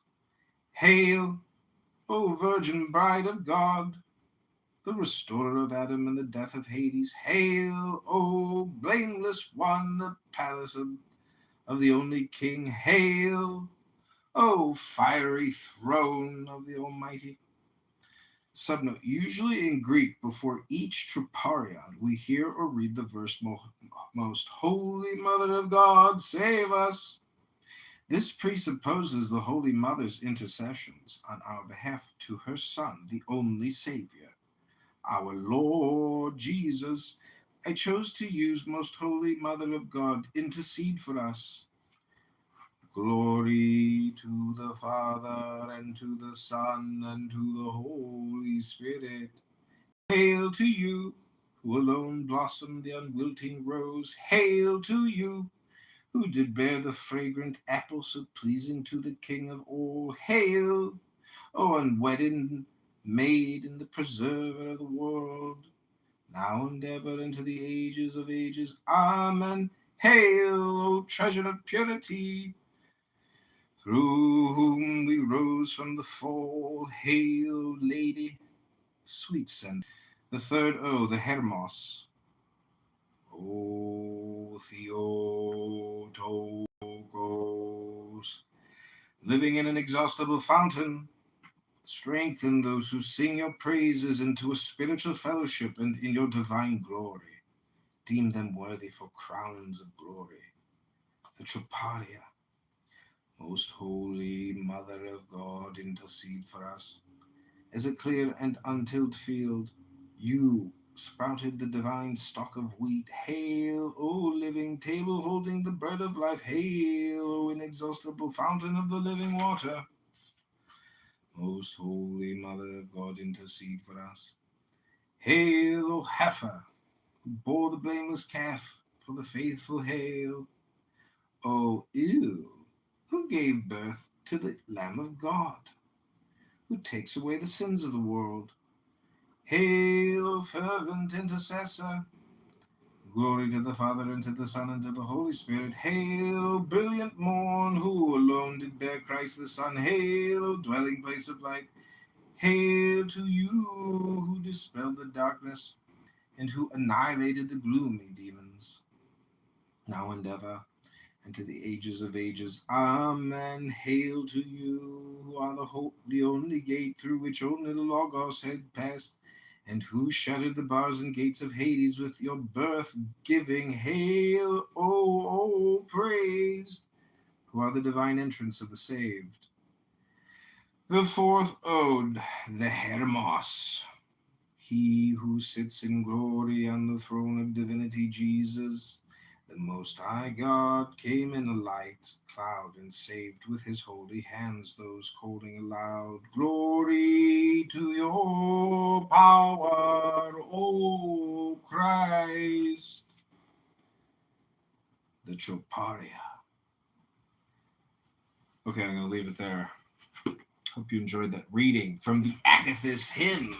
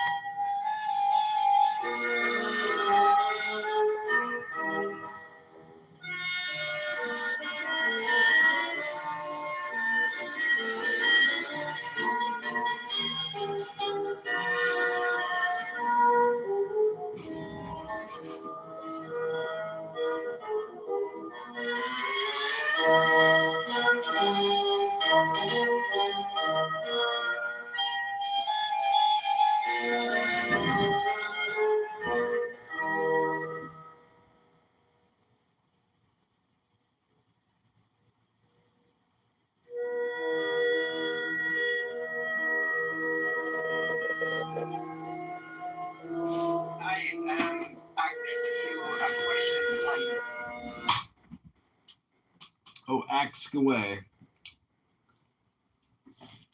Yeah, what is the clown thing? That's the Fool in the tarot deck. I think that's the Aleph. That's the beginning. So enough time, the fool becomes wise. But you got to keep being foolish. So it just means be playful, because the comic is a good comic is infinitely universal. Like Jim, that's his magnetism. The fool has so there's this trickster entity, right? So people experience it not in a pleasant way.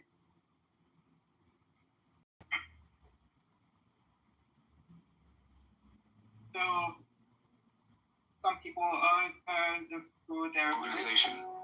It runs on a black budget, laundering power through offshore cash and shell companies. From overthrowing foreign leaders in the Cold War to deploying algorithms and drones in the war on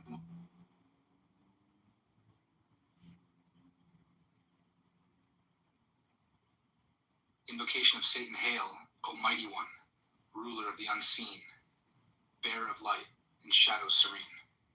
Grant me power, wisdom, and might, guide my path through the endless night. keeper of secrets. That's the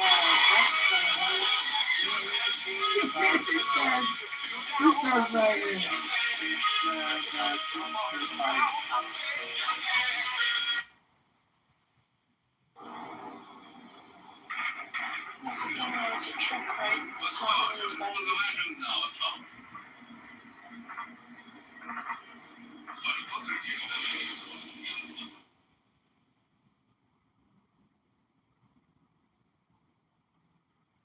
not bad.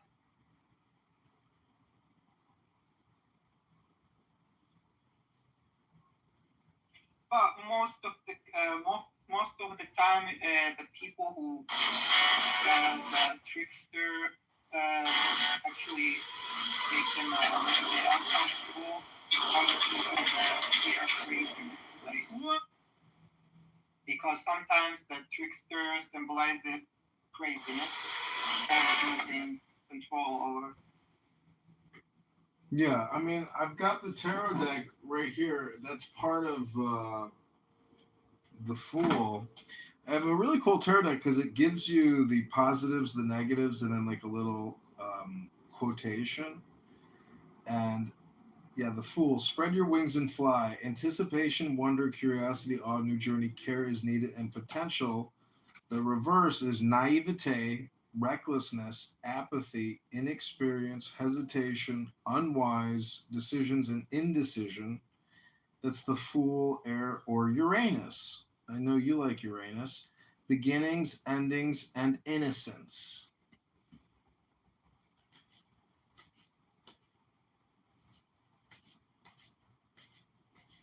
Hey, brother, I'm a cop. Well, you're an Ace of Wands. Take action on your ideas. Will to create energy, inspiration, creation, force, strength, and gain. False start is the reverse, vexation, cancellation, delays, misunderstanding. Progress, confidence, conquest, public recognition, and triumph. Reverse is pride of riches, delay, fear, apprehension, doubt, and being ignored. Do you find yourself ignored at times, Phoenix? I'm not though. Well, usually if you feel ignored, that's because other people are ignoring you. But since you're, looking at it that way, I'm just saying, what kind of Messiah is Isa bin Maryam? Because, obviously Mother Mary, as we just read in the Theotokos, very special. What did Muhammad think of Mother Mary and Jesus, baby Jesus? What did he think about them as he wrote that charter and said, pay up or I'm going to fuck you up? That's basically what the Constitution of Islam is. Pay up or I'm going to fuck you up. That's called mafia gangster doctrine. Join us, pay us, or die. It will be war. And if you question Muhammad, just question him. You're a non-believer. And when you get stigmatized, you get doxxed with a non-believer status, to the believers, oh no. They're going to come for you. They're going to come for you. They're going to be very upset with you because you're a non-believer. It's not a non-believer in Allah. It's a non-believer in the divinity of Muhammad, the messenger. See, Muhammad is really just Hermes in Uranus. What I'm saying is Muhammad is the messenger, which is just a metaphor for Hermes, Thoth Trismegistus. Yeah, that's all it is. Why do you think they call Muhammad the messenger? It's just a metaphor for Hermes. Yeah, so... Wait, was Muhammad a trader, a businessman? No, he was an illiterate pedophile. Well, Hermes would have to be a businessman, a trader, so that your attribute doesn't make sense. What are you talking about? Hello? Well, he was involved with camels and donkeys, which they go on trips to transport intelligence and goods for trading. It's all just a metaphor for the If you hermit. go make an association with Hermes, you have to make sure that one of the attributes of Muhammad would be that he is a business trader. Yeah, that's part of the caravan legend. Well, you're not changing your story. Initially, you did not say that. You say he was just a nobody. Which one is it? Are you just making stuff up again? Hello? Hello? I'm saying in the context of 2026, he would be considered a scam artist today. But in the year 667, he was innovative. He created one of the very first gangs. He created a doctrine for gangsterism. Have you ever read the Dhammapada by Buddha? Because when you compare the Dhammapada by Buddha to the Quran, the Dhammapada is so much more intelligent.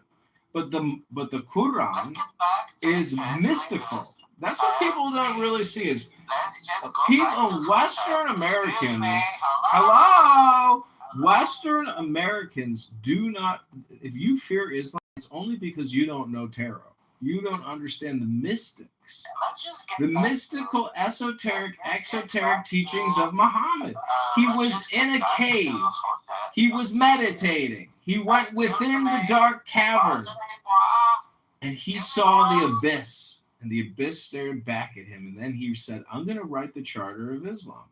And he wrote the Constitution in 665. And he said, Jews, you're going to pay up. And if you don't join us, we will wage war on you. And it was at that time where my ancestors looked at each other and said, I think this guy is going to kill us. And they said, well, have you heard of Germania? Let's go to Germany. I hear they still have plumbing from ancient Rome. The Romans had plumbing. Let's go to Europe. So all the Jews in the middle of the night secretly gathered their belongings, their donkeys, their camels, their horses, their sheep, their goats. They went through the desert and made it to Italy. And from Italy, they went to Germany and settled in a beautiful river city called Berlin. And they said, we are free from that crazy guy, Muhammad. That was crazy. He was going to kill us. Thank God we're in Germany now where we're safe.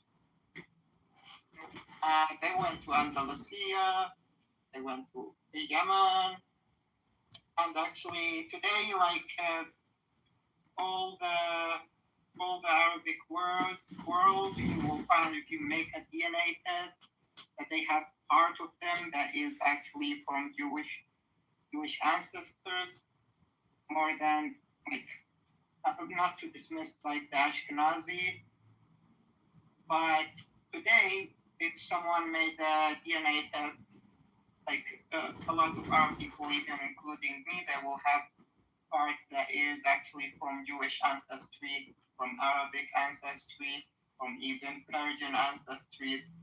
So today we don't have that kind of pride that you say that they are your ancestors, then I think that they are my ancestors too. So in a way, we share the same history. And I think that a DNA test is going to make it so people will discover that today we are really mixed. We are like unicorns of ancestry. And you don't forget that Muslims in the past can actually marry Jews. And when they marry Jews and the mother of the person is Jewish and the father is Muslim, what he is going to be? He's going to be a Jewish Muslim. So in a way, today if you see it, we are all mixed. We are all unicorns. Yes, some people will have this, we don't marry from other people. But even today, the Christians marry from Jewish, Muslims marry from Jewish marry from other kinds of religions. And today we are one. To say that this is my tribe, it is not your tribe. So if I have 10% DNA, if I make a DNA test and it is 10% Jinn, then I call them my ancestors. Doesn't make sense.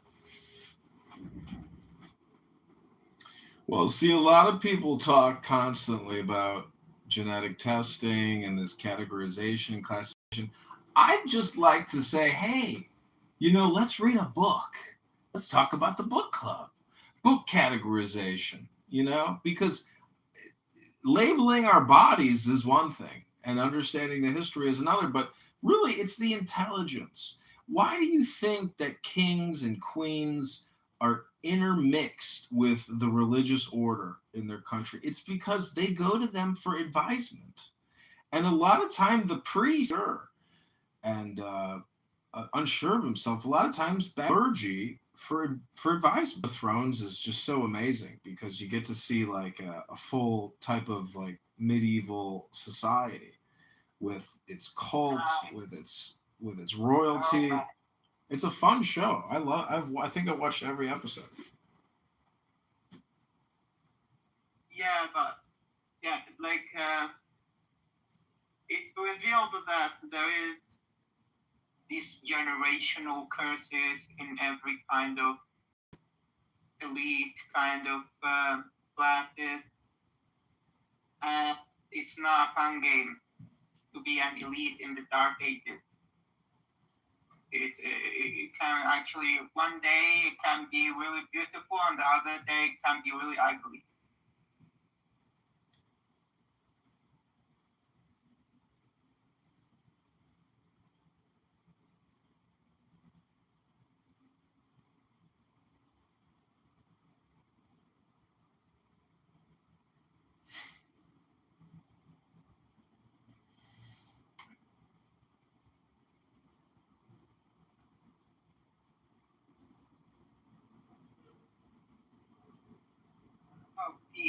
How about peace, and these things that happened in the past to bring them to our days for esoteric manifestation.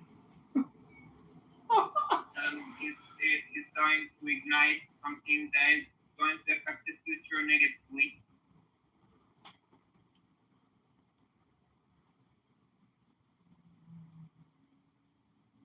Especially Gen Z. Gen Z today, they are not into these things. They are into computers, they are into technology, they are into Bitcoin, they are into other stuff for the future. We want something from the past. Why we don't bring the good things and we leave the bad things?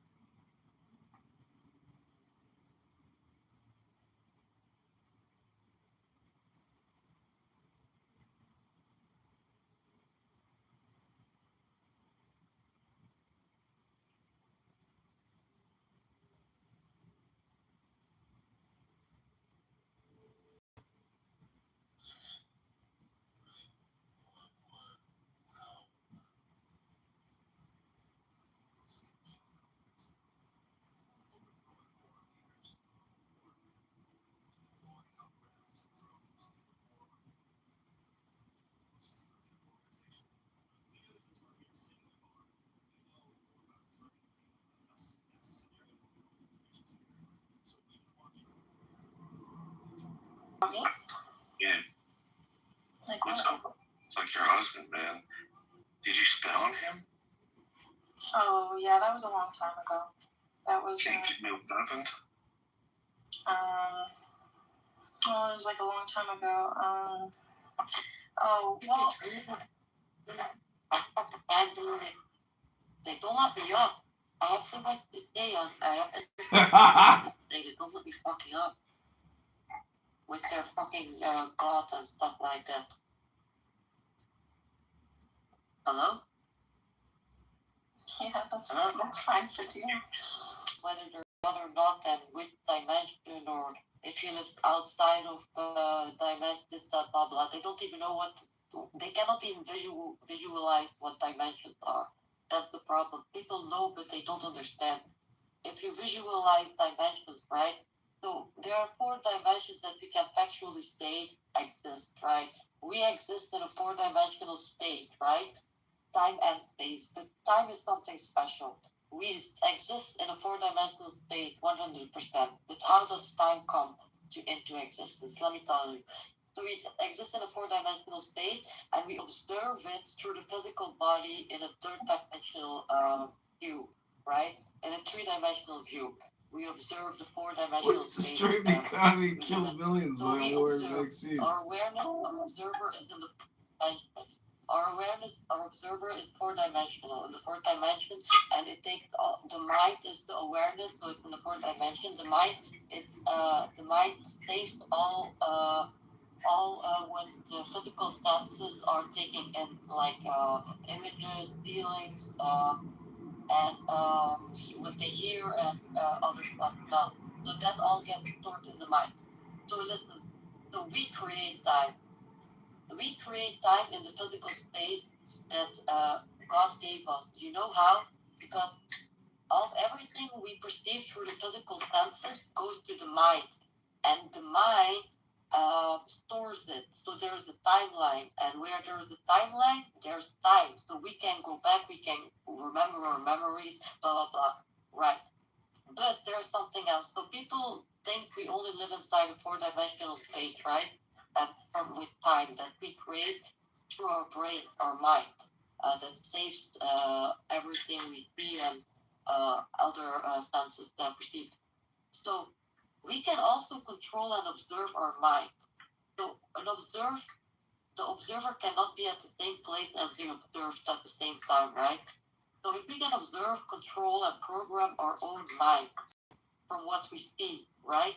That means there is something doing it from another place, another space. That means another dimension, a 5th dimension that lives outside time and space.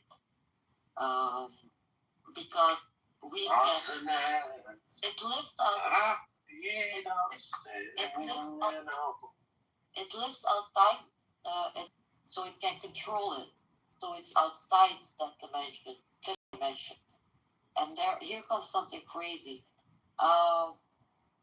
Humans can create and destroy, create beyond what they see, right? So our mind cannot create new things that our senses have not perceived. So where does our inspiration come from, our creativity? Where do we get these visuals that we try to recreate in this world? So think about it. So there is another dimension that our soul dimension, our awareness dimension, is taking inspiration from, mixing it with what the mind has saved with the physical senses. And that is the spiritual dimension, I think. I'm not sure, I think. It's the dimension of wisdom. So the mind is a dimension of knowledge, and then there is the 4th dimension, then you have the 5th dimension. Our awareness, our soul, the dimension of understanding. And when you understand something, you can go to the 6th dimension, the spiritual, and then you get wisdom or inspiration or creativity. And then we put that creativity from the 6th dimension into our soul, because our soul is what makes us all unique. Nobody has the same perspective in life, because even if we are at the same place seeing the same thing, we never have the same physical perspective. And also not mentally, we can be in a total different mental state. So we are unique. Our soul is, this is proof that this is actually what shows the difference between us and other animals. The soul.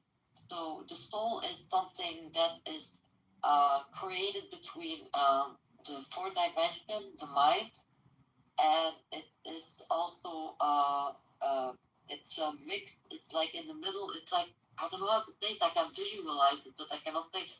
It's like from the spirit. The soul is a mix of the spiritual dimension and a mix of the 6th dimension, the spiritual dimension, and a mix of the 4th dimension, the mind. And animals, they are animals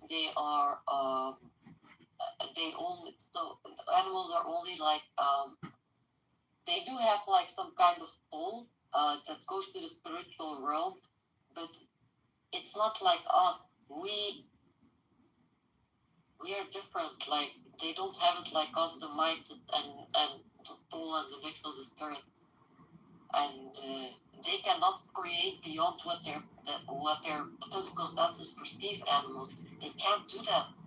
They don't create beyond what they see. They don't do that. That's us. So, and the mind cannot create new thought, right? The mind cannot create new thought. That's a fact. So where does visualizations or inspirations for sound come from? It comes from another dimension, and it's a higher dimension because it's something that is not coming from beneath the lower dimension. So sixth dimension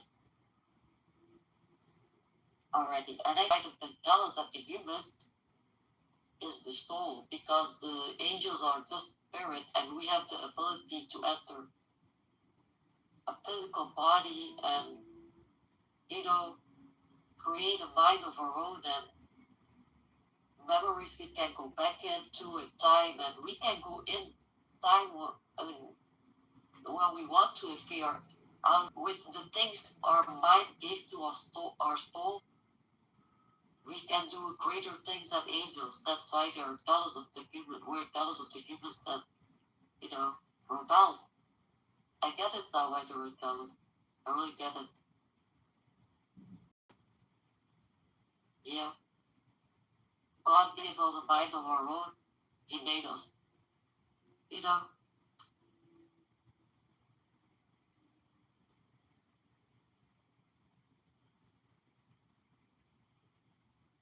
It's like God himself. God himself has a mind of his own. We too. Angels too, but it's different with angels. It's different. Angels are made with knowledge. We are born to discover it and understand it. Isn't that fascinating? Well, I can't stop watching the videos coming out of Moscow as it burns to the ground, because eventually, I think the Russians are going to have enough of this, and they will maybe detonate a nuclear weapon. I can't see how the Russians at this point are going to tolerate their flagship city being burned to the ground without a devastating response. And now that Obama has inaugurated Mordor, the Tower of Lies and Propaganda, and we know how big the CIA is at $100 billion a year, running military operations all around the world, funding Zelensky's military-industrial complex in the billions. I mean, how much is enough? How much war, lies, deception, and Bruce Springsteen are we going to have to listen to until we finally figure out that all is not well in Denmark?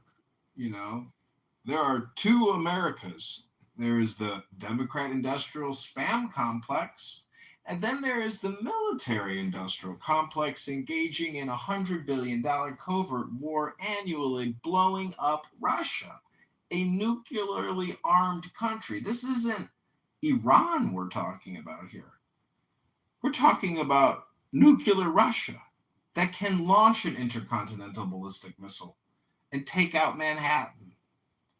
And I don't know how long Russia's going to play around, because if Russia implodes, if there's a coup d'etat in Russia, which there's people are speculating that's already happening, will the regime in Russia just go into their bunkers and engage in nuclear war? Because Russia might be prepared to drop your nuclear to share such disturbing news about World War III, but Somebody should say something as Obama and Bruce Springsteen and Tom Hanks are dancing in downtown Chicago overlooking the lake and Moscow is burning. Well, you know, Putin is worth $1 trillion. He's the head of one of the largest military organizations on the planet. And as the Democrat industrial complex dances and parties at the Obama Tower of Lies and Propaganda, Moscow is completely engulfed in flames. And I'm just wondering, is Russia going to escalate? Because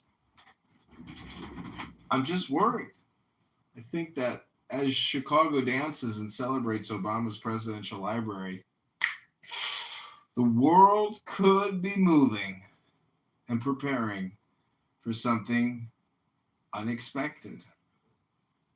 And it's because of unrestrained warfare and attacking civilian areas full of oil with highly explosive drones. I don't know. Maybe it's just me and there's nothing to worry about. I mean, that's supposed to be their post-war rules-based order that was created when they was actually behind Russia and China not being our allies no more, because they, the communism that went into Russia via the Bolsheviks and Mao, all that shit came from Britain and everything, and that post-world order, literally, they control all the finances. They don't produce. Karl Marx was German. They run the markets and whatever. And America's supposed to be their security arm. So I think that's why all those Gulf nations was investing so much money for this shit to go on in Iran or whatever, for Lloyd's to pull out and all the other financial backing, insurance and everything to pull out. And they keep saying, there's something a lot of them keep saying. They keep saying sovereign nations, because none of the Middle East was literally sovereign. It's just been managed by someone, and Israel was supposed to be like a czar or whatever. And anything pop off, then we supposed to run to the fucking rescue. And he's like, nah, we ain't doing that shit no more. Matter of fact, fuck y'all whole system. Going back to what Meech was talking about earlier, he was talking about Mr. Clay, because Clay got that from Alexander Hamilton, and that's called the American system. That's why FDR was arguing on the road with Winston Churchill before the war. He was like, y'all system is bullshit. You don't bring up none of the fucking nations that you go into and extract these resources. You leave them without shit or whatever, and then you cause your little proxies and keep tensions going between them while you extract all the resources. That's not the American system. The American system is these nations that you get these resources from, you bring up. Satan, Almighty One. Up, you bring them up. That was their big argument back then. And that's something that Iran going nuclear, Kennedy ain't want Israel going nuclear. They got popped for that shit. Well, Moscow is burning. Well, Barry Soetoro Obama, the CIA, scammer, is a nuclear-armed major military power who can pop nukes overnight in a second on Ukraine, on Europe, on America. He can launch an intercontinental ballistic Russian Hellfire missile system and take out Manhattan and Wall Street in 30 seconds. And we're burning Moscow to the ground as if we're Napoleon. Napoleon is not in Moscow burning it to the ground. It's the CIA and their $100 billion budget with Voldemort Zelensky and his military complex selling fucking drone technology, unarmed and unmanned vehicles. This is World War III. Prepare for war while Barry Soetoro dances like a faggot in Chicago with his faggot Hollywood faggots. They would have fucking did it already. They would have been used to go back to last 10 years that all the world summits, the ones that Russia was kicked out of, and only Vladimir Putin and Donald Trump and sometimes Xi are the only three fucking world leaders that talk about denuclearization.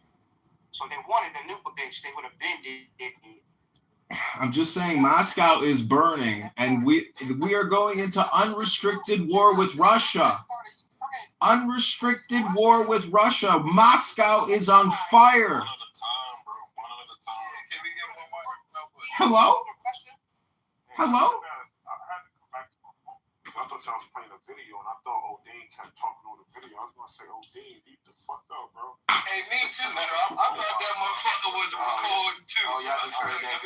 Man, that's crazy. I just heard the white man voice. I was sitting here like, yo, I'm high. Like, why the fuck? You think I would be doing that? You know, I ain't that type of nigga. I'm like, O'Dane arguing with him. I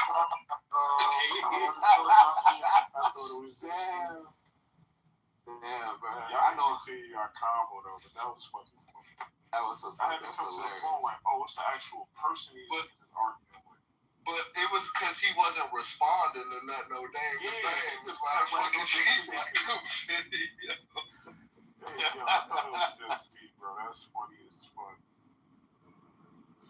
Well, I'm not a comedian. Unfortunately, I'm giving you the truth of the earth from your birth to your death. Barry Soetoro is a CIA faggot. His mother was a honeypot, and he's the birth of a honeypot. He is George Bush's installation to keep the war in the Middle East going, and he did. He expanded the debt $7 trillion, and now he's got $1 billion Tower of Mordor, lies and propaganda in Hyde Park to continue with his lies. This is the master deceiver, the master deception. Michelle is a man. Those are not his children. He is an actor and a dick suck from Schaumburg doing meth sucking dick.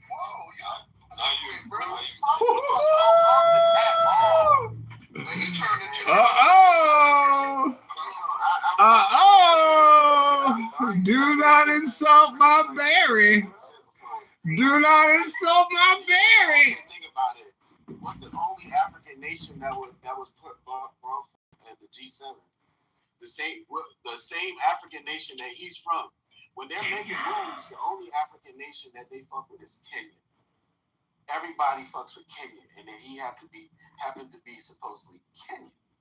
But we be looking past all of that shit. And if you look deeper into Kenya, I'm not saying that things are bad, but if you look into their government and how it works, then Michelle Obama's a man, bro. Yes, sir. Yeah. Oh, you didn't know June is LGBTQ Pride Month? It's not part of the culture. It's part of a cult. Trans ideology is satanic cult worshiping. That's why I brought up that cult. I don't think I watched the videos. Michelle's baby pictures and her younger pictures. She looks like a girl. I ain't gonna lie. There's no pregnancy photos. Private birth at University of Chicago. No pregnancy photos. Not one. Okay, all right. Y'all doing too much now. Book, you a guest here, bro. Like, I don't know. Like, clearly you tune it out and you don't care. But when people talking, like, we don't like really talk over each other. So I got a quick question for you. What do you think about the Beyonce pregnancy? When we all saw her belly fold on TV when she was sitting down, you think that was real and she was never really pregnant, or you think that's bullshit too? Neither of them have anything to do with the other. I just want to see, like,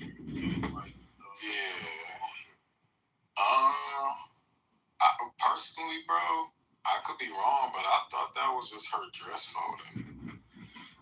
You watched the video. I probably gotta go back and watch it. Yeah, so the theory was that she was never thinking or something. I didn't really see anything about Michelle being because she very well could be, bro. If you look at Michael Laverne Robinson, which anybody can Google right now, and you look at Michelle Obama, like, damn, like, these motherfuckers can be the same people for the food. And then you look at the kids, like, how they don't look like either one of them. And I know somebody's gonna say, oh, you don't gotta look like them, you look like your grandparents, your great-grandparents. Like, this ain't that. I don't know. It's just some funny shit going on here that could very well be true. I'm just saying, until we see otherwise, which we're never going to see. We're never going to see what she looks like naked. We're never going to see her medical records or any of that. We can only assume. And just like Lowe brought up Bridget McCrone when Candace Owens was on her ass, like, she brought all the proof from all the documents. So it could very well be a thing. As a matter of fact, a couple months ago, we looked at all the first ladies, and all the first ladies look like men. every last one of I was them. about to say, you go further. George Bush. Go back to the beginning of time. That's what you see. Like if you go look at all the original first ladies, bro, you insane if you looking at them pictures and thinking those are women, bro.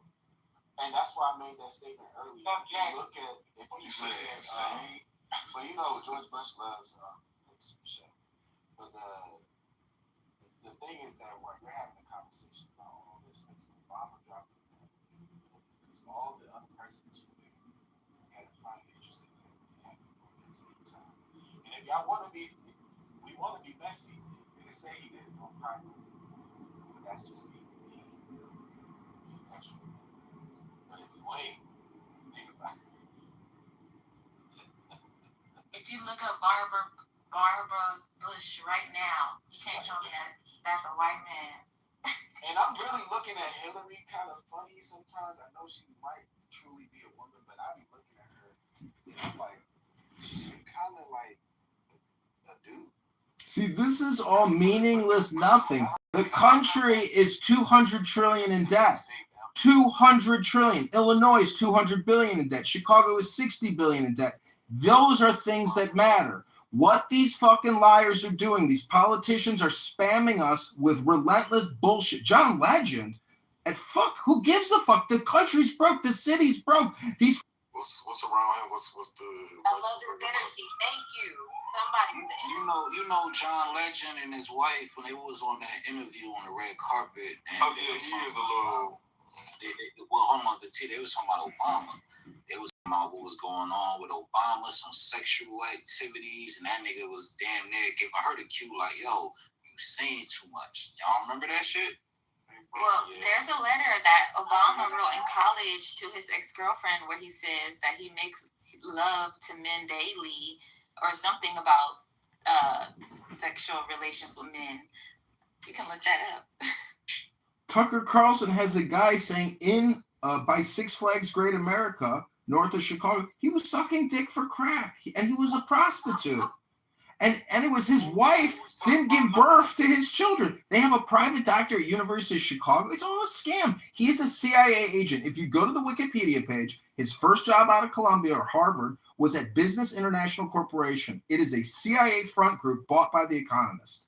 The man is a faggot CIA born and bred. His mother, there's naked photos of his mother as a CIA honeypot prostitute. The guy is an actor and he's good at branding and imaging, but he is a deceiver. And if his husband is trans, it's because the CIA is interested in mind control, breaking gender, breaking sex, fucking people's brains up. It's a real program, MK Ultra. And the fact of the matter is George Bush and his father, they assassinated JFK. And to this day, Barack Hussein Obama is a part of that legacy. The LBJ Johnson, who also killed Kennedy, thanked Obama right away today, said, your fucking library looks great. It's because they're all in cahoots. It's a giant fucking stage, and Barack Hussein Obama is a faggot dancer.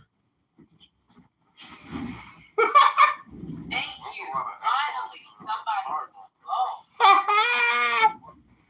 I'm sorry if I say faggot a lot. The country's 200 trillion in debt. Illinois is 200 billion in debt. If you can't say faggot, well, fuck it. Faggots.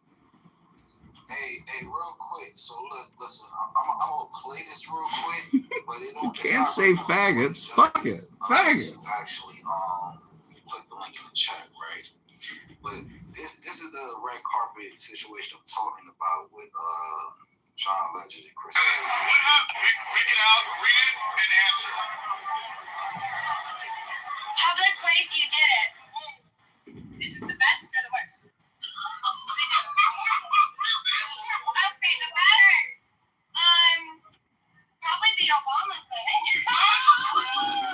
John, listen, oh God. What is your wife talking about? I don't know. So in that clip, right?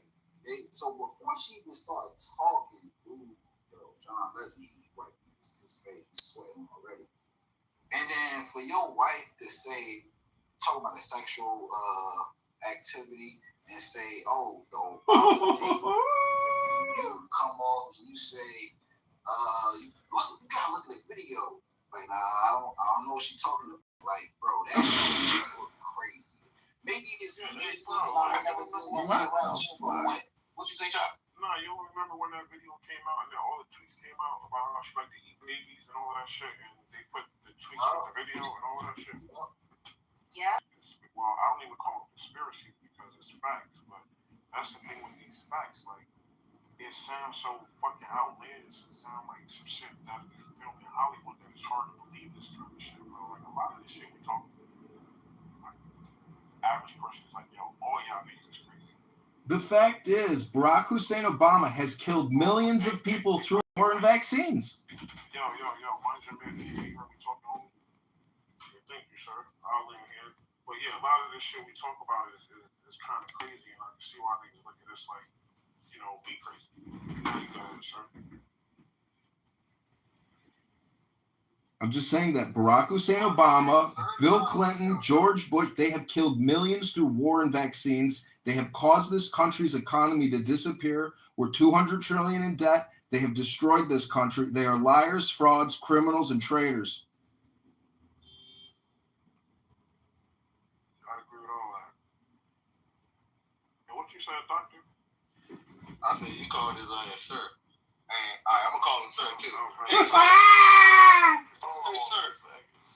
Hey sir. You know they always been there ever since they stole this country and started, right? Well, I think it started with JFK's assassination to 9/11 to COVID-19. Fuck now. Man, fuck now. Ever since they came stealing little Indian princesses off the goddamn shoreline. Fuck no. Yeah, but as soon as African Americans joined the Union Army, they became conspirators themselves. 600,000 people died during the Civil War, dying to liberate African Americans. It's your country now. But Barry Soetoro Obama is not with you. He ain't even ADOS. His mother is a CIA prostitute. What the fuck is that introduction about 600,000 black people? Hey, look, hold on real quick. Let's do this real quick. Yeah, I just rolled up, so it's probably one of the night things. Yeah, me too. I rolled it up. Me too. I don't know what the fuck that introduction was. Yeah, it's good. That's what I want to keep on, like, you know, kind of like how we're going with the conversation and the topic. All right, so doctor, you here now, right? All right, so based off the topic, what's going on right now? J.D. Vance talking greasy to Israel and Netanyahu. Trump been talking greasy to these motherfuckers for the past couple of weeks, going back to a couple of months, right?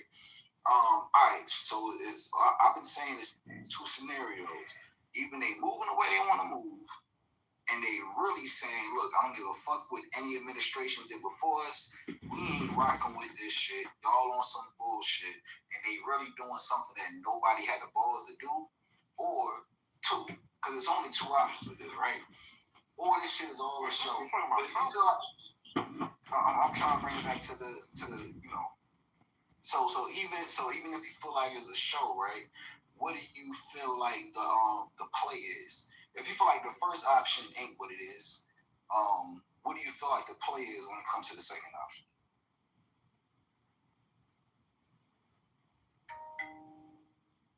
Who's that question for? That was for doctor. Cause we ain't had too many opposing people that really don't fuck with, bro. Like, you know what I'm saying, in the room for the most part. So I ain't trying to make it like a whole echo chamber situation. You know, he don't fuck with them. So I'm trying to ask him. I know you were just talking about that. Yeah, bro.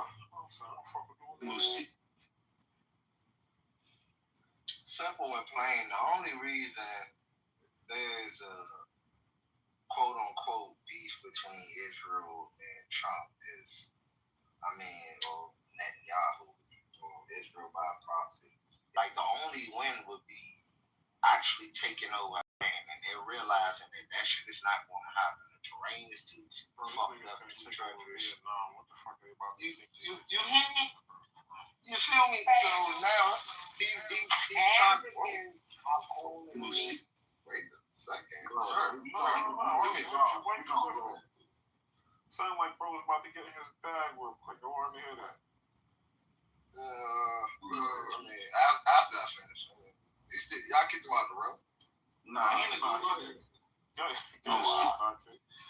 I don't know if he was calling me as troll or not, but I think he heard something about. I don't think so. I think he just got passed. Yeah, I think it's a little bit. Yeah, got it. The thing is, that's it though, bro. And Trump is trying to gracefully back the fuck out, right? And save face to the American public simultaneously. Wait, back out of what? Back out of what? Out of Iran. Prove me wrong. Hey, just mute your mic and put one mic on you. Chill out, man. Unless you troll, let me know now so I don't look stupid. Alright, cool. Go ahead, doctor. Yeah, doctor, back out of what? What are you backing out of? Out of Iran, period. Out of the conflict. And try to find a way to look like he actually got them to adhere to some of the things that he wanted, right? And simple and plain, Netanyahu just wanted them to continue to let full forces, throughout Iran, the Strait. I believe he probably wanted them to bomb the island, like all that shit. And Trump realized that that's not smart because that's going to totally devastate all oil production in that area.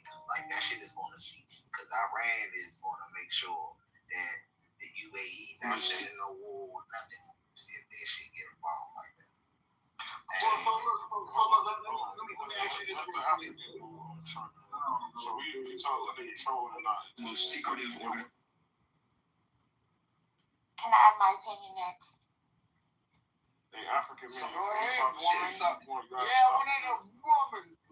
Man, kick that Bible. Let the soul voice go. Go ahead, Lord. No, just to answer, I guess, whatever's going on between Netanyahu, we know that Israel plays a big part in AIPAC. We know that they put a lot of money into not just Republicans, but also Democrats, with Trump especially. So I think, Trump did have his back to a certain point, but, I don't want to be, let me put my tinfoil hat on. But, so if you look into Israel and, they're still waiting for their Messiah to come, right? So there's a video, it's on Twitter, I'll post it in the chat, but it was a long time ago, and they're pretty much, these rabbis are trying to speed up the events of their Messiah coming, but that would consist of them rebuilding their temple. And if you know where their temple is located, it's also located where there's a holy site for the Muslim. Exactly, and Israel knows if they, so with this escalation, they're highlighting, we're fighting terrorists, we're fighting Islam. That's how, the regime or whatever the case may be. So, but they know that this main regime, Islamic regime, would have the major problem if they were to mess with that site. They know that it will cause, proxy. Love is also in the Quran. They will never destroy it because Allah protects us all the time. So it will never happen. But that's what they're aiming for. They're digging underneath. Yeah, so why is so many Muslims? I'm not Muslim, but I do understand your perspective. Away from the. Yeah, Muslims bomb the shit out of us. We're on it. We're talking about Israel. But Muslim or Christian is from everywhere. I know, but you just issued the Quran, which is Muslim. But anyway, look, go ahead, finish it. Yeah, well, I understand you felt the need to, hold on to that holy site, and I'm not, I'm not for either side, so I'm just gonna put that out there. But long story short, with this escalation that's happening in the Middle East, we know that Israel has been doing what they want to do regardless, and we can see that Van said in the video, like, America is one of the only the greatest nation, I guess, supporting them. A lot of people want, like, they're calling for the arrest of Netanyahu. So, with him going against Trump and escalating things with Iran, I definitely see them as, trying to definitely start something, and I'll just lay it right there.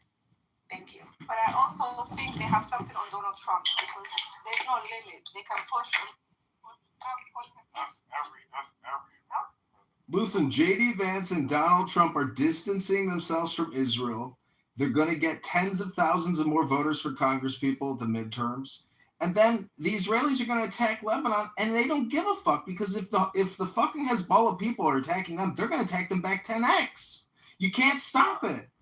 I suddenly think Trump really cares. Like, Trump will bomb the shit out of Palestine and all those Middle Eastern countries still.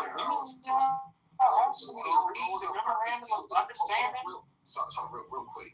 So go and doctor, because I'm trying to get like opposing views, because for the most of the room, it ain't really been no pushback on just like, you know, what Trump doing. So let me ask this question one last time, and one of y'all, whoever can come over, like, can speak and answer, but I want somebody opposing, right? That's your book. When it comes to him doing what we've been asking for, it's always the conversation of we too tied in with Israel. Every president that come into that seat, they kiss the ring, they bow down to these niggas, and now we're seeing what's actually happening, which is the opposite of what we're speaking about. So when you witness this, are you in the mind state of, okay, he's actually possibly one of the first to really do what we've been wanting to be done? Or you feel like it's a show and it's a play, but if you feel like it's a show and it's a play, what is the reason? How isn't he kissing the ring? I mean, we both just named it. I mean, I was going to get into the temple like as well. That is one of the major reasons. That's the reason. Like, they want total control of the whole area, and they that's why when they made them. Trump put the press on them to stop bombing Lebanon and all that shit. That's when that shit really started. Really began. Like, bro, you were supposed to speak up. But he did that multiple times before Lebanon, because every time we hear Trump speak on Israel or Netanyahu, and he's saying like, this motherfucker don't know what he's doing, he's out of control, all this shit. Always because he's doing some bullshit that we all as a collective would agree on is some bullshit, and you just wilding because you know who's behind you. Can I choose? I think so. Are we not? Hold on, real quick. But are we forgetting the whole past going on 6 months that they were totally in alignment with Israel with all of the bombing? Exactly. So what I was gonna say was, does it ever maybe like come to mind that maybe they just saying what the people want to hear? You know what I'm saying? Like, hope and change. It's all slogans. It's all spam. like you know, like now, like the times we come out and say like, Netanyahu doesn't know what the fuck he's doing, just that maybe it's kind of like a, do you ever think like maybe it's a read in the room type of statement? So let me ask you this question, Tim, right? So why this whole time this the first want to make this play? Like, it's the first time with Trump to where it's just like, we gotta put on the stage play, because shit, they happened with Biden. It happened with Obama. It happened with all the presidents we know, we done seen, that have been on the same page with these niggas. We saying for the first time in history, it just had to be Trump to where now we got to put on the show. So can I let me, yeah, I don't know how true that is, but do you, okay, so when Trump was running, would you agree that he was saying everything that pretty much we wanted to hear, and you know, he was speaking like this America first? He was speaking to the collective unconscious of the herd. Yeah, exactly. He was speaking to the collective. Hey, can I give you a quick answer? Talk about Obama, talk about Donald Trump, Israel touching on America, and it's not America first anymore. It's Israel first now. Okay, cool. So him running on certain things that's going outside of the conversation. I just want to get a real solid answer when it comes to every president before this motherfucker. Everybody that moved the way Israel told them to move, did everything they wanted them to do, and then now we're hold on, let me say this. We're finally seeing something that looked like a shift to where it's like, hold on, this nigga ain't really putting up with this shit. Yeah. If you say it's a part of a play, I would also want you to explain to me like why it happened with Biden. I got you. Trump is moving further with Israel than against them. So what I guess what I said that to say that we've seen what's happened before, and now people are becoming more conscious and catching on, and so he said the things that we wanted to hear, but now we're starting to see that it's actually it's the same. You know, like Israel is controlling all this shit. But when he was running, he said all the things that we wanted to hear. You know, we saw the shit that happened in the previous administrations and things like that. But everybody's starting to like really catch on more. We have the internet, we have AI, we have more access to information, and people are becoming more aware. Maybe, I don't know. I could be wrong though. Okay, so pretty much, you really don't got a way to explain it. It's just kind of like the way you it, right?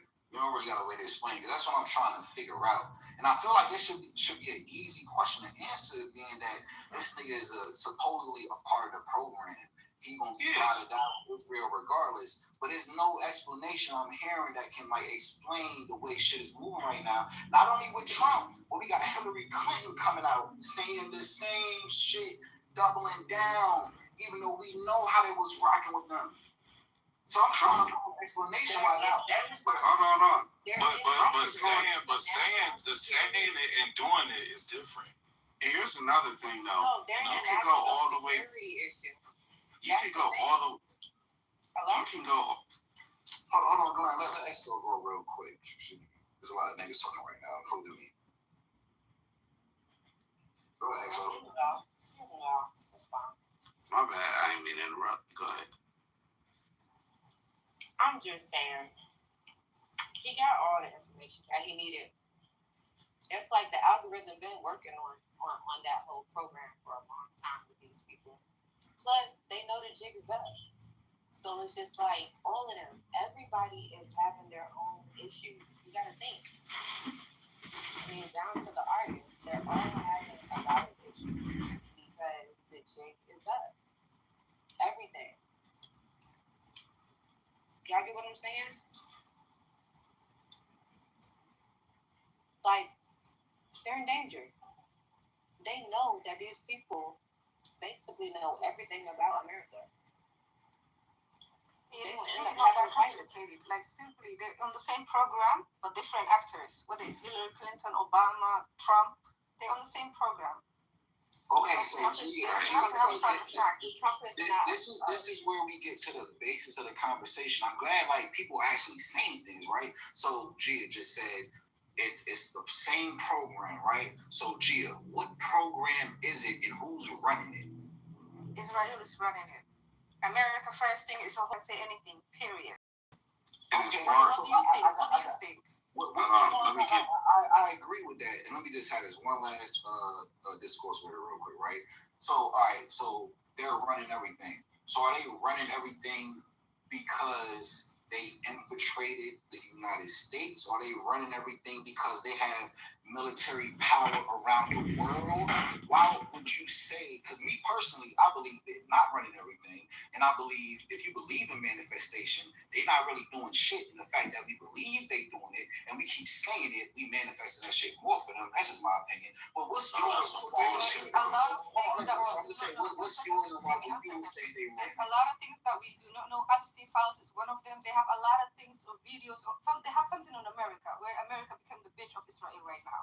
So, I think we know some stuff, but we don't know everything. Did you see what happened in the United States when the Epstein files was released? Did you see what happened? They didn't know everything. They released some. Well, okay, so when the files were released and they said, like, you know, because these are in the files, that they're eating babies and all this weird shit. How people moved on. So Gia, hold on real quick. So Gia, what happened in the United States when they released those files? And then suddenly it was like, we're gonna attack Iraq. No, what happened when they released the files was nothing. Niggas went back to their job. They started going back to work again. They started playing their music system. They kept going to the movie immediately. They distracted everyone with, we're gonna attack Iran because they said, like, you know, they have. Gee, nothing happened. I'm telling you. All right, real quick. We're dancing around the simple fact that the biggest contributor to our economy is the petrodollar, right? And the fact that this war is destabilizing World Economic Trade, right? And Israel doesn't give a fuck because the bulk of their economy doesn't come from oil. The bulk of their economy comes from the tech sector. So what they can do is afford to have this war. They don't give a fuck business and the petrodollar. That's simple and plain. Hey, doctor, so let me ask you a question real quick, right? So the petrodollar was dismantled because you know what it was, right? We on the same page. You there? Yo, I'm here. Okay, so when that shit popped off, and what was it, 22? When they said, fuck y'all, the petrodollar, we done with y'all not gonna be able to move like this no more. When did it get reinstated, or when did they come back? Because I might have missed something. I'm just seeing if you know.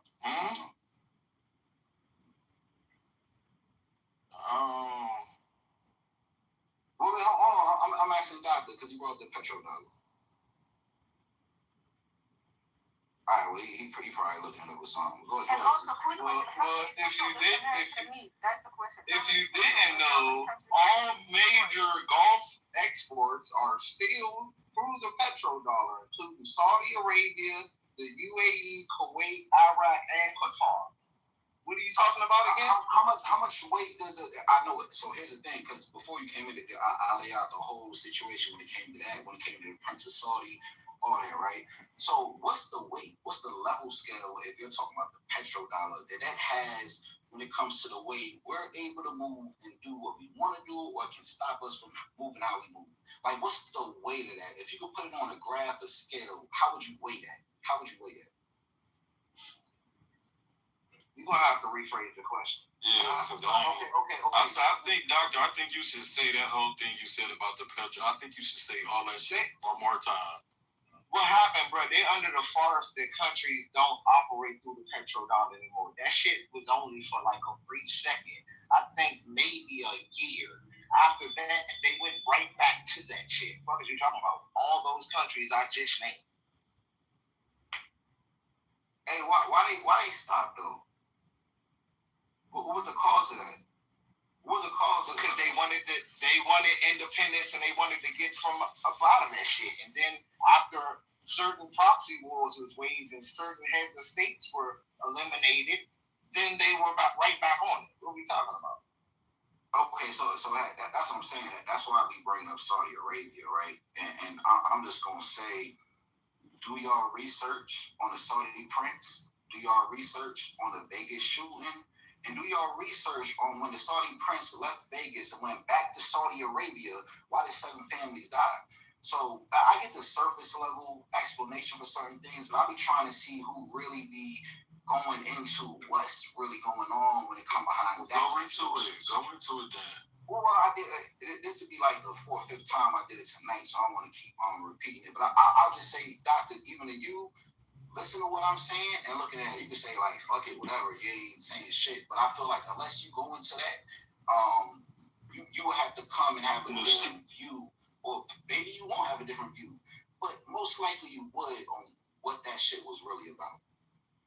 Now, even with separating from Israel, it plays even a major part, because now we're talking about the whole Saudi Arabia connection, the $600 billion from them to the United States, the $250 million in arms and weapons to the United States. Like that, now it's a different conversation. You see, like what's happening today. Shit, I would say this nigga lined this up to move like this from the time he got in office. They just let them keep wilding out so they can give them enough rope to hang themselves.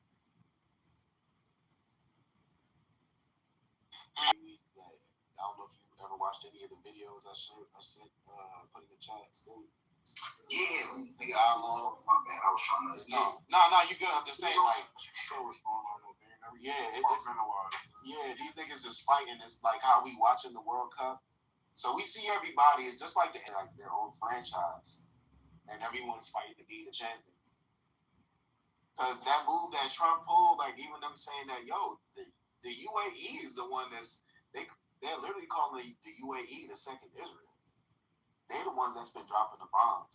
They're the one that dropped that shit on Qatar. So they're the ones that's bombing Iran. They're bombing Lebanon. Wait, dang, so Israel said that, or who said that? Trump said that about, I'm about to take this call, but Trump said that about the UAE. It was in one of the links that I dropped. He said it in G7.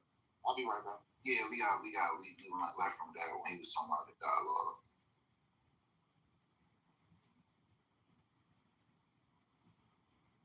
But yeah, they just be the questions I'll be trying to get answers to, bro. I feel like you should lead with saying, look, this is my opinion. And I think most of these conversations will go more smooth, bro.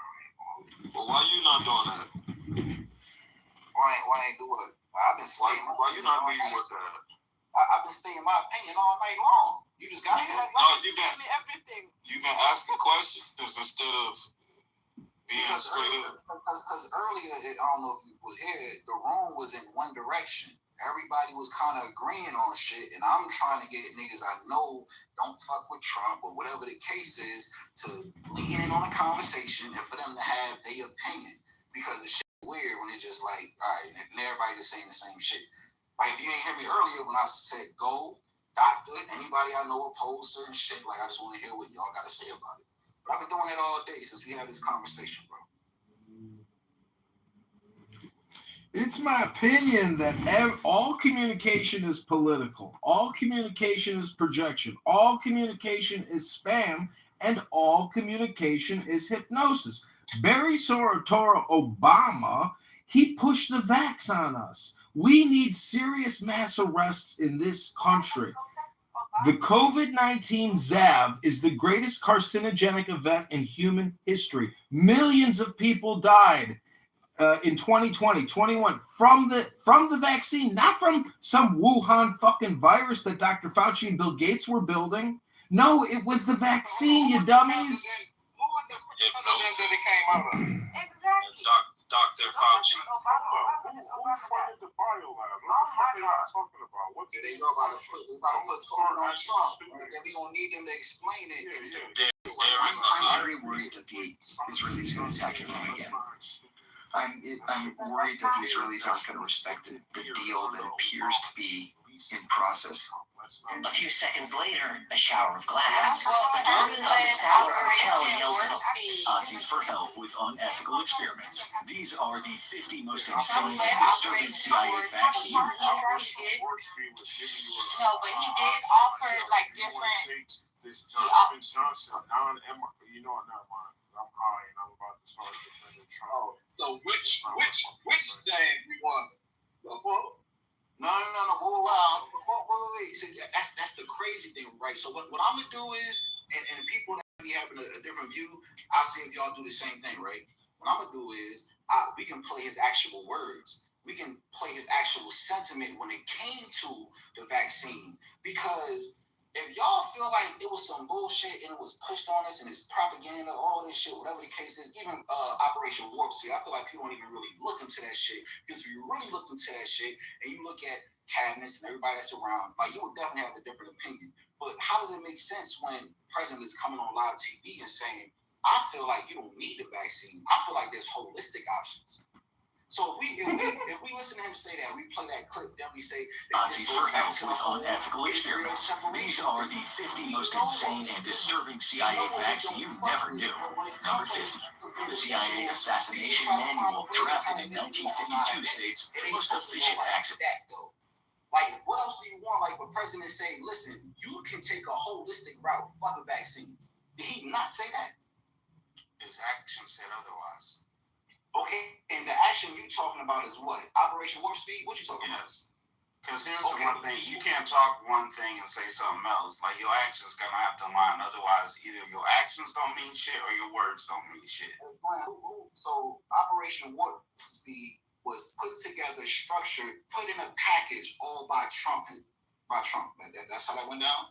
Operation Warp Speed. Operation Warp Speed. Because I'm the one who brought up Operation Warp Speed. I wasn't bringing it to tie Trump. Nazis for help with unethical experiments. These are the 50 most insane and disturbing CIA facts you never knew. Democratic policies that had people forcing to distance, and you know, a lot of red states were still open, like Florida. So I'm not even gonna dive that deep into it. I just brought up Operation Warp Speed because I don't recall Obama being a part of the vaccine.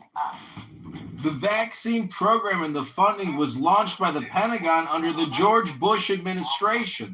Tens of billions a year in annual defense funding for biological and chemical weapon research. It's all bullshit. Barack Hussein Obama helped push it. Obama was a part of the manufacturing of the disease. We're not talking about linking him to the vaccine. That's not what anyone's saying. Like those biolabs, the gain of function with Fauci, all of those emails that came out that the niggas just want to act oblivious to. Like that shit was manufactured in the Ukraine. A whole bunch of biolabs all along the borders, and they're released. Like we did all of this shit the whole 2020, 2021, and 2022. Like, what are we doing here? Well, besides the vaccines, I think there's a. Go ahead. Sorry. Yeah, I also want to say that he was a part of the SARS-2 whole epidemic as well, and COVID-19 is SARS-2. So, yeah. It's just SARS-2. It's literally SARS-2 repackaged, and then the vaccine doesn't even have the whatever is in the actual, you know, strand of the what is it called?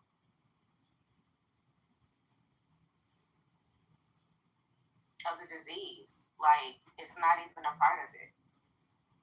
Man, I'm mad I missed her response to my phone. I had to get on my other line. But I don't know how we gonna put this all on one person. That shit kind of crazy. Well, besides the vaccine, we know like they're trying to, because I think the guy unethical experiments. These are the 50 most insane and disturbing CIA facts you never knew. Number 50. The CIA Assassination Manual, drafted in 1952, states the most efficient accident is simplest about so many ways. So I'm most secretive organization. Most secretive organization. When we know there's a target sitting in a bar, and we know more about the target than they know about us, that's a scenario that we call information superiority. So we can walk in there, and we can launch a surprise attack, and basically... So, I was on Pearson Morgan a couple of days ago. Invocation of Satan Hail, Almighty One. That's what I'm trying to Ruler. Look, I'm not pushing no narrative. I just be asking these questions because you're like, yo, shit, I could miss some shit. I might have missed some shit.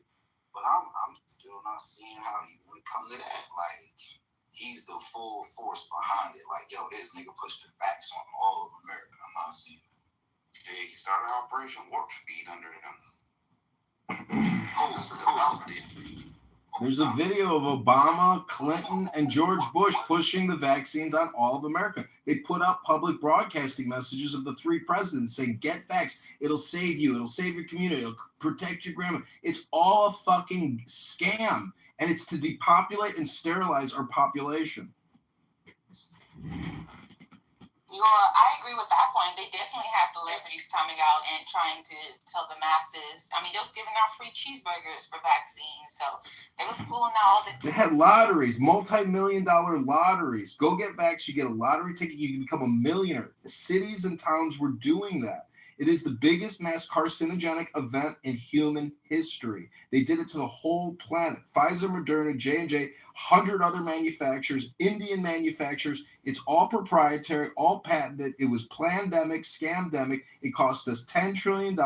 We need mass arrests, and we need them now. But Kash Patel and J.D. Vance, they're faggots. They're never going to do it. And then Dragon Pharma. Book, are you gay?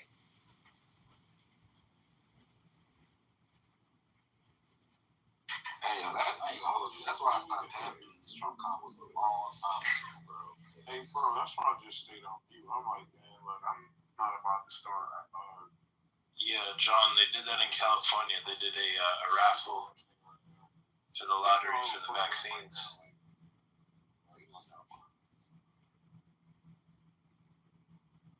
He the one that held off on giving the vaccine as long as he could. Who held off? Okay. He the one that started the program to develop it. He held off on getting that. He kind of, yeah, he did. Hold on. Bill Gates was at the forefront. Him and Fauci were at the forefront. Trump was the one that actually put it through as something for the government to develop. Hey, Glenn, let me ask you a question, right? Go ahead. Would you trust Donald Trump to perform any type of surgery on you if you was in a fucked up position? Would you trust him to do that? To perform a surgery? No, he's not a doctor. He's not a doctor. So as the president, when we see how Operation Warp Speed went, like, bro, I be like, yo, hold on, wait.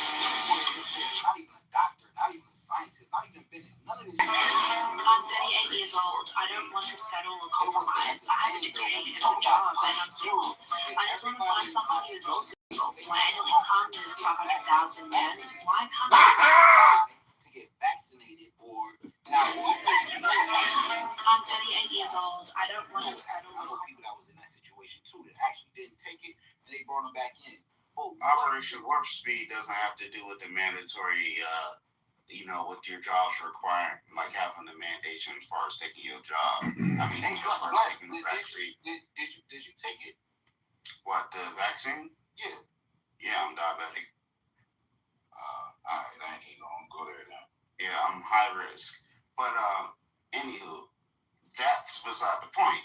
Like, I get if you have a problem with the mandate side of things, that's actually not on Trump. The mandate didn't come out till 2021 while Biden was president.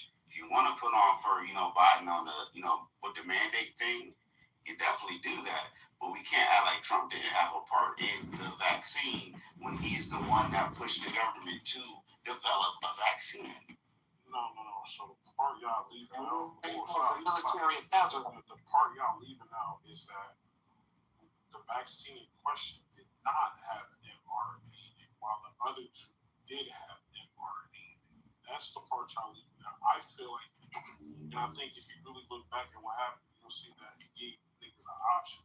Like even the shit that they was pushing, the nigga was talking about zinc, ivermectin, the nigga even said the shit about bleaching, and everybody went crazy about that when it was a fact. The nigga said, he even said sunlight, bro. The nigga gave people options.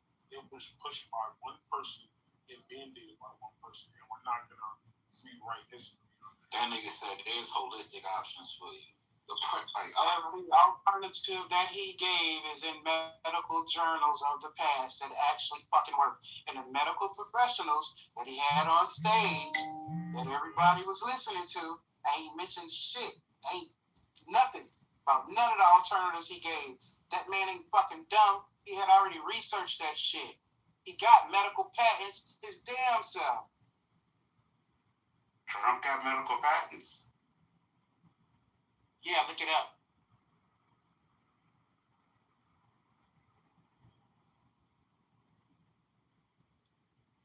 He got when he was talking about putting a tube with the light down your throat into your lungs and all that other shit, that came from Tesla.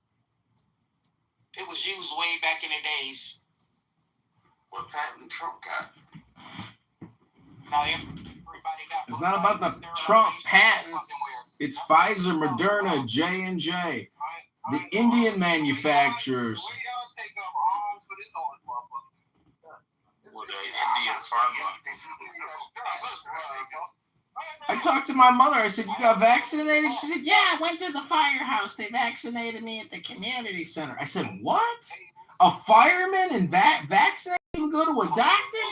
A firefighter vaccine. So, as people are saying what they're saying, you should be coming off like the vaccine gave Russians, but not the good. Okay, facts. But that's how these conversations go, right? When people are saying what they saying, and the conversations always get weird when niggas just say, "Oh, you just this, you booty clapping, you A, B, and C." Like, cool. Like, I ain't mad at you how you feel about certain shit. But as it's going, and when these points are getting ran through, it needs to be stopped by when that person mutes up, gets off mic, and you should say, "Bro, this is why you're wrong." Like, is that not how these conversations should go on my trip? Yeah, that's green bean fascism censorship world, where green beaners think they know everything.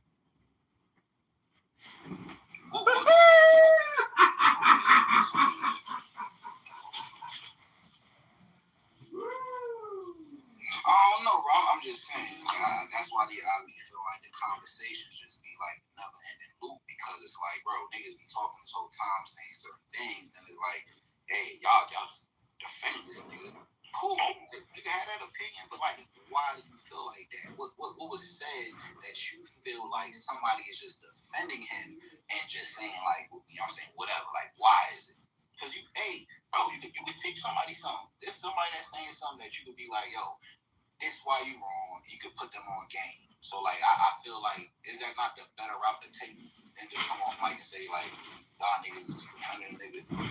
We all trying to get to a common ground and figure some shit out. So I don't know. What was on that link? Wait, I'm double checking that right now. I might have to take that back. I'm double checking it.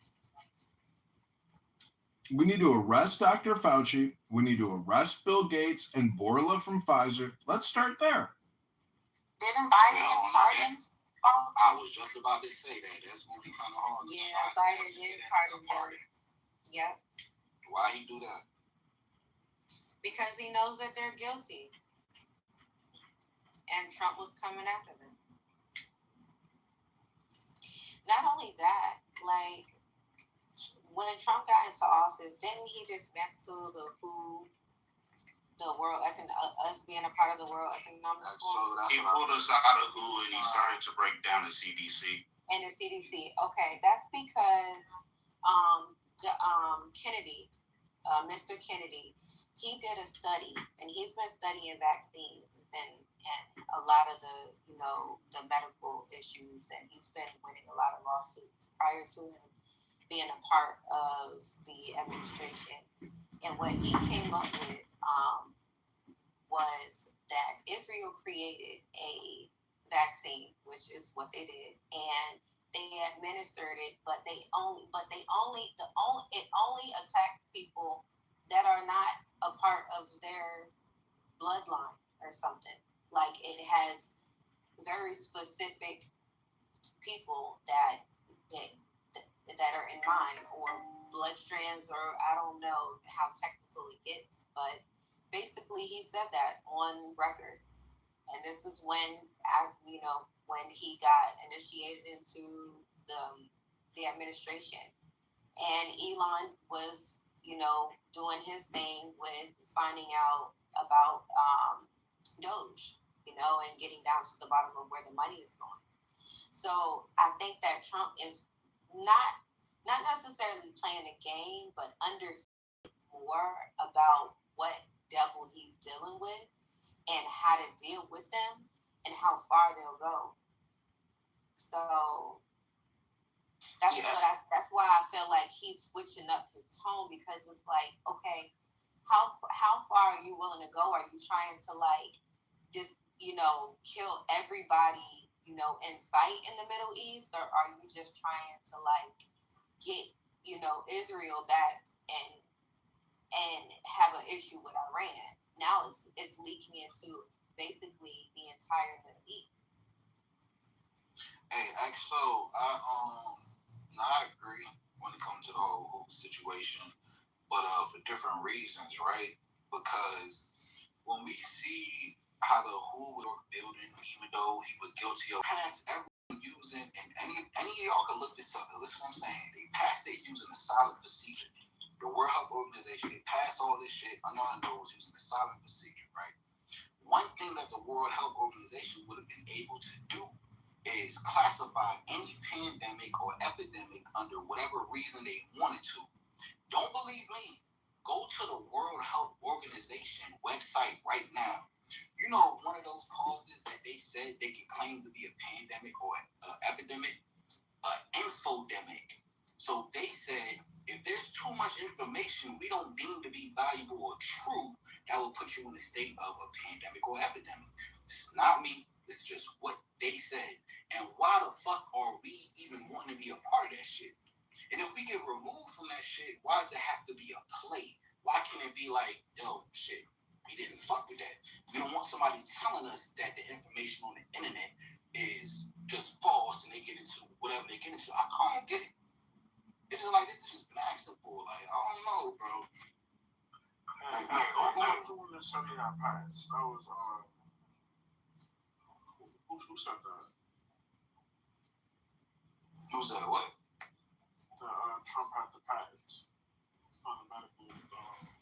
It was a girl. Was that low? That was me, and I corrected myself. That was Donald L. Trump. But Donald L. Trump and Donald John Trump have collaborated. Okay, yeah, because I like to be factual when I post recently. I'm like, hold up, like, let me double check that. Then I put the patent link in the chat so anybody that wanted to search there. And then I put the original clip where he said what he said in the chat, and I was looking to see if he patented anything. So I correct myself also. Yeah, I'm about to say, I don't see anything at the U.S. Patent Office with that nigga. Yeah, that's why I dropped the rest of that shit I dropped in the chat for further reading.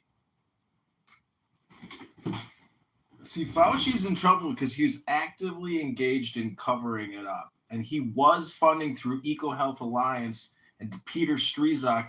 It's a big business. It's not, these weapon biodefense labs, they're offensive weapon lab systems, global, in 30 countries. As a taxpayer, you go into work 3 out of 5 days a year to fund the military-industrial complex, the Medicare, Medicaid industrial complex, the judicial, legal, political industrial complex. You're a slave in this country because the country is now $40 trillion in debt. If you own a home, your property taxes over the next 10 years are going to be hundreds of thousands of dollars. The system is broken. It's upside down, and now it's become a debt slave economy. If we don't have politicians willing to file federal bankruptcy to discharge public debt and rein in the spending, it has become a communist slave state, not laissez-faire capitalism. It has become a communist gulag slave system. It's called altruism, socialism, sacrifice. It's a spam. It's a communication spam. And these socialist, criminal, liberal, progressive Democrats are fraudsters, liars, and spammers. And if they'll take money from the ADL, they'll take money from you.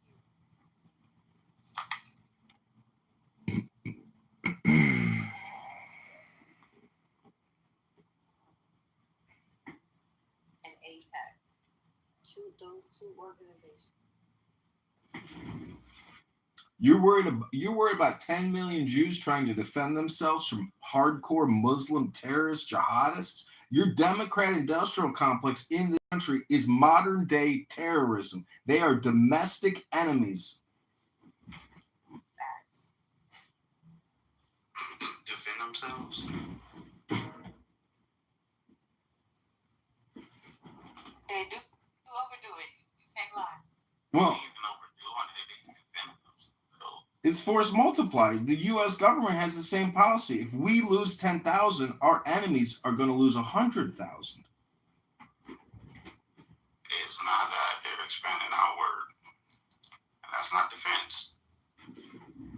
It's proactive defense. When a rocket comes into your backyard and kills 30 school children, well, there's going to be some Jews that got the weapons, the technology, and the will to go kill, to stop that from happening, to create a security buffer. Sound like you a Zionist, honestly. Wait, but do you really think Iran has the military equipment that can reach America? Not Iran. They can hit Europe. Say it, tell it. He's been saying it since the 90s. Iran is 1 month away. They're 6 months away from a nuclear weapon. 30 years of that shit. Hey, Glenn, you know what else they've been saying since the 90s? That I don't even really got to worry about the United States. Like, they just like a little, you know what I'm saying, do whatever I want with them. You know what I'm saying? We had that old video when they recorded him when he went to, I forgot where it was. But that's why we asking these questions, bro. I'm not, like I said, I'm not even trying to take a stance. I just want somebody to explain their thoughts and feelings on what they feel like is really going on, being that now all of this Israel, United States connection, gang banging, we all for one. Like, why do y'all feel like, or whoever, I ain't speaking to nobody specifically, just like it's cap. That's all I want to know, because like, hey, it could open my mind up to something. But like, why do you feel like it's cap? You feel like it's cap, man? Yeah, like, let me say this. BB been barking up the tree for damn near 30 years trying to get somebody to back Israel on some shit. Trump is the first person to actually put some shit to it. Bombed them last year in the summer and said we completely took out their nuclear structure, but then somehow back when it came to the winter, that bombing that we did in the summer didn't end up paying out, so now we got to attack them. Trump is the first person to actually go as far as BB wanted him to go. can't say he's standing up against the man. He's going further than anybody else did. But now you have... What happened in Gaza when Biden was in office? What happened in Gaza? Yeah. You talking about October 7th. Just Gaza in general. What happened to Gaza when Biden was in office? So you say go as far as he wanted him to. With Iran. You feel like Trump went further than the last administration did? And look, I ain't gangbanging, I ain't picking a side. I'm just trying to ask questions. I didn't say Gaza. Well, I'm asking about it. I was talking about Iran. Like, that's an entirely different thing. Yeah, but it's still on topic, though. Because, all right, so let me ask you this. What do you feel like was more of a genocide, Gaza or Iran? Gaza. Okay. So if you feel like Gaza was more of a genocide... Iran isn't a genocide. That's just an attack. That's a war. I agree with you. But if you feel like Gaza was more of a genocide, who did that go down under? Because you said them taking as far as they wanted it to. So I would think if we can agree... With Iran. What was that? With Iran. I said Trump went as far as Bibi wanted it to with Iran. I didn't mention Gaza. Well, the way I'm taking it, correct me if I'm wrong, when you say Trump went as far as he wanted to, you're saying there's no other previous president that went as far as Netanyahu wanted them to go. With Iran. Okay, if you're saying specifically with Iran, okay. Yes. I gotta repeat that shit. Yeah, you good, bro. We just having a conversation, right? But when I heard you say as far as they wanted him to, I'm just thinking about everything in general. I'm not thinking about just Iran. I'm thinking about how far Israel was willing to take it with whoever, and whatever previous president was in a line with that. Hey guys, can I get in the combo? Sure. Yeah, go ahead, bro. Iran was not Israel's plan. They have shared interests. Israel. That's what I was kind of thinking, but I ain't want to cover it. Go ahead, Ryan. In the combo, why you talking about people not being with their opinions, but you're not? I'll try and get Hold on. Let Randy go. Okay. So yes, last year the U.S. and Israel dealt a major blow to Iran's nuclear program. This year's war is about a new topic. Iran's ballistic missile program, which is separate from its nuclear program. Iran has been ramping up its ballistic missile production and targeting them against Israel. And so that's the difference between last year's war and this one. Plus, Iran.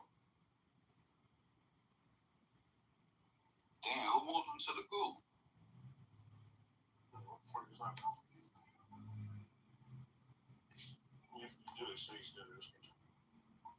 Hey, Randy, I'm bringing you back up. I don't know who moved you. I don't see anybody in history moving you, so I don't know if you went to the audience on your own. But go ahead. He might have clicked it by himself by mistake. Go ahead, Randy.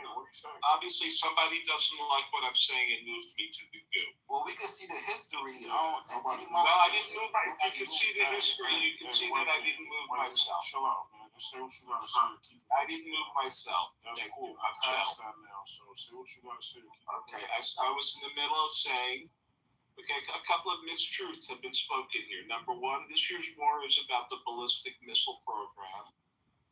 Number two, Israel is not expanding its territory. They're clearing out Hezbollah strongholds. There's a difference. As far as, Iran having a nuclear weapon is not just a threat to Israel. Iran is a jihadist country. They are not rational players in the way that other countries are.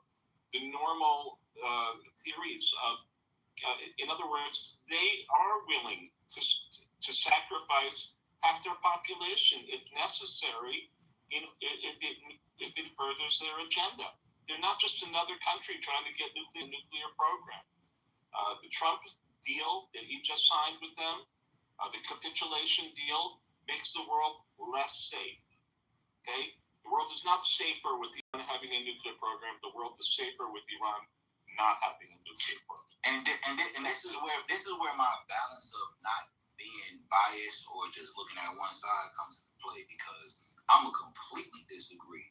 Like, that's why I be saying, like, I just want people to prove like what they talking about, right? Bro, me personally, I have no belief that Iran had any type of nuclear weapons, no capability of bombing the United States, fucking United States, fucking Israel. I'm not gonna believe that. Even if Trump said it, like, and he did, I don't believe it. I don't believe that. You don't believe that Iran has a nuclear program? Hey, hold on. No, not at all. What country is at war with most of the Trump's interest in anything nuclear over there in Iran is to obtain the fucking material to test the isotopes, because Hillary sold the fucking uranium-1 shit to Russia, and Russia passed it off to fucking Iran. That is his main interest when it comes to anything fucking nuclear in Iran. I would agree with that more versus than we just sitting here saying like, yo, Iran got all this nuclear equipment, they about to fuck America up, all that shit. No, I'm not agreeing with that, because there's no evidence, there's no proof of that. I don't care who said it, Trump administration, there's no proof of that shit. Here's the thing about it.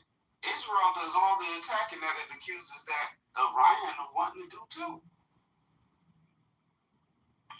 What I would say, just to kind of agree with Randy to a certain point, because I'm not biased, I don't think Iran is competition for America military, but I do know Iran is known to fund little terrorist groups, Hezbollah, the IRGC, the Islamic Brotherhood. They're funding group actively right now in Congo, where there are some Muslim terrorists, part of different organizations, like in Nigeria. If you guys recall, Trump having to bomb Nigeria because of what was going on over there. But I would say Iran is not as innocent as we are trying to portray. They're not innocent. Israel under Netanyahu has a lot to do with that too. Yeah, but here's the thing though, like, they're not innocent at all. We just can't pretend that we're. My bad. Let me just say this. No, you good. Let me just say this real quick, bro. Because now I'm speaking on something that, as I was previously speaking, that you would think I would be on the same side, but I'm like on the opposite side with it. I don't believe it. I don't believe Iran has anything. And I believe if Iran had anything, they would have then did what they was. Ain't they chanting death to America? If they over there chanting death to America, why has they not went ahead and went through what they planned? Why have they not went ahead and went through it, bombing us, bombing our allies, whatever the case is? It seems like it's just weak. There's nothing going on, and it reminds me of 9/11 when we see saying these niggas got mass destruction, bro. And to add to that, why are they chanting death to America? Well, let me ask you this: do you think that North Korea has a nuclear weapon? I feel like anybody. I don't feel like they do. I feel like anybody that has a nuclear weapon, looking at how the world. The niggas gotta have something. Man, well, hey, look, it's a possibility, right? But I'm just saying, like, looking at how things are moving, why nobody busting a move? What they waiting for? So somebody tells me that's like how people in Atlanta are. Everybody got guns, so you think twice about pulling guns. Everywhere else, it's like you bully and you should not have a destruction. They got something, bro. They got something that'll level this motherfucker. Hey, to me that sounds like they really ain't got shit, because if you feel like everybody got what you got, and you feel like somebody might have a little bit more than you, you already feeling like shit. I really can't even do nothing. This is my last resort. Like, okay, if it really do pop off, all right, I'm gonna go ahead and push the button. But it's not a scenario of shit. I can just shut this shit down if I want to. It's a short destruction. What Chop is describing. You say what? It's called a short mutual destruction. Yeah, exactly. Where it's pretty much like, it's like if one person press off with it, the other person press off, and they're both gonna die. It's like a short. It's 100%, and nobody about to survive. So don't nobody actually want to do it, but they also don't want to get rid of it because they don't want the other person to be able to take them off. That still sound like a last resort to me, though. That still sound like a managed proxy nation is not to make a move until they're instructed to make a move. But everything changes once you have a martyr, a system that praises martyrhood. In other words, North Korea has a nuclear weapon, but they understand mutual deterrence. They understand that if they use it, it's going to be used against them. Iran is the first country that believes in shaheeds, martyrs. They are willing to sacrifice half their country in the interest of advancing their Islamic resolution. Mutual deterrence will not work with Iran. They are different than every other country. Is that what Israel not? Why they chose? They literally bombs on themselves. They literally did that. So.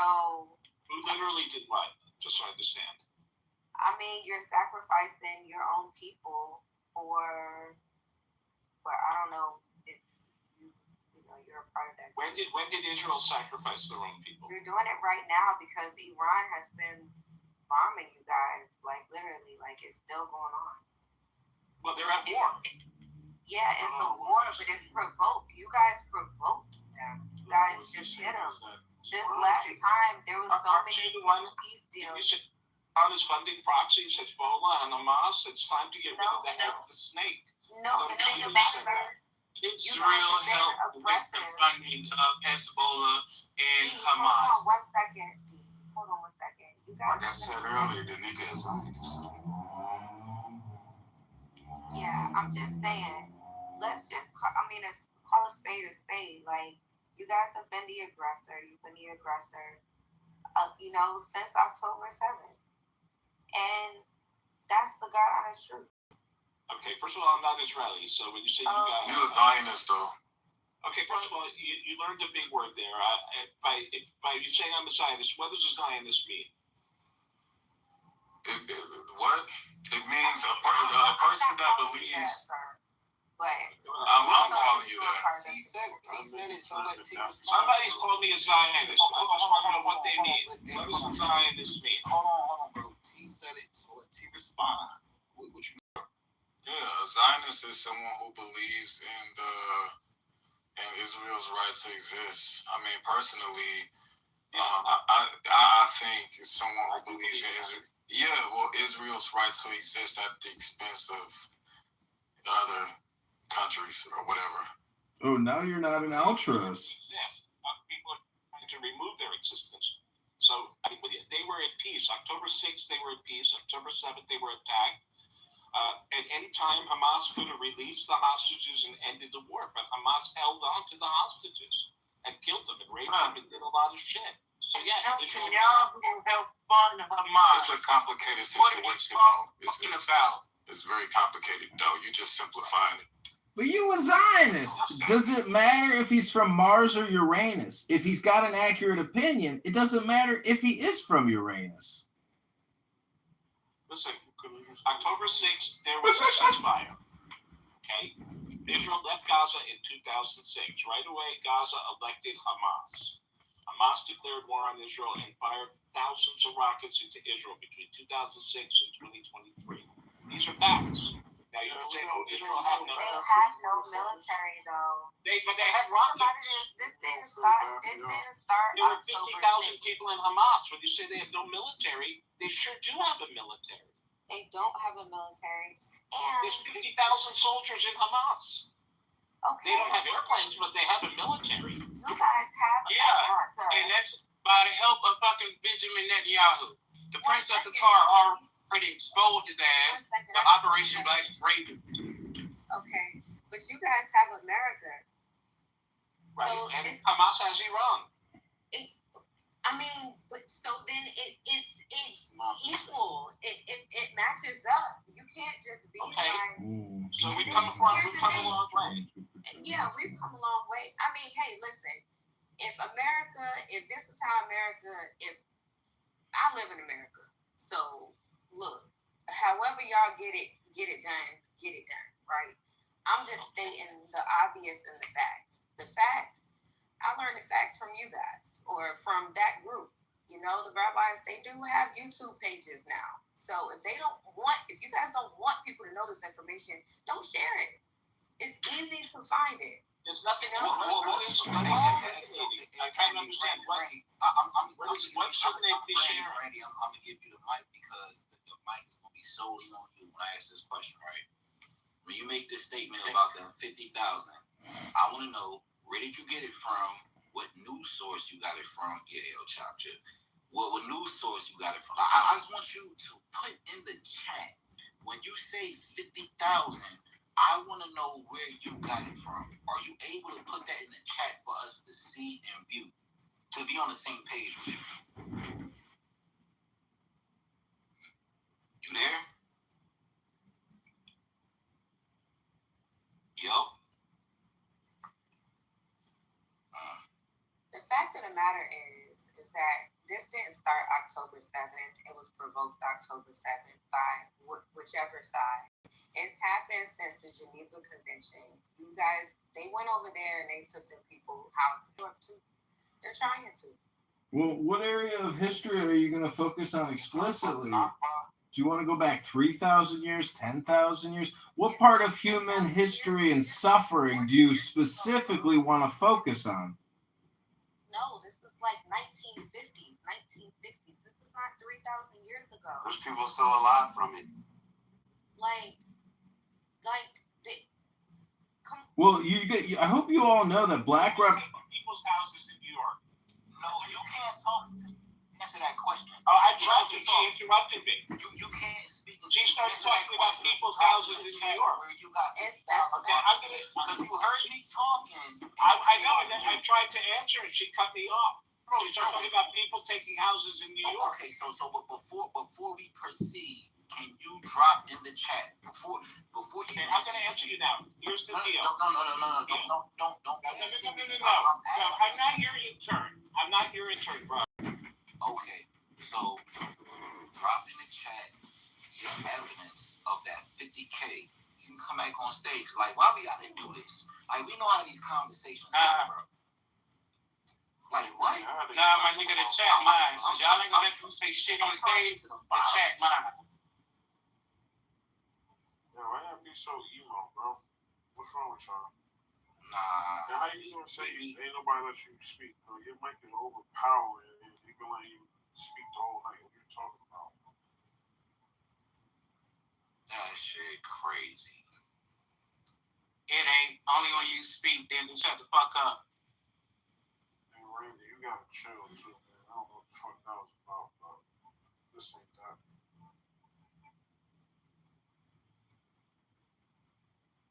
Hey, on another note, in the background, I was listening to Belly Gang at 21. This shit, alright, bro. A couple people dropped tonight. State, Tiara Wack, YG, and Pusha T. It's a couple people.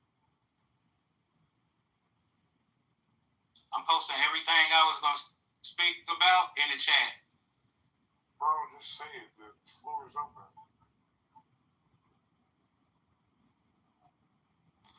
Shit, I'm almost done now. You see how much I put in there already? I'm not even paying attention, bro. I'd rather you just say it. Speak for real. Bruh, everybody looking at this shit all fucking wrong, just like I was telling their ass. They keep trying to make a distinction between Iran and Israel when they share a common fucking interest. Neither one of them want an independent state of Palestine. So you move Hamas and the motherfucking Palestine to Gaza. When you fight them, you call yourself fighting them, but you're destroying everything and the people there. Then you move the other motherfuckers over there in Lebanon, because Lebanon, Yemen, and other Middle Eastern nations all agree on the independent state of Palestine or whatever. So y'all motherfuckers is literally causing a fight between each other to destroy the people and the lands and shit over there. They working together, but making it look like they're not. And Netanyahu behind the funding of both Hamas and Hezbollah. They do that shit via the IRGC and the Muslim Brotherhood. The motherfucker that's over the Treasury has already tracked their fucking accounts. That's why he seized the crypto. $1 billion in crypto. He used to work for the London banks. So he know how to find all the shadow banking network. That's why I'm going to say, that's why that bank went down over there in Switzerland or whatever. And the MI6 involvement with the Muslim Brotherhood, helping build their mosque in Egypt, Yemen, and again, Lebanon. All three locations, strategic assets. This shit is bigger than Israel, bigger than Iran, and all of it goes right back to fucking Britain, City of London, and all that other shit.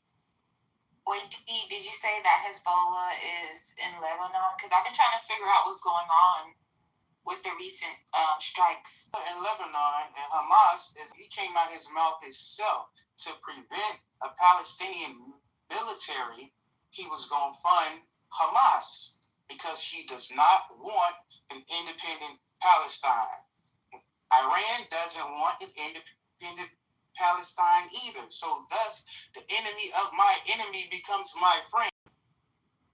And we keep this shit destabilized, and who's making all the fucking money, and who controlling the global shipping routes and setting the price of oil and everything? The British motherfuckers. That's why Trump breaking away from their asses too. He literally just took the whole global economy.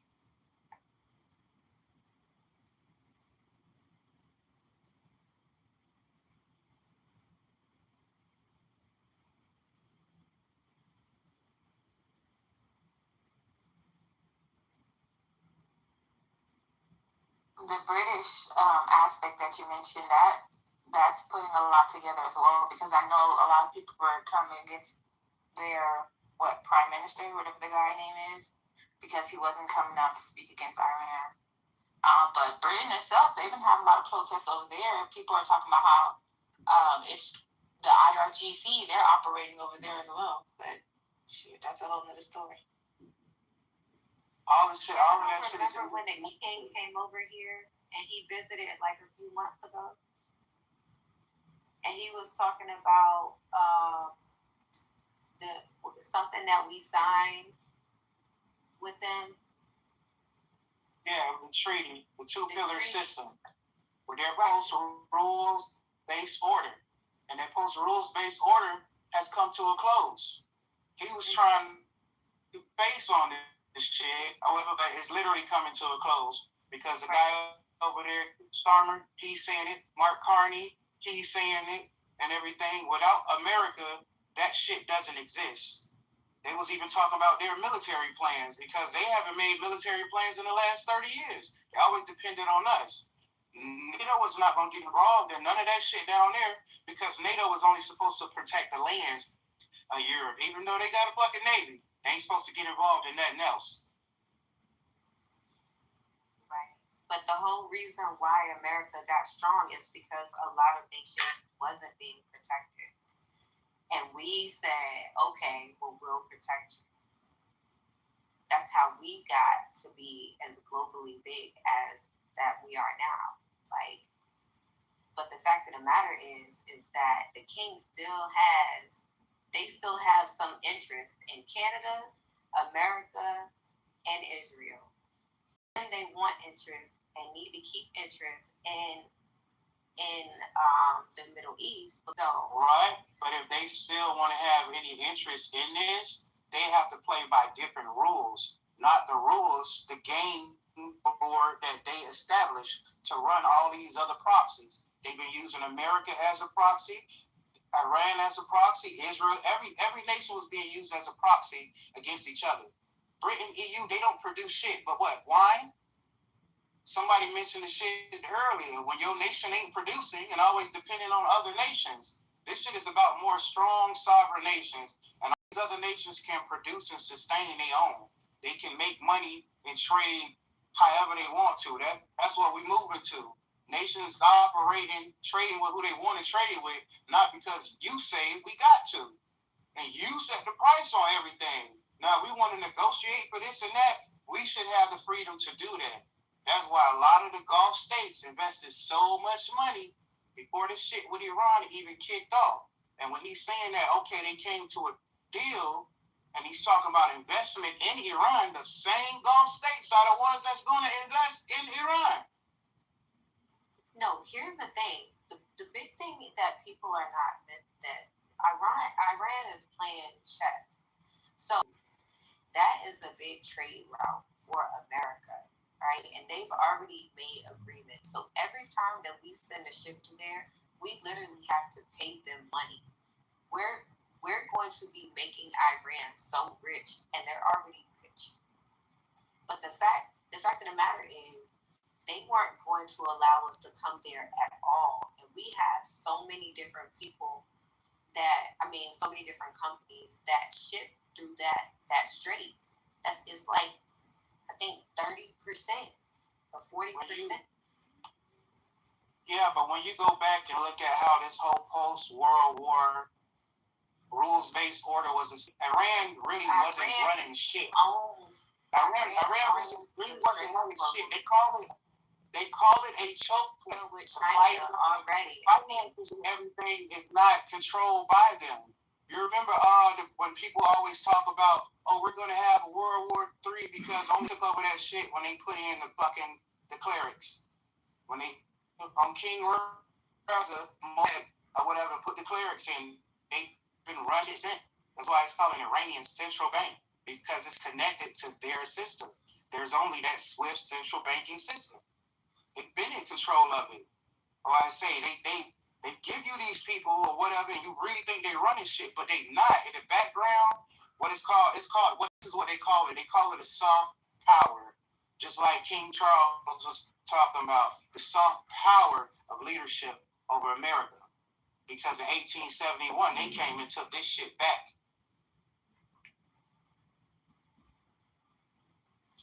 What I'm saying is, regardless of all of that, Israel got a problem with them. And Israel is basically making their life a living fucking hell, alongside a few other countries. So that right there has already ruined the relationship between a lot of countries, specifically with America, because we did have a great relationship with Iran. But Iran, the Middle East can sustain themselves. They have oil money. They have oil. They have a lot of fucking resources. They have rare earth minerals that we need, that we ain't even getting from Ukraine. They have shit that we actually need to sustain us in the future. So it's not just about money. This shit is about, it's about land and what we need in order to run stuff. This goes beyond that. So if we can't even get import and export, it's a huge issue. People around the globe just so that they can get goods. Again, I'm gonna tell you about how the maritime structure was set up. But it's not, because they're not the financial control of the Strait of Hormuz resides in the city of London. For the last 150 years, if anything pops off in that region, they only use the United States Navy. For the last 150 years, America has always had a presence in the Strait of Hormuz and that whole Gulf Sea region because of who has the financial controls of the Israel keeps breaking their agreement. It's not because of Israel.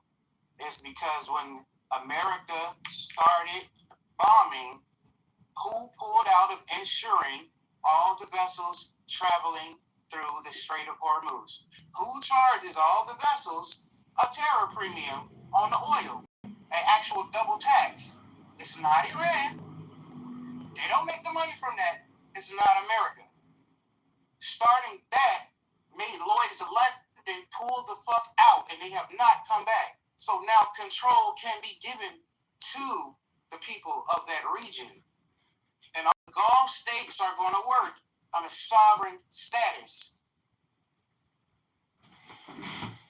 Well, one way to look at life is to come to the conclusion that there's not a speck of dust out of place in the whole universe, that everything is as the way it is, and there's nothing new under the sun. And there never will be anything new under the sun because everything has already been.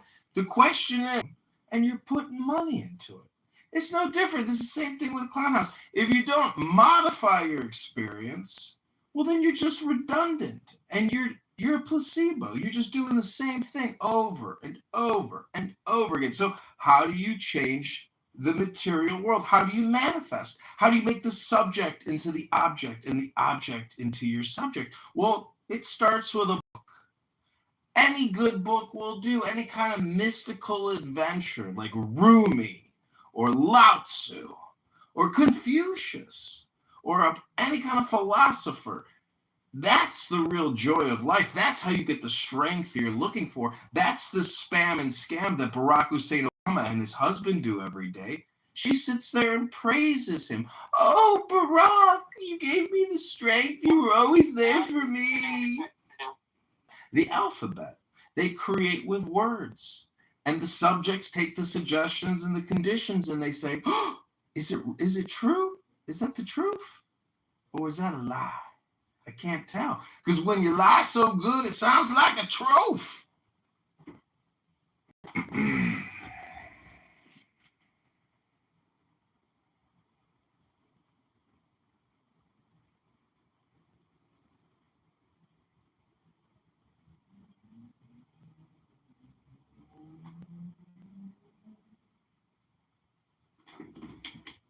I done said too much. I'm going to the race hustler, Reverend Al Sharpton. See you all at the soiree.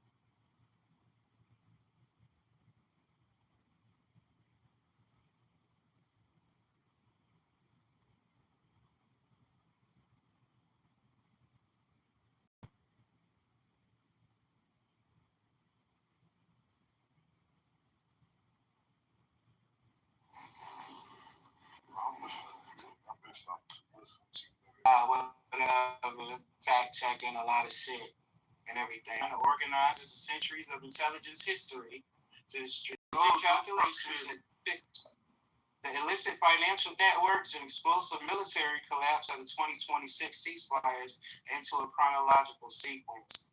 Now, the phase one, it take you back to the historical groundwork in the 1940s and 50s with the MI6 alliance and the post-World War II era. British intelligence, MI6, identifies the early Muslim Brotherhood in Egypt as strategic asset. They covertly funded some first mosques and regional.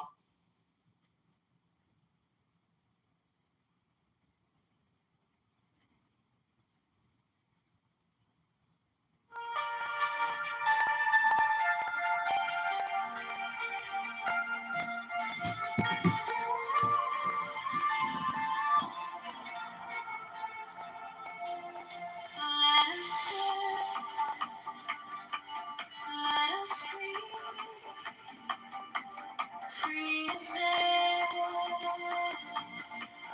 no hate, no chains, no despair. Among the shadows, we shine so bright. We carry peace into the night. I believe that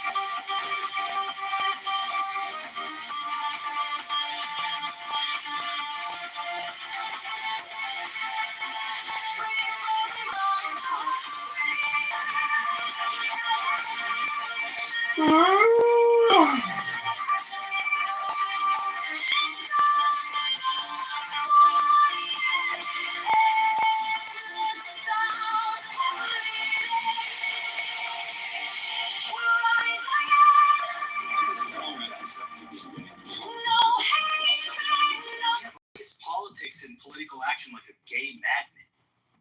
Oh, well, they're all in Model UN, and they just really thrust themselves into their academics. Like, you're telling me, like, we can't get straight politicians? Tom Cotton. If you're looking for your child from the kids gay down, because I tell you, the girls like they can't get your kids or get your gay. No, I know for a choice. It's a choice. It's not. I would choose gay every day. Why is it? Okay, look, Dual income, no kids. Rich. Share the wardrobe. Rich. You fall into every diversity, equity, inclusion shit. So easy to get laid. Like, if I could just choose to be gay. I do hanging out with Peter Thiel laughing about fucking SpaceX. Well, I have two theories on the only people who don't choose to be gay is because the environmental estrogens, the birth control in the water, like something happened when you were in utero, like in the womb. So maybe those people don't choose to be gay, but I feel like for everyone else, they're under possession or sway of some sort of demonic entity. Another round, correct? And that's why they have to like fight internally against being gay. But I think it has to do with what hormones you get in utero. I just said that though. Yeah, but you think for everyone? In utero, mostly. Well, I think some of it's child That's why pregnant bitches shouldn't use fucking fingernail polish and toenail polish. It's one of the fastest absorbing endocrine disruptors that a woman puts on their body during pregnancy is fingernail polish, toenail polish. One of the fastest. Yeah. It's like taking a birth, like it's like giving your unborn son birth control pills before he's born. So then, well, you don't want to get pregnant before he's born. No, but you were cooking. Keep going. I was busy with how. Yeah, so, wouldn't that just be bad anyway? So I stayed single a little longer. So sounds like we were on every background, every studio. So you were living in LA? No. It was our offices were in Wilmette, and then our other offices were in Morton Grove, the two different companies I worked for that time. All the stars came to my offices. Number 2 at the Registry Hotel. That is where we had our meetings, but all the studios, Wine and Dine Us, they would come to the hotel to promote all the new film that they were distributing. And so they would come and make big presentations to us. And then in the evenings, they would each have us for dinner, an event on one of the studio backlots. Mm-hmm. So we would be on the Western set, like they would take us to the Western set, set it up, and make us a Western barbecue. With cowboy hats and then one studio had us. It was when Clint Eastwood had the film Pink Cadillac. There was a film with Pink Caddy, and they had the Cadillac out there. And then Disney had us there. And at that time, Michael Eisner was the head of Disney, and we talked to him. I ran into him in the parking lot, and we did Disney a couple times. Once on the back lot for Down and Out in Beverly Hills, which was a movie with Nick Nolte at the time. And then another time we came and they had us for a party in the commissary. That's where all the actors eat, on the studio lot. And the costume department rolled out costumes for us to wear for the party. It was crazy, like poodle skirts and sweaters, and so that was kind of fun. So yeah, it was, that's what I'm saying. I didn't get married right away because I was having such a good time. So that's a little bit about in 87. So, and then That's why your son's a little bit younger than me. Yes, I had him in 90. He was born in 1990. He went to Iowa, University of Iowa. And now he lives in Palatine. Oh, no. But you're out of state then, right? Huh? You're out of state though. What do you mean? I'm in Illinois. Oh, I thought you were in Minnesota. No, my brother Bob lives in Minnesota. Okay, so are you in suburban Chicago or no? Yeah. Oh, okay. Oh, so I'm in Buffalo. I don't listen. I'm not too concerned about being doxxed. I'm in Buffalo Grove, just so you know, because I don't cause trouble in any rooms where anybody would have to leave. Right. So, yeah. Hi. Friends in Chicago. Who's here? I don't know who's here. Hi. Just say hello. Go ahead. You have friends in Chicago. Good. Out of them, no friends. They shit against me when I'm the one who fucking said it in the first place. Okay, well, thanks for dropping by. What the hell? What the? These people, this is what always drives me crazy. I have a ton of friends in Chicago, and I'm going there in a couple months. But then my family who lives there, they all live in Deerfield. Oh, your family's here in Deerfield? Like, a bunch of first cousins. I'm in Buffalo Grove. That's might as well be in Deerfield. You know what I'm saying? That's my backyard, basically. Oh yeah, I mean, my turf. My family. My brother has a home in Highland Park. We're Buffalo Grove and Deerfield. We have cousins in Glenview and Deerfield. That's the whole. That's the area. Lincolnshire, Buffalo Grove. Yeah. So very cool. So your parents are still in Deerfield? No, my parents are here in Detroit. These are okay. Got it. These are my first cousins who grew up here in Detroit, but they ended up marrying men who lived in there you go. The Northwest Chicago. Yes, of course. Okay, so you're in your folks live in the core area in Detroit. Okay. So we have friends, a lot of friends that in Detroit. Well, not in Detroit, but in the burbs of Detroit. Yeah. Right. So it's similar. Very similar. My sister-in-law's sister lives there, and we've been there quite a few times. So that's nice. And you live in the city, or are you also sort of in the burbs? I live in an inner ring suburb that touches the city. So I live like 5 miles from the city limits. So from downtown is like 20-minute drive. Oh, that's not bad. Yeah. No, that's good. No, my son has to work. He's hybrid. He works both at home and in the city. And so he has to take the train. Palatine has a really good train because they run late, in case he wants to do something in the city. And he has a parking space in a garage by the train, right adjacent to the tracks, not one of the distant lots. So he's got a really cushy setup, for commuting. I wish we had that, like in suburban Detroit, like a train that went to the city. Oh God, yeah. You didn't really want to live in the city. I did. I lived in the city, but it's a hassle because Well, you need a garage as part of your apartment. You don't want one of the old buildings where you don't have parking because it's a nightmare. And because you can't leave your car in the street in the winter, you know what I mean? They'll tow it or whatever. So here he's spending extra on his rent to get a garage just here in apartments and firms. So that he doesn't have to clean his car out, you know, winter and stuff. And safer complexes with your car in the garage. And it's a private garage. It's not like a building kind of thing. So there's not many. So, but he works for the control. Susan Mendoza.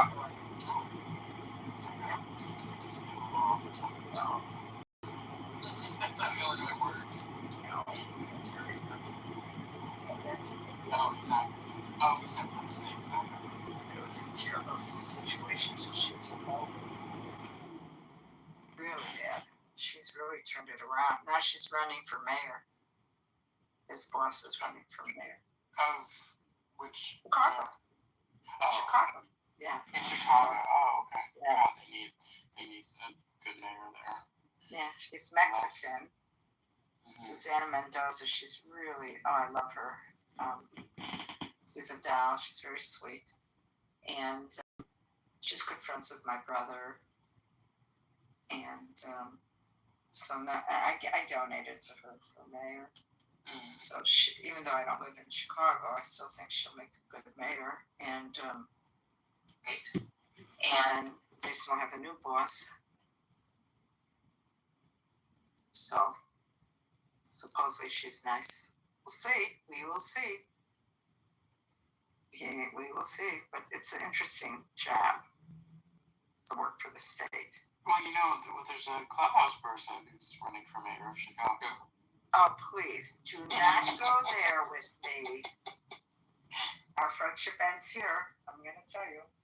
I know asshole Kitover very well. When he first got on this app, he came to the Jewish room with his shtick. Do you know? Have you met him in real life? Never, and I will never meet him in real life. I'm going to tell you. The nutsiest. I mean, and here's the thing. I know all the major politicians in Illinois. Okay, we happen to have. My brother is pretty well connected, you know, and. So at my parents' funeral was Brad Schneider, who's our congressman, and Bob Dole, who's a good friend, and Mark Kirk, who was our senator. We were all at my parents' funeral. And so we know all the politicians. And so was Susana Mendoza. She, you know, the comptroller was at my father's funeral. So, you know, the inside track on him, you know, from like Darren LaHood and the other people, I mean, he cheats. He's such a crook. He's such a little, nothing he does is good. You know what I'm saying? You can't trust him. So he was kicked off the ballot because he round-tabled his signatures. No, I did not. I don't know that term in particular, but I definitely read the news articles that came out. I was round-tabled against when I ran for committee person. I did it. They got the signatures overnight. I did a very snarky Sora AI on him.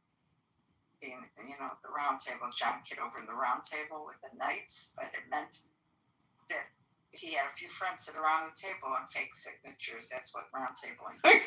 Like one friend. That makes sense. You know how long it would have taken? Inside track there. And so now he's saying he's running for Chicago, but I've also listened into so many of his live calls that it is, and I'm not talking him sitting on Clubhouse listening, I'm talking business calls. His boss, he had her on speaker.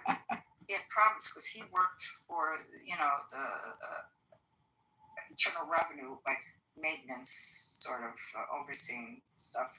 Who was the janitor at the IRS? And he lost that job, but even at that moment, there was a conflict with another employee, and he's surprised dealing with John. And then he tried to get money, you know, for Our next trial is June 25th. Whatever, and he did not get the money. No, I did. I will get the money. And I did get the About money. that because he was on the phone. And then election judge, the judge, when he was also writing a complaint about the other candidate or something, and one of the judges called him on the phone, and they might have even been Zooming, okay? Do you know he streamed that? That's against the law. He streamed you. Do you know what I'm saying? Oh, Okay, the so- danger! No, I don't, except. No, I don't mean you. Yeah, No, I didn't. Yeah. When I Yeah, said okay. you, I meant my mind was Max Rice and what's his face, Rice. They just think he's a cat's meow, and they're just as creepy as he on there, or we're on there. Oh yeah. On his site, I've saved the links of where he streamed me, but I don't allow it anymore. I'm very careful. But they come to me, like Jeff always comes to me to find all his new accounts, so they can block him out of rooms. They don't want him in rooms. Because he streams it all. It's all streamed. I mean, even if you're just joking around, all it takes is one wrong person to hear you say something, or somebody you don't like to hear it, and they're going to use it against you. It's dangerous. So.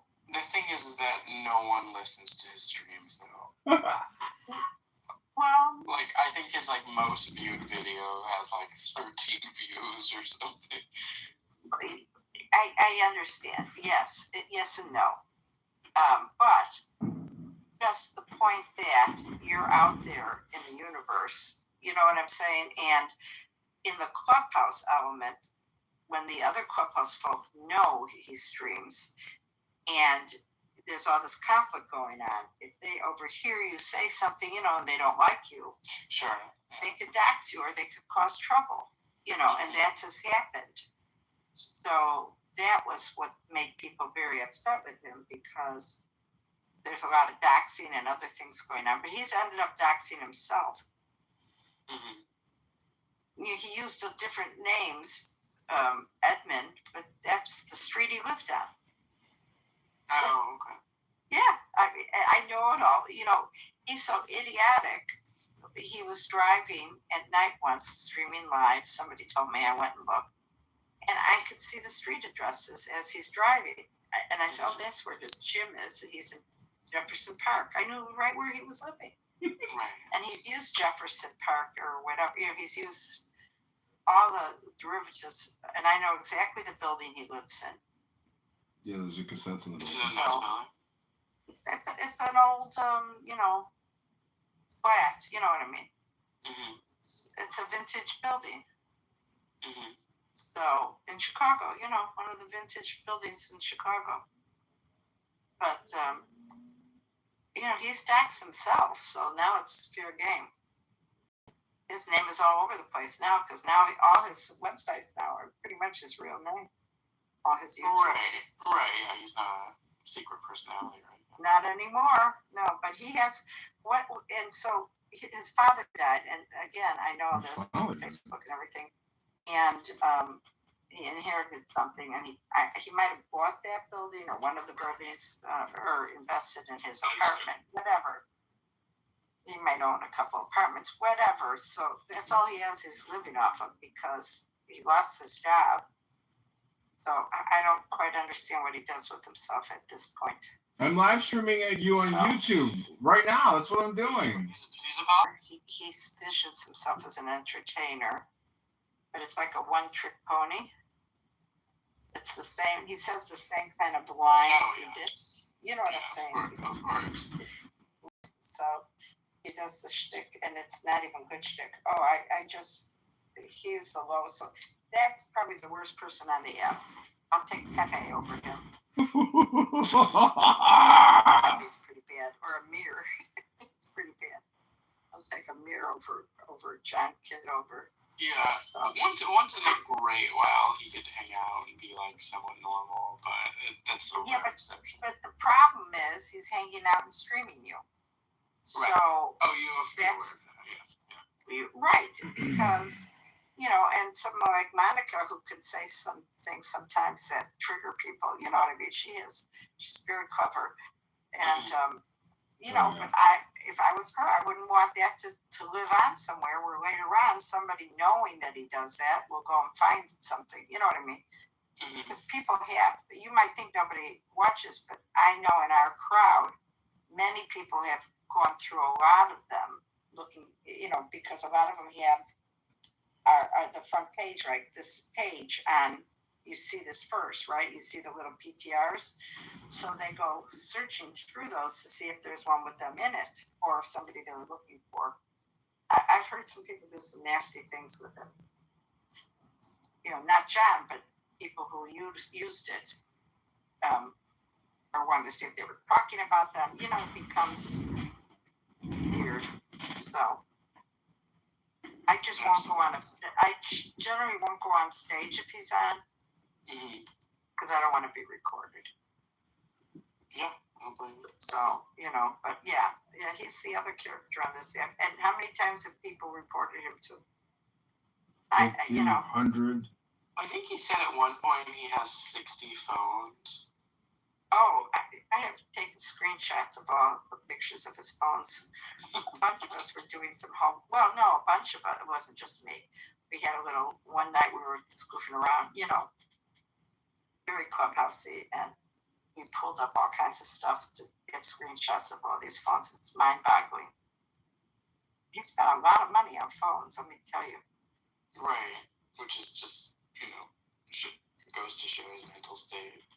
Yeah, and he even set it up in a second room in his house. 4 rooms. I got 4 recording, 5 recording studios. Everywhere. But he wasn't just on Clubhouse. He was on Instagram. It's also on Facebook. It's everywhere. X. Well, because you remember for a while he was saying that he's making a deal with Netflix to do a documentary about Clubhouse. Oh my God. He's such a doctor. Yeah, well, you'll have to call his people. Yeah, I won't call his people who call my people. That is so funny. Oh my God, Kitover. He's just. But his uncle was there's an interesting newspaper. Remember, I'm a genealogist. Yeah, what kind of Kitover? I've never heard of Kitover. Yeah. It's a derivative. But the trick is, the funny thing is, in those subscription programs like All Access, whatever, you get newspapers.com. And I looked up his family name in Illinois, and his uncle was really, the whole thing on him, really a character. Remind me to find it for you one day. I'll pull it up. It's really interesting read. His father has a Facebook page. He's deceased, but his mother, he's taken her to some political things. So we're on, a few of us in the room were on, and we opened up and there he is talking to his mom. He's streaming his mom. One night he was streaming some girl. He wanted to go over there, and she didn't want anything to do with him, so it was pretty hilarious. Another time, somebody, one of his rental properties or whatever, was reaching out, and can you imagine somebody doing business with him? He's streaming it live. So, see, those kind of things are really serious, Fully transparent. And I think in Illinois, I'm trying to remember the law. I can't remember right now.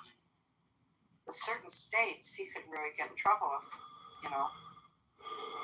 We don't like your podcast. He just thinks it's all funny. You're in big trouble, mister. But he spends 24/7 sitting in his office there. So it's too bad because his mayoral campaign website looks pretty professional until you get down to the very end, and his email address is a Gmail account. It's like, why would you go through all this trouble and not get a domain email? It's such pretend. The politicians know him, and it's such a pretend thing. The politicians know me. He doesn't have a chance in heck, and if he gets 100 votes, I'm saying it's a joke. It's a joke. Like you said, he's got all that campaign, but nobody's looking at any of it. Right. There's nobody watching it. Nobody even looks at the His real own politicians. imagination, and that's sort of an illness. There's nothing legitimate about Sort it. of an illness. Sort of an illness. Think about it. Yeah, I wonder like what he really gets out of it. I don't know. He lives in his own head. Do you know what I'm saying? He's like, Projection alert system has been activated. The projection alert system has been activated. I'm living rent free in your head. how does he perceive? No, how does he perceive all this that he's doing? Right. My God, if you did it, your mother would freak. A parent or a family member, if they discovered you doing that, oh my God! It's just, I can't believe I believe totally his mother has no clue that he has all this. You know what I'm saying? And that she gets recorded. She's like on a flip phone. I heard her on the phone. I mean, it's the weirdest thing. So it's not just recording Clubhouse. He's just records his whole life. It's very bizarre. And it goes back in time. If you really go look, there's some old stuff. So he's been following farming for a long time. But I've done some. I think I have PTRs here that I never deleted, which I should delete. I have Kitover PTRs here. I have like 100 PTRs here, but let me see. You're gonna laugh. This is a PTR I made. Mm-hmm. There you go.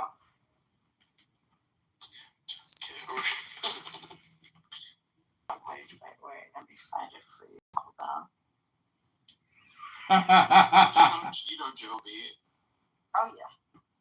She donated to his congressional campaign. Is she Michigan?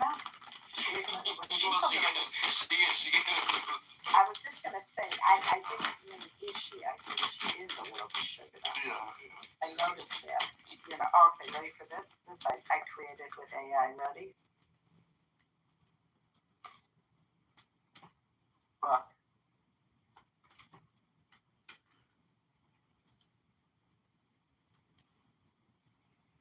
That's good. I think she was the one. And his hat, by the way. Oh, I didn't notice it at first. Yeah, you definitely made him look a lot older too. You like that? I thought I did a good job. Mm-hmm. Monica loves all this stuff. She loves it, because this is definitely up Monica's alley. She thought it was funny. But she used to always wait through my PTRs. Monica always liked my PTRs. So she was one of my biggest fans. Okay, ready? There you go. Wait. Okay.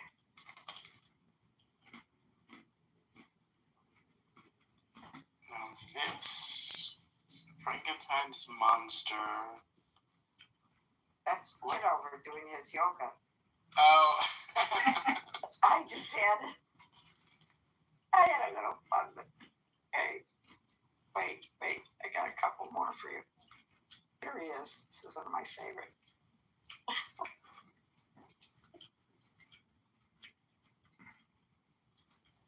Okay, let's see. That's funny. I'm telling you, we had some fun. I mean, this was, I posted them, but as you can imagine, it was a little Clubhouse conversation with a bunch of people, Definitely captured the frumpiness. Yeah, and here is the original. I just want to show you a picture from the Frankenstein there. Wait, why do his arms look like that? Huh? Oh, never mind. It's his arm holding up his leg. I thought it was okay. That's really gross, actually. I know. What kind of boomer am I? I'm a child.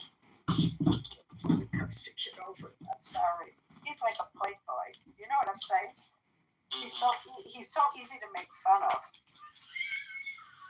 He's so easy to make fun of. So now I've got to put I've got a PTR, bunch of things, just so that that's not showing. You know, I mean, I've got to change Yeah. that's far away. I leave them there because if you're not my friend, you can't see. You know, you can't see those. But I don't want them to be up front now. Now they're up front. So I've got to just go do 1,000 PTRs.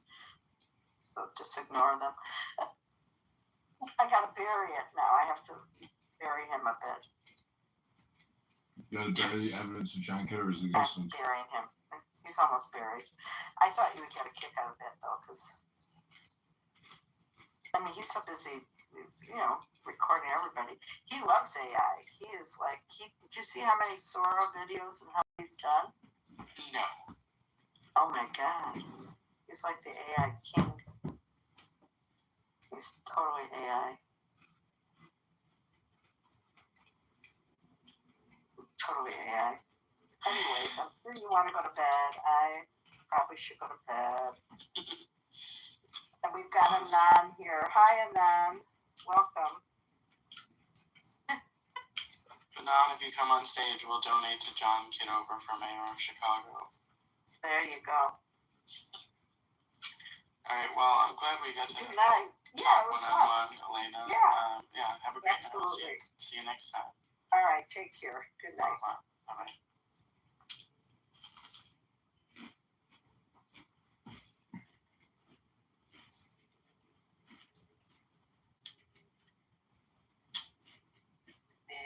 We're all going to vote for him. That is not what Black people did. And so to think that you can just run up to us and just throw anything at us, that's to me disrespectful and anti-Black. Well, he's going to make an argument that that's exactly what Democrats do. Well, no, that's not even. I'll make the actual argument I would make, right? So when it comes to, all right, so Charlotte, let me ask you a question, right? And I ain't even really like trying to debate or go back and forth, just trying to have a convo, right? So do you feel like when Obama ran for president that we were already in a racist white supremacy type of America? Do you believe that to be true? Is that a real question? As a person who was a Muslim in 2001 and knew instinctively that when the Twin Towers got hit, that they would be automatically hunting us down if it were anybody who was identified as a Muslim involved? Absolutely.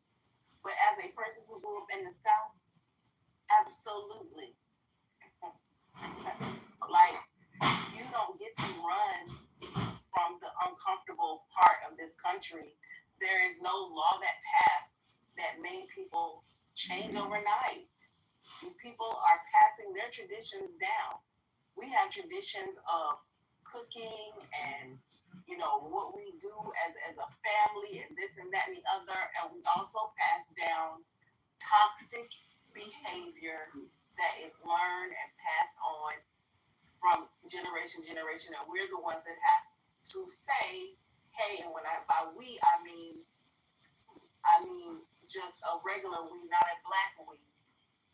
That we have to be the ones to say, well, my kids aren't going to have to, my kids aren't going to have to put up with this illogical behavior or this abusive behavior or this toxic thinking.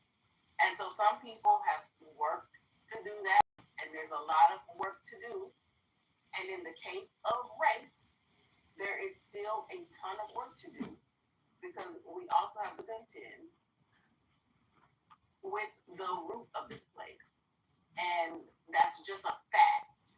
It can be uncomfortable for everybody when our kids are getting shot and people are still making excuses as to why it's okay here and not okay here, and it's fine here when it happens to this one, but not okay when it happens to that one. Like,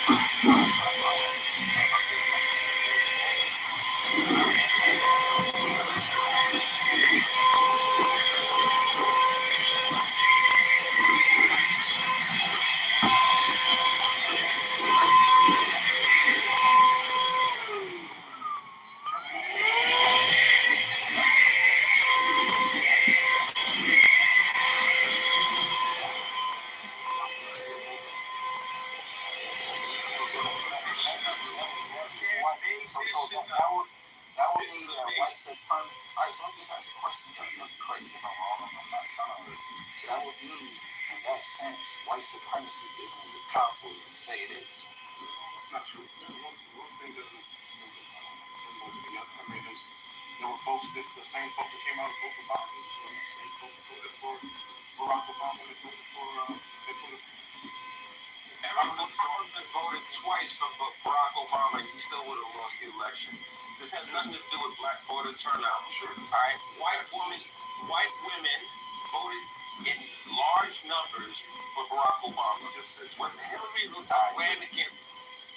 Hillary ran against, oh my God, turnout. You can stress the Quinn.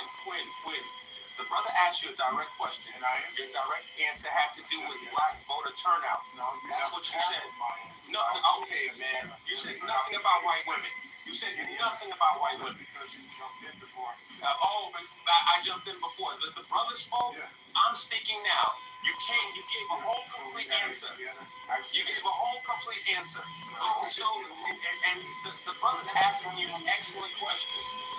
I asked how this was historic turnout with black people. And with white women and college-educated white men. That was why he won. Keyword college-educated.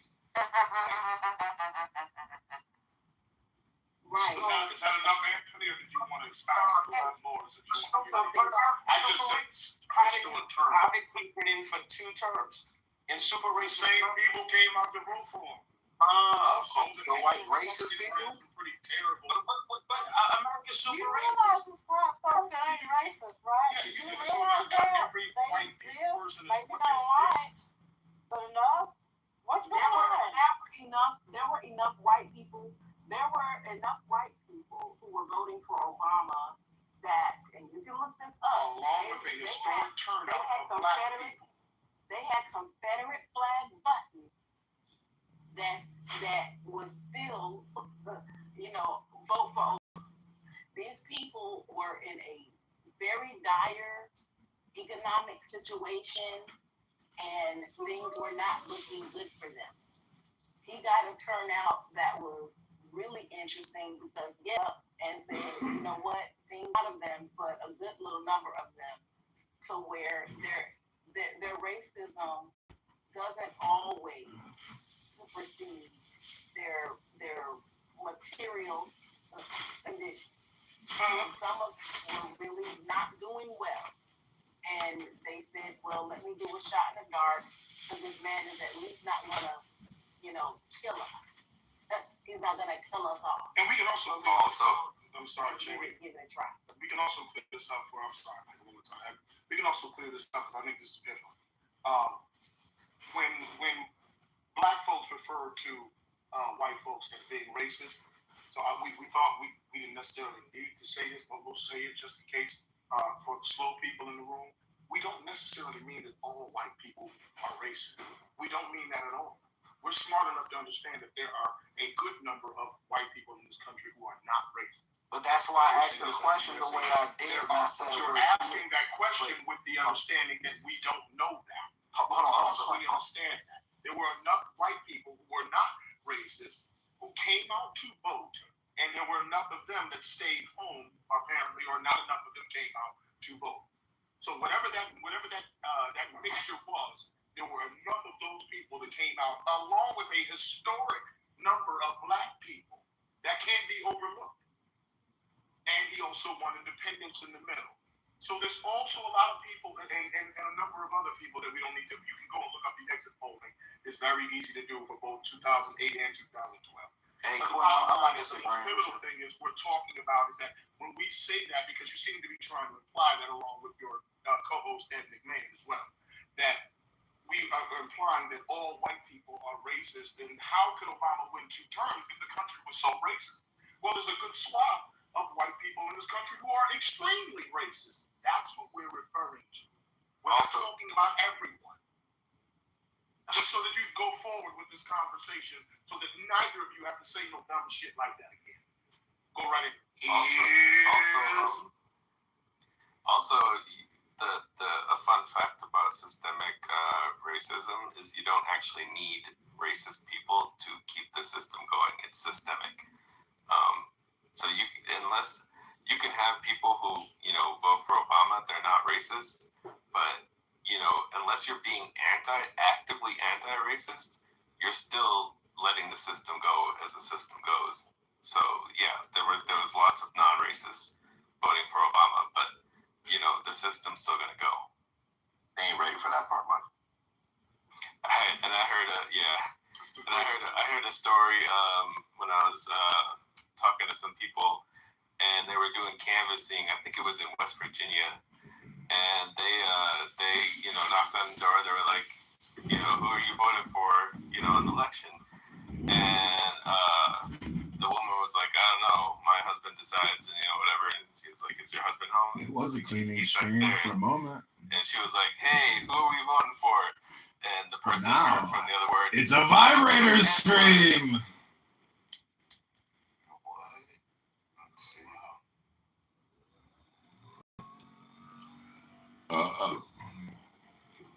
I just thought it was a good idea to lay that In a level, what's argument to make. If it's ignorant, why don't most people agree and say it's a true fact on stage just now as we're having this conversation? Michael just explained that. You understand what he meant when he said that? No, but what you just said, you said it as if people on the stage didn't agree and say that's facts. Literally, what you just said, you said as if people didn't agree. It is 100% a fact that America is racist. So because Obama won, there's no institutional systemic racism. I know Ed McMahon doesn't agree with that. I'm not saying that. Ed McMahon? I'm not saying that. I posed the question before I even got into what I was getting into. America is 100% absolutely racist, structurally all oriented around the white man. What's going on? We're trying to have a regular topic. You don't say nothing when he calls me Ed McMahon, right, Patty? You got nice. Ed McMahon! Different space. Guess what? I don't give a fuck. Okay? Ooh, shit. So State, why would you ask that question? Yeah, well, I hate to tell you. You put a hammer with a nail. To some people, everything looks like a nail. When Obama got in office, were we dealing with a white racist, white supremacy? Were we dealing with that type of America? That was the question that I asked. And I was speaking to I don't get her name wrong, my bad, but Shot. And when I asked that question, she said yes. So I just followed up and just was curious, and I wanted to ask. That's the state of the nation. How did Obama serve 2 terms? I didn't apply nothing on nobody. I was just trying to just get some understanding. I'm not saying I'm right, whatever the case is. I'm just listening to how the conversation is going, and I'm asking questions, trying to get understanding, and just doing my mind. And that's all. You don't mind me asking how old? It's relevant to the question. I'm a grown up. You can tell me relevant. I'm a grown adult. I got kids. I got a lot of. Are you older? He said 30. Yeah. Yeah, I'm over 30. Yeah. Okay, so we're almost 20 years removed from that time. So there may be some things you genuinely didn't understand. So I'm telling you, listen, I apologize if you did. I'm an analog. He fought me for the cassettes. I like it. I love it. I want some more of it. Mozart! So I may not have understood what you're talking about. This is cool. I didn't project me. So I just asked some questions, and I wanted to listen to this whole thing. So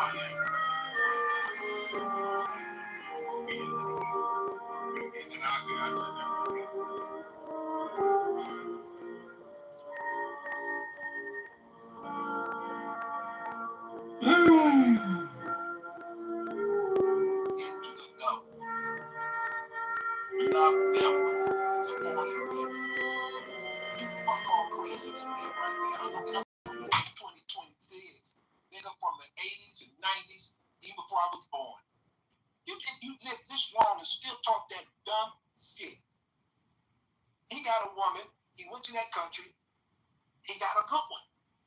Now, only part why I step on him at or step on any black man, if you date outside, you go crazy. You talk about anyways. You might like that job.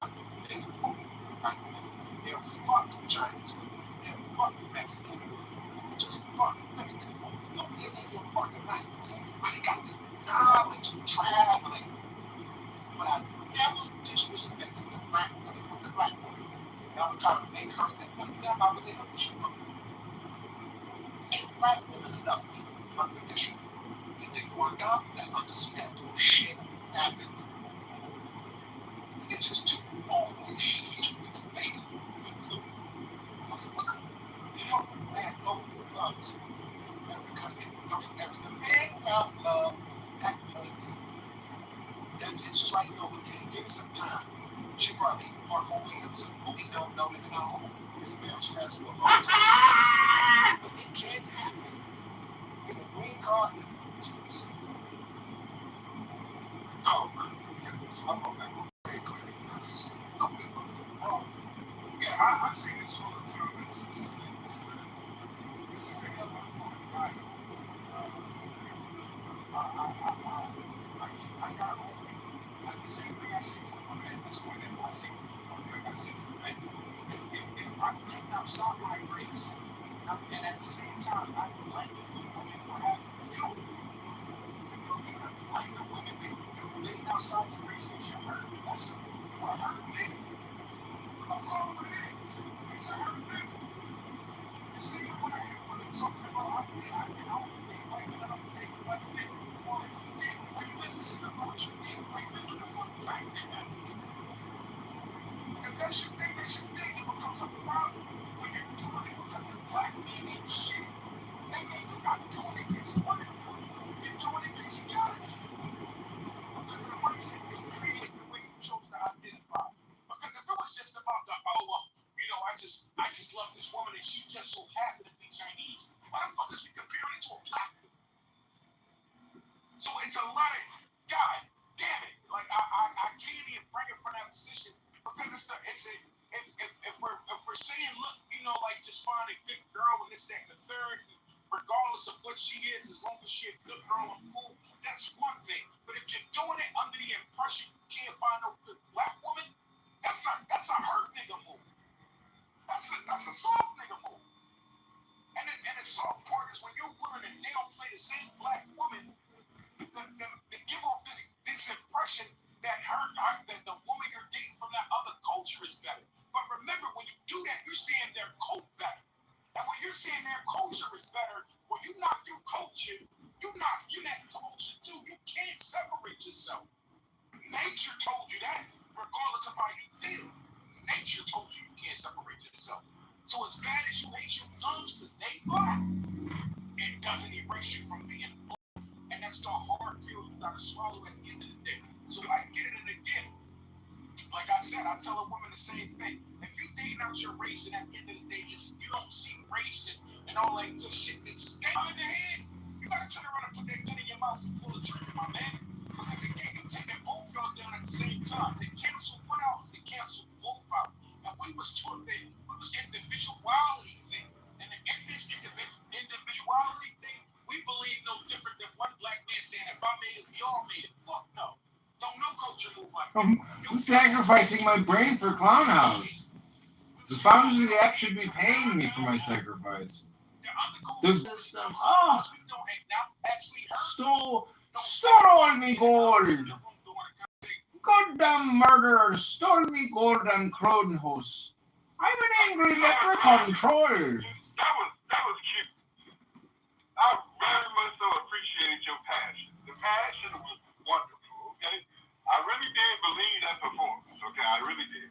So what I'm saying is, like, it's one of the situations where, unfortunately, when you're having conversations with people, some of these people I've never been able to teach you.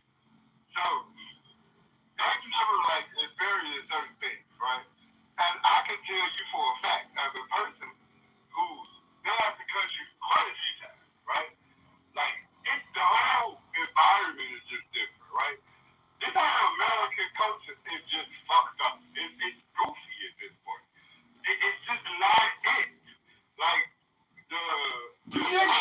system has been activated.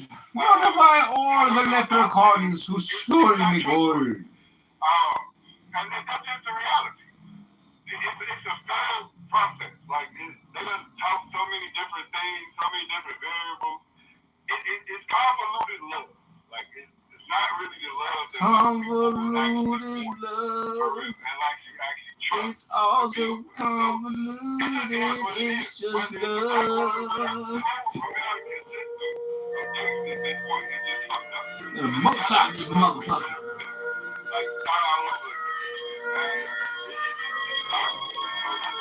I got crevice in my knee. It's called.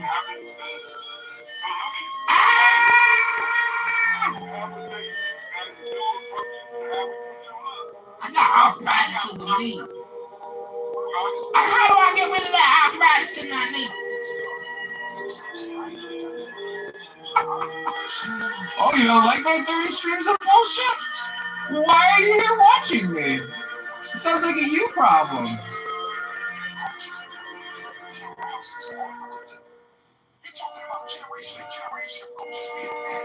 Generational trauma? Oh, shit. That's because they come from a culture that was locked down and their history of being groomed to understand what being feminine looks like. They're groomed from that position. That's why I literally said in my submission prior that we have to own that on average, when we talk about majority versus minority, on average, the average black woman today ain't groomed to be a wife, bro. That's why I said that. You're talking about if you're groomed to be a wife, the first thing you learn is the understanding of patience and operating with men and playing a part in your femininity. When you're dealing with these other countries where these women are groomed to be wives, of course they groomed to be fully in their femininity. And that's something men aren't used to. I say it all the time. When you get off that plane, it's almost like you got to recalibrate your brain to lock back into the bullshit. Absolutely. So you know that feeling. So you know that feeling when you walking through the airport and you realize you're back in America and you almost feel like that something feeling. Like, damn, I should have told you. Yeah, you know that feeling. You know that feeling. You don't know it, boy. I promise you.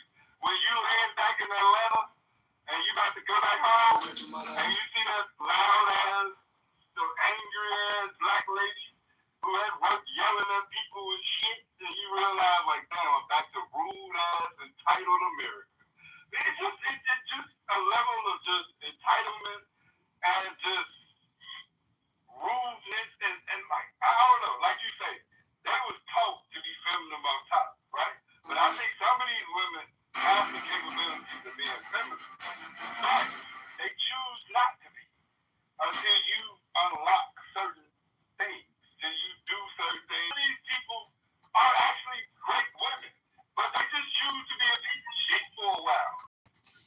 They want you to be patient until they feel like, wait a minute, but again, even when you say they choose to be a piece of shit, and it's hurt, and as bad as it hurts me to say this, and I'm not gonna lie to you, like, you know, like, when I've seen women that actually chose to be ignorant, think it's cute to be disrespectful and shit like that, the first thing they say is that the men like you. So, I think that because, again, if they're so ignorant, disrespectful, and rude, and we got their own, like, this is what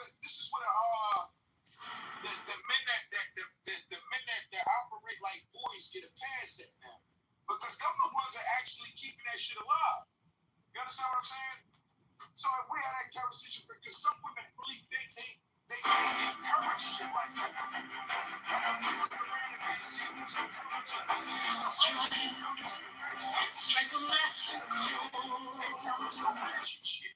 I never seen stand-up women or fake women that entertain that type of bullshit. Well, clarity, how about I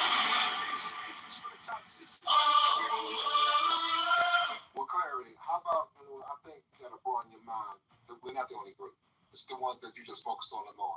Amari, when you go and next time you come space for toxicity, you said we're not the only group that creates safe space for toxicity amongst each other.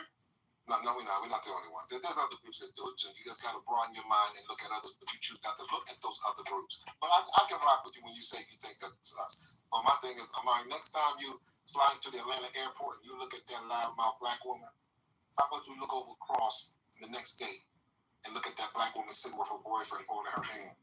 They're at peace. There's one. How about the next time when you sit there and you see that black woman cussing or arguing, or that dude cussing or arguing? Why don't you turn away from that and look at the black woman that's getting hugged by her boyfriend while they're walking?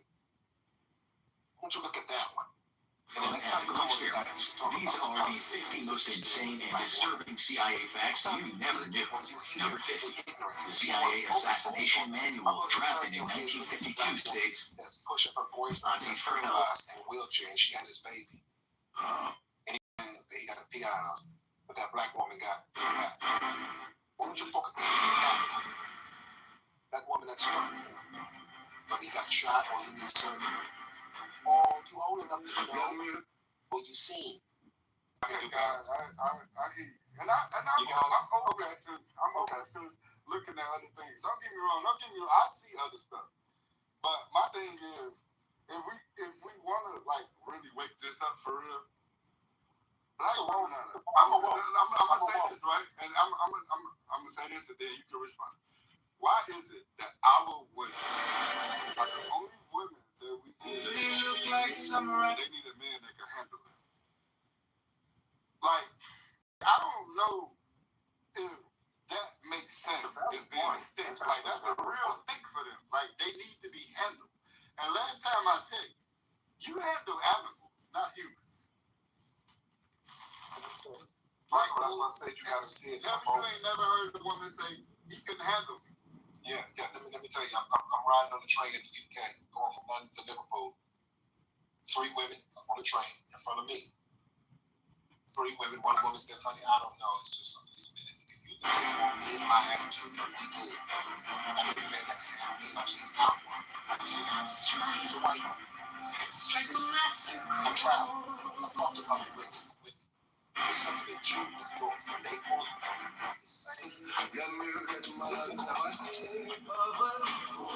They'll pick Chinese women. They wear pants. And that's where we walk behind. They make the woman that you put your hand in. The woman is supposed to walk behind. They ain't going at you. They're not. You ought to just stuck in this room. The most secretive organization. It runs on a black budget, laundering power through offshore cash and shell companies. From overthrowing foreign leaders in the Cold War to deploying algorithms and drones. Invocation of Satan Hail. It changes how elections. In marriage, we don't know. It's not a lot in the in-house. It's short and it's full of shit. You gotta deal with it. Simple. My skin is numb to this shit.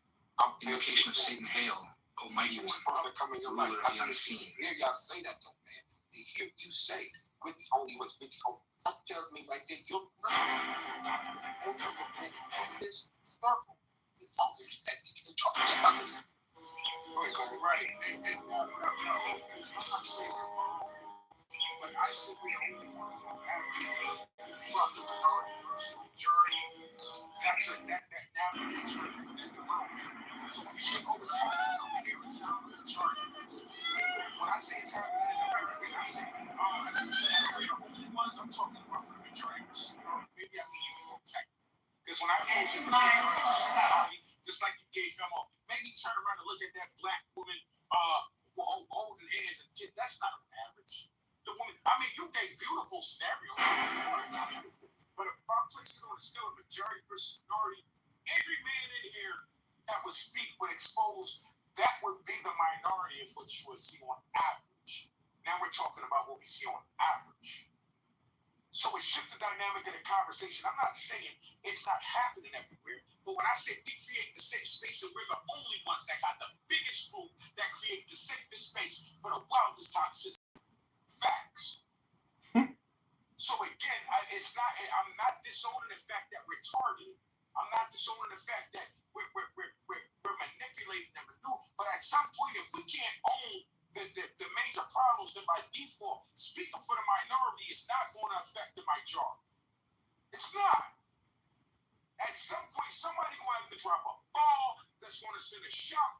eventually do this shit that's gonna wake some shit up on some real shit. That's how real life shit get with us.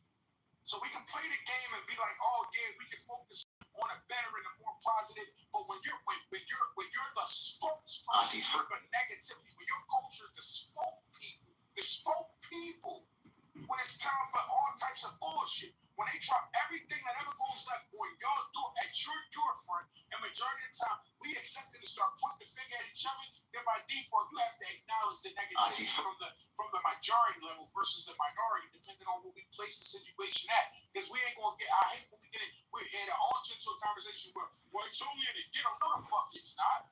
It's just the more you climb that ladder, the more indirect it get. The more you drop down the ladder, the more direct it get. Are you willing to own it? That would be the question I would have to ask before I even deal within that conversation. But I get where you're going, guys. I'm not saying you're wrong. I just keep leaving the door open for us to understand. It's so many fucking variables for us to start trying to act like we can cancel out a variable. Because there's too many variables we can pull before. Everyone's making valid points, but I think the issue is everything that you say could be true on both sides. What are you doing to get the results that you want? And that's what I'm going to always lead with, because it's like, okay, this is true. This is true. So what's stopping you from getting what you want? And so PhD said, well, I'm not going to Africa. So I didn't say you had to get Africa about the good one. You agreed that there's some good women in America. Why can't you be with them good women that you want?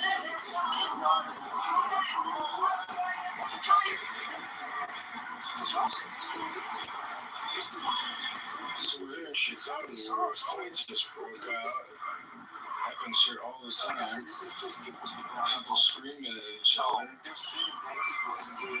I make it like a public show, apparently, on here, but I just pull like, I chose before I'm not new to traveling. I'm not new to this. I've been traveling. I was in Pearson, Oregon a couple of days ago with a panel. We're all talking about this. An ex-CIA agent. When I first traveled out this country was to retire abroad. That came with reality as I've gotten older. And I've always wanted to live and relocate to Africa or Asia. I was planning on retiring in Asia, which I still may do, because I found a nice place. But obviously my family's back in Africa, so I have to live in both places. So I think, you guys can have all the points you want, but unless if you're not getting results that you want, if you want to be single and you're saying, I don't want to get married, I want to stay single, then you should be happy with being single. If you're saying, I don't want to get married, I want a wife, but then you're saying the reason why I can't get married is because of the women in America are this and that, but you're not going anywhere else to find a woman that are certain way, then you skip the problem. Now, if you're single, that I want to get married, there's good women in America, why can't you be with that shot back to back? It's still you. This is a stab. I have one in this arm. I have one. So I don't want you to do about it. I have a gunshot wound right here in the back of my head. I got fragmentation from a gunshot wound in my right eye. I thought Chicago was the rack in the field for the longest, and it took a team of surgeons to make me. So we're here in class. Friends, it's a little after 10 p.m. And I know what you're thinking. It's not about the Knicks, not the parade, not the ceremony, not the first championship in 53 years. It's about the fact that tomorrow is the last Friday of early voting. I know you're thinking. Julian, when I was coming into the studios, what is Hampton and why are you talking? I feel like, honestly, y'all don't like the good girls. Like, y'all look over the girls, and y'all look for the, what you call them, PhD, the 7, the 8s, and the 10s, and y'all overlook what y'all pull the 5, 4, 6, 8, 1. I feel like the ones that are really worried about how they look, and, worried about the inside in turn. That's y'all chase. That y'all niggas was chasing. We are here with Ryan today. Tell us, what is your favorite? No, it's not lessons. Look, Grace, let me finish.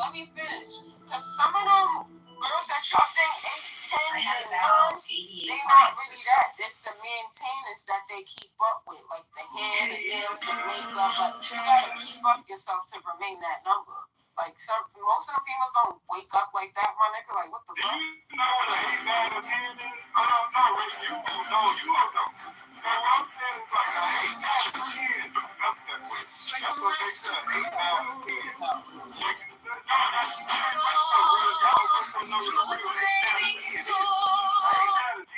Jamaica is an asset to her life. That does not make her life. That is an add-on. But that's not a part of what makes her 8, 9, or 10. 8, 9, or 10 naturally beautiful, naturally attractive, and you don't need no add-on. That's the way she wake up every day of her life. She was born facially blessed. Okay? So we don't, you can't do that. Hold on. I want to say this. With the attraction, it's not true. It has nothing to do with the 8, 9, and 10. The average dude does not marry a woman who's a quote unquote 8, 9, or 10. Average people marry average people. So it's not that. It's not just. Can you tell PhD that? Women who are average people, under people who are average or under average people get married every single day. Most people are average. And those are the people that get married the most because most people are average. Now, the second thing is, it's not just the attraction. It's not, she's got to be, these dudes like, that's what it is. It's not like, listen, the woman can be 8. If she not having sex with you in 48 hours,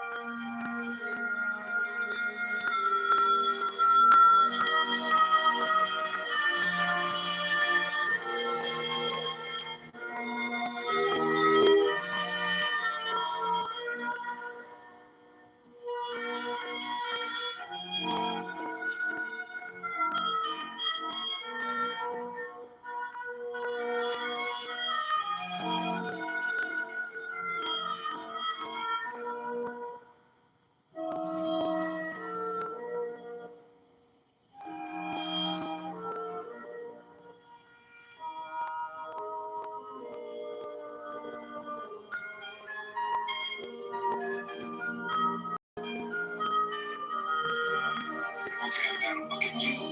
Take that same energy. I want you to take that same energy. The women, short and funny. Y'all sit up there and look for fucking Superman and walk right past Clark Kent. So you take that same, so you use that same energy with the women. You see? Now, if I was I don't know. I don't even want to use the word no more. Matter of fact, I haven't used it. You have to realize, first of all, Grace, you're not average. Now that you got your wife, you are Superman. Naveen is actually really good. I don't know if you know Naveen, but Naveen is very good, very aggressive. He has a lot of alternative perspectives and facts, which are always interesting. So I don't know if that's intellectual, but it's more like political. In terms of like spiritual. Unconditional. This is the one that I want. So that person sees them higher than average. I'm not like. They see them higher than I just have books, you know. It's not like a competition per se, but sitting on my face. There's a couple people that are like very intuitive on here. Most intuitive people or self-aware people get off the app because they realize it's a waste of time. I want to grow old with you now. It's true. It is like talking with brain-dead language monkeys. You know, you're not rich. You're seeing skinny with the fattest man. Not stupid people, but people who can't stop using language. Tom Joyner, you look at him. It's English language addicts. Light skin. It's a video game for these people. His wife was not. She was married to him. He's not average. He is something to her. Superman. And his wife was. Went to the if y'all follow Tom Joyner, his wife was beautiful. And people looked at him like, how would him be fucked? You get him? Yeah, somebody promised. No, it wasn't. No, it wasn't because they've been away together before. I knew, but he told his story. Tom Joyner was with his wife when he was not Tom Joyner. He was Tom. Got you. Yes, he was Tom before he was Tom Joyner. He told that story, and he said people looked at him like, man, how did you get that one? He said because she didn't want all that. She didn't pay attention to Superman. She played the Clark Kent, and look at him. You think Obama was average? He knew what direction he was going in. She knew what direction he was going. Michelle knew she had a winner. She knew he was not average. Before he got into politics, because he had something that turned her on, a strong mindset in surviving and going to accomplish and get his goals. That turned her on and she rode with him. They had early pictures. Look at the clothes he was fucking wearing. Are you kidding me? I guess you could say that was average to her. Yeah, they were both CIA agents working for Business International Corporation. It's on their Wikipedia page. But make no difference. If a man turns a woman off mentally, yeah, you ain't average no more. She's done with you. Yeah, but Michelle Obama is a man. All right, now I'm gonna get ready to close this room, and I'm gonna start a new one. So, madam, be looking for the thing and come get the link. You hear me, madam? Yeah, I was reading something. Yeah, I hear. Oh, you read? Now she reads. Funny read. All women read. All black women read. No, they don't, because they be misusing words like hell. No, we gotta read. We gotta be able to read because them niggas can't. That's an absolute lie. Yeah, you seen that TikTok video? Most of them couldn't even read. That was crazy. I was shocked. At Rice, they still misusing narcissists. Exactly. I'm just saying. I think the reason why it comes off crazy. It be most of the men that be saying all that. Don't go around saying we're the most educated. Yes, when they do the reading test. Yeah. Oh, so you must have failed the test, huh? You must have failed the test, huh? He probably failed it. Most of them don't. He must have failed that test, Beauty. That's why he said that. Definitely did. Definitely did. It was the you read. I should have punched that nigga in his face. It was a good question. And that's why we don't respect it. We don't even respect the PhD was honorary. We don't respect the cornballs. You know what I'm saying? That don't uplift women. Like, y'all would never get our respect. I'm sorry. Well, a man can't uplift a woman. A woman has got to uplift herself. It seems like when men are not large up women's asses and they're not female centered, then no good. Like, what the hell? Why do we need constant validation? But isn't that what y'all do when women aren't male centered? I don't give a fuck about what a woman got going on. Yeah, stay in your own lane, baby. Read a book. Go to the gym. They hate men. They don't want to be married. They don't respect men. They don't want to be submissive. As soon as a woman is not male-centered, y'all classify her under the same category. To be honest with you, I don't give a fuck. You could be a misandrist, not want to get married. You could be a slut. I don't care. Just living your truth. Yeah. And I'm going to move the fuck around. Real shit. Real shit. With your dog in your rights. That's your prerogative. Finally, we got some motherfucking truth. I'm back now. As a person who works at the library and have read over 75 books, and ain't no way in the world I was failed to read this hell. I read. You say 75? 75 books over the past year. You don't get the fuck out of here. Are we okay? 75. You mean your lifetime or as an adult? No, I just at the library, fool. How you like you? I'm asking. Do you mean in your lifetime 75 books or as an adult? Oh, 75 books in a lifetime is still pretty good. Okay. Like, that's not what you said. You said 75. No, you didn't say that. You didn't say within a year.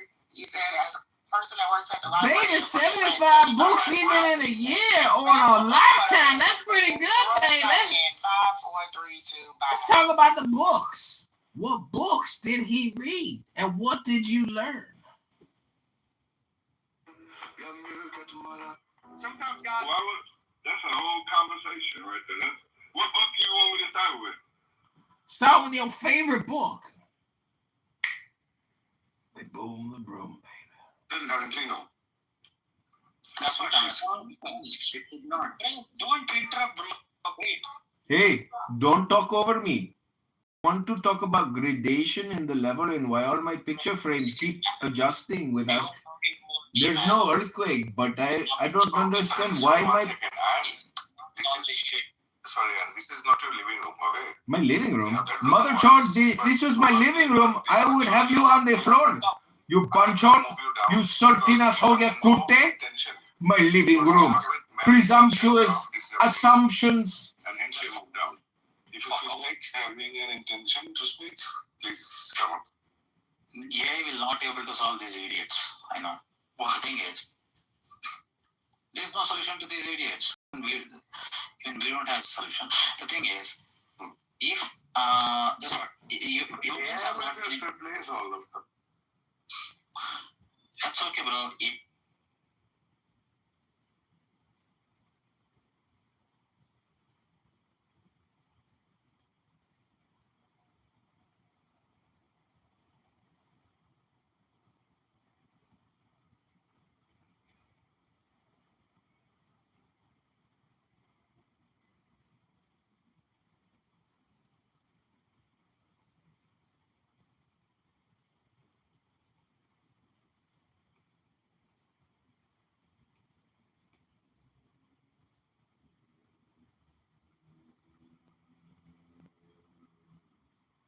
Same thing over and over again. I know, but he did the same thing, and you didn't cut him off. I'm not cutting him off. I'm just saying that you're doing it now. You're reminding me that I'm repeating myself. Why don't you remind him too? Because he went on and on, and I'm going on and on because that's my vision. Anyways, I just want to say, is that it's philosophical difference. You think government support is a good thing? I never said that. I can't finish my statement. Can you land? Why should I be interjecting? Don't put words in my mouth. I just got it. Don't put words in my mouth. But you were putting words in my mouth. Let me finish my statement. You can respond afterwards. Could you please hurry up and land, please? I've been trying to. Y'all should pressure both of us. Just get to it. Yeah. So, bro, it's a philosophical difference. I'm sorry. And you do it again. You could have laughed on mute. I could have, but that was funny. You keep repeating yourself, dog. Because I want to. That's my starting point, so I can end. And I'm going to go back to it. It's a philosophical difference. So it's a philosophical difference as it relates to conservative mindset, which says the government is inefficient and it's bloated, and we're going to right-size it. So when you say, "Oh my God, the world is coming," I don't know what you just said. You said the world is basically coming to an end. Because he's cut. How are we going to get better as a society? Was your question? That's how we're going to get better as a society, by making these programs more efficient and making them remove the waste, fraud, and abuse. And I'll stop. Okay, so can I go through Joe really quickly? Can I say this because this is important? Hold on. Give 1 second. Quinn, hold on. Patrick, have you spoken yet? Yeah, you have. But it's okay. Have you? Yeah, he has, but it's okay. I don't need to speak that badly. Go ahead. Okay, thanks. Okay, I would just real quick. When it comes to the physical, the philosophy, and I understand where he's coming from. Big government, small government. The thing is, we're men. You can't say anything and not stand on it. You got to stand on it. We've never seen. Holy shit, they kicked me? No way. How the hell did they know? Oh, it must have been my PTR. And do you agree or disagree that our life will end? Meaning we come to death. Okay. Please answer my human being does not, you say human being does not die. I'm going to call you out.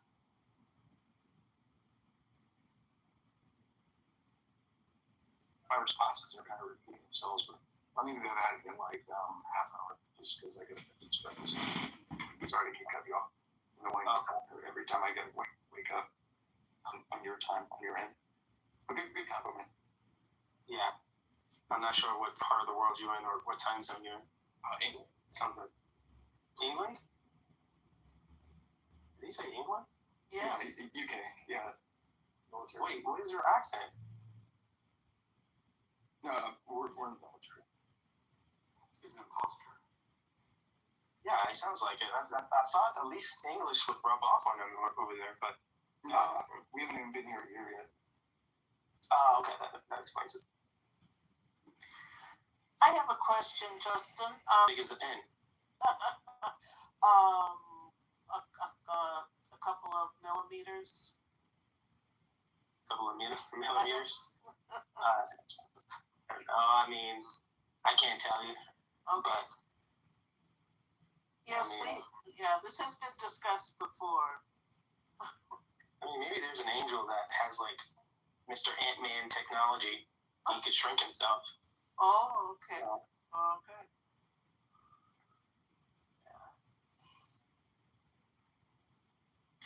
I don't, your church doesn't feel the necessity to go as far as you're going. And you say a lot of your motivation is because, does the church predict aliens being demons coming as aliens, or is that yes.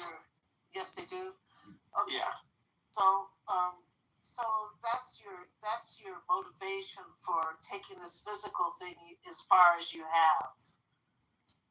Well, independently. So in other words, I've been coming down this stream of thought myself without even consciously knowing that my church has been like talking about this in different ways. Oh. So every now and then, like we have a prophet named Ellen G. White, writes a lot of stuff about the subject, but I don't come across all her writings, and when I do, it's something I'd read like maybe a decade ago and don't remember it. So I may be like, coming down the stream of thought thinking, oh shoot, this is the reason why we need to, I need to focus on this. Then I would look back and say, oh yeah, okay, this confirms it. Like my church actually agrees with this. Mm-hmm. Just not too many people like read in the church, because there's churches that have a lot of doctrine, but all they focus on is practical things like marriage, finances, God blessing you. They don't really get deep into the matters that I talk about. Mm-hmm. Yeah. Yeah. Okay. As I said before, I don't think you have to have this kind of theology or whatever you want to call this to be suspicious of aliens and to suspect that they could be demons. Yeah, I'm already suspicious of aliens. I think they're pretty likely not friends, not good, and maybe not even natural beings. Like in the sense that just not a normal, just a different kind of species of animal. I think there might be something going on there that's pretty wild. But I'm surprised how charming they may end up being. They can be very charming. Well, it's interesting that Satan may come to you disguised as an angel of light. Right. And so I don't deny that. I think we can be deceived on all kinds of levels. Like, can you imagine, like, if there was, like, some aliens that showed up and they look black? You know how many, like, Hebrew Israelites will fall for it? So you just imagine, like, there was a lot of think tanks out there with the fallen angels. They have so many different ways to deceive us. And, they have ways to deceive people just like me and just like you. So, like, I think I'm doing this for all the Justins out there that can only be, like, convinced by my views. Of course, there's the basic, there's Andrew evangelist that will win a bunch of Andrews. And, so that's why I'm doing it. But out there, there's people like me that will save a person like me. So that's why I'm doing it. Yeah, I hear what you're saying. And, you don't think somebody needs to have all of this theology saved. Like, it's our all this kind of framework. Of course, I know things. I'm just wondering if you think that's something. Because obviously, I think a lot of Christians would accept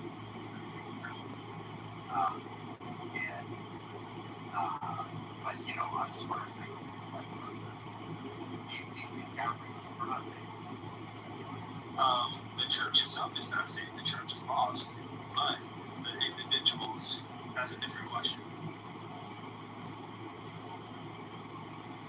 Yeah. So we talked about Chris, like, oh, no, it's cyclones. Oh, cyclones, you're on, Mike. So,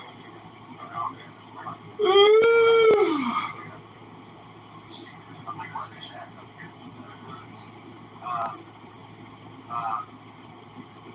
Yeah, so,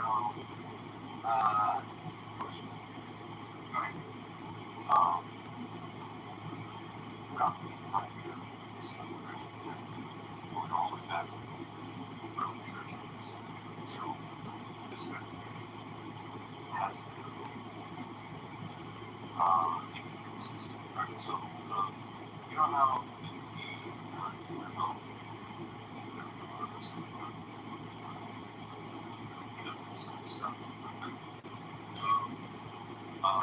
there's what you know have a tendency to describe their encounters extraterrestrials with big nights, big similar. And one of the explanations that's given is that it's uncultured, starting out with extraterrestrials looking like this, although not sure that's true. And I felt this translated in alien something on this naked, like, you know, bodies as large as on his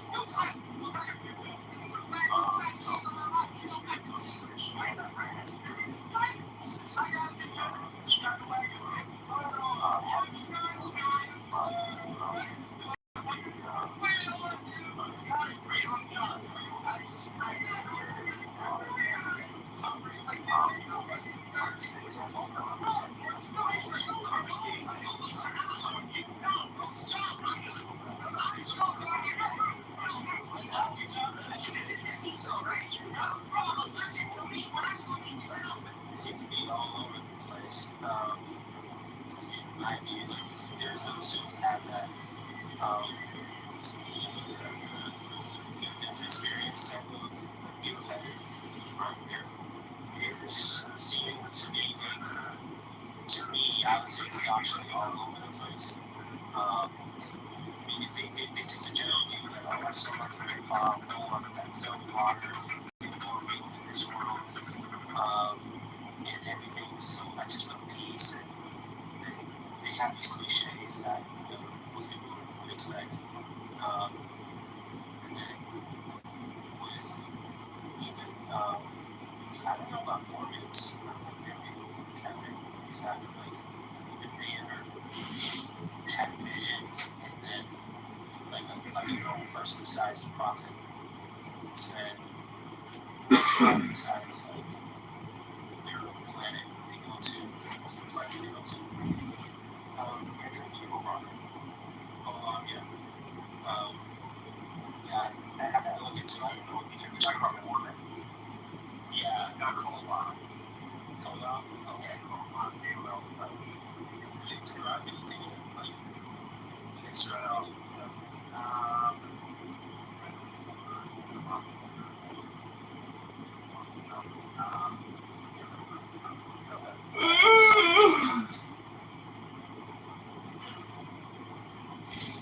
This is ChicagoMayorVote.com. Go to ChicagoMayoral.com.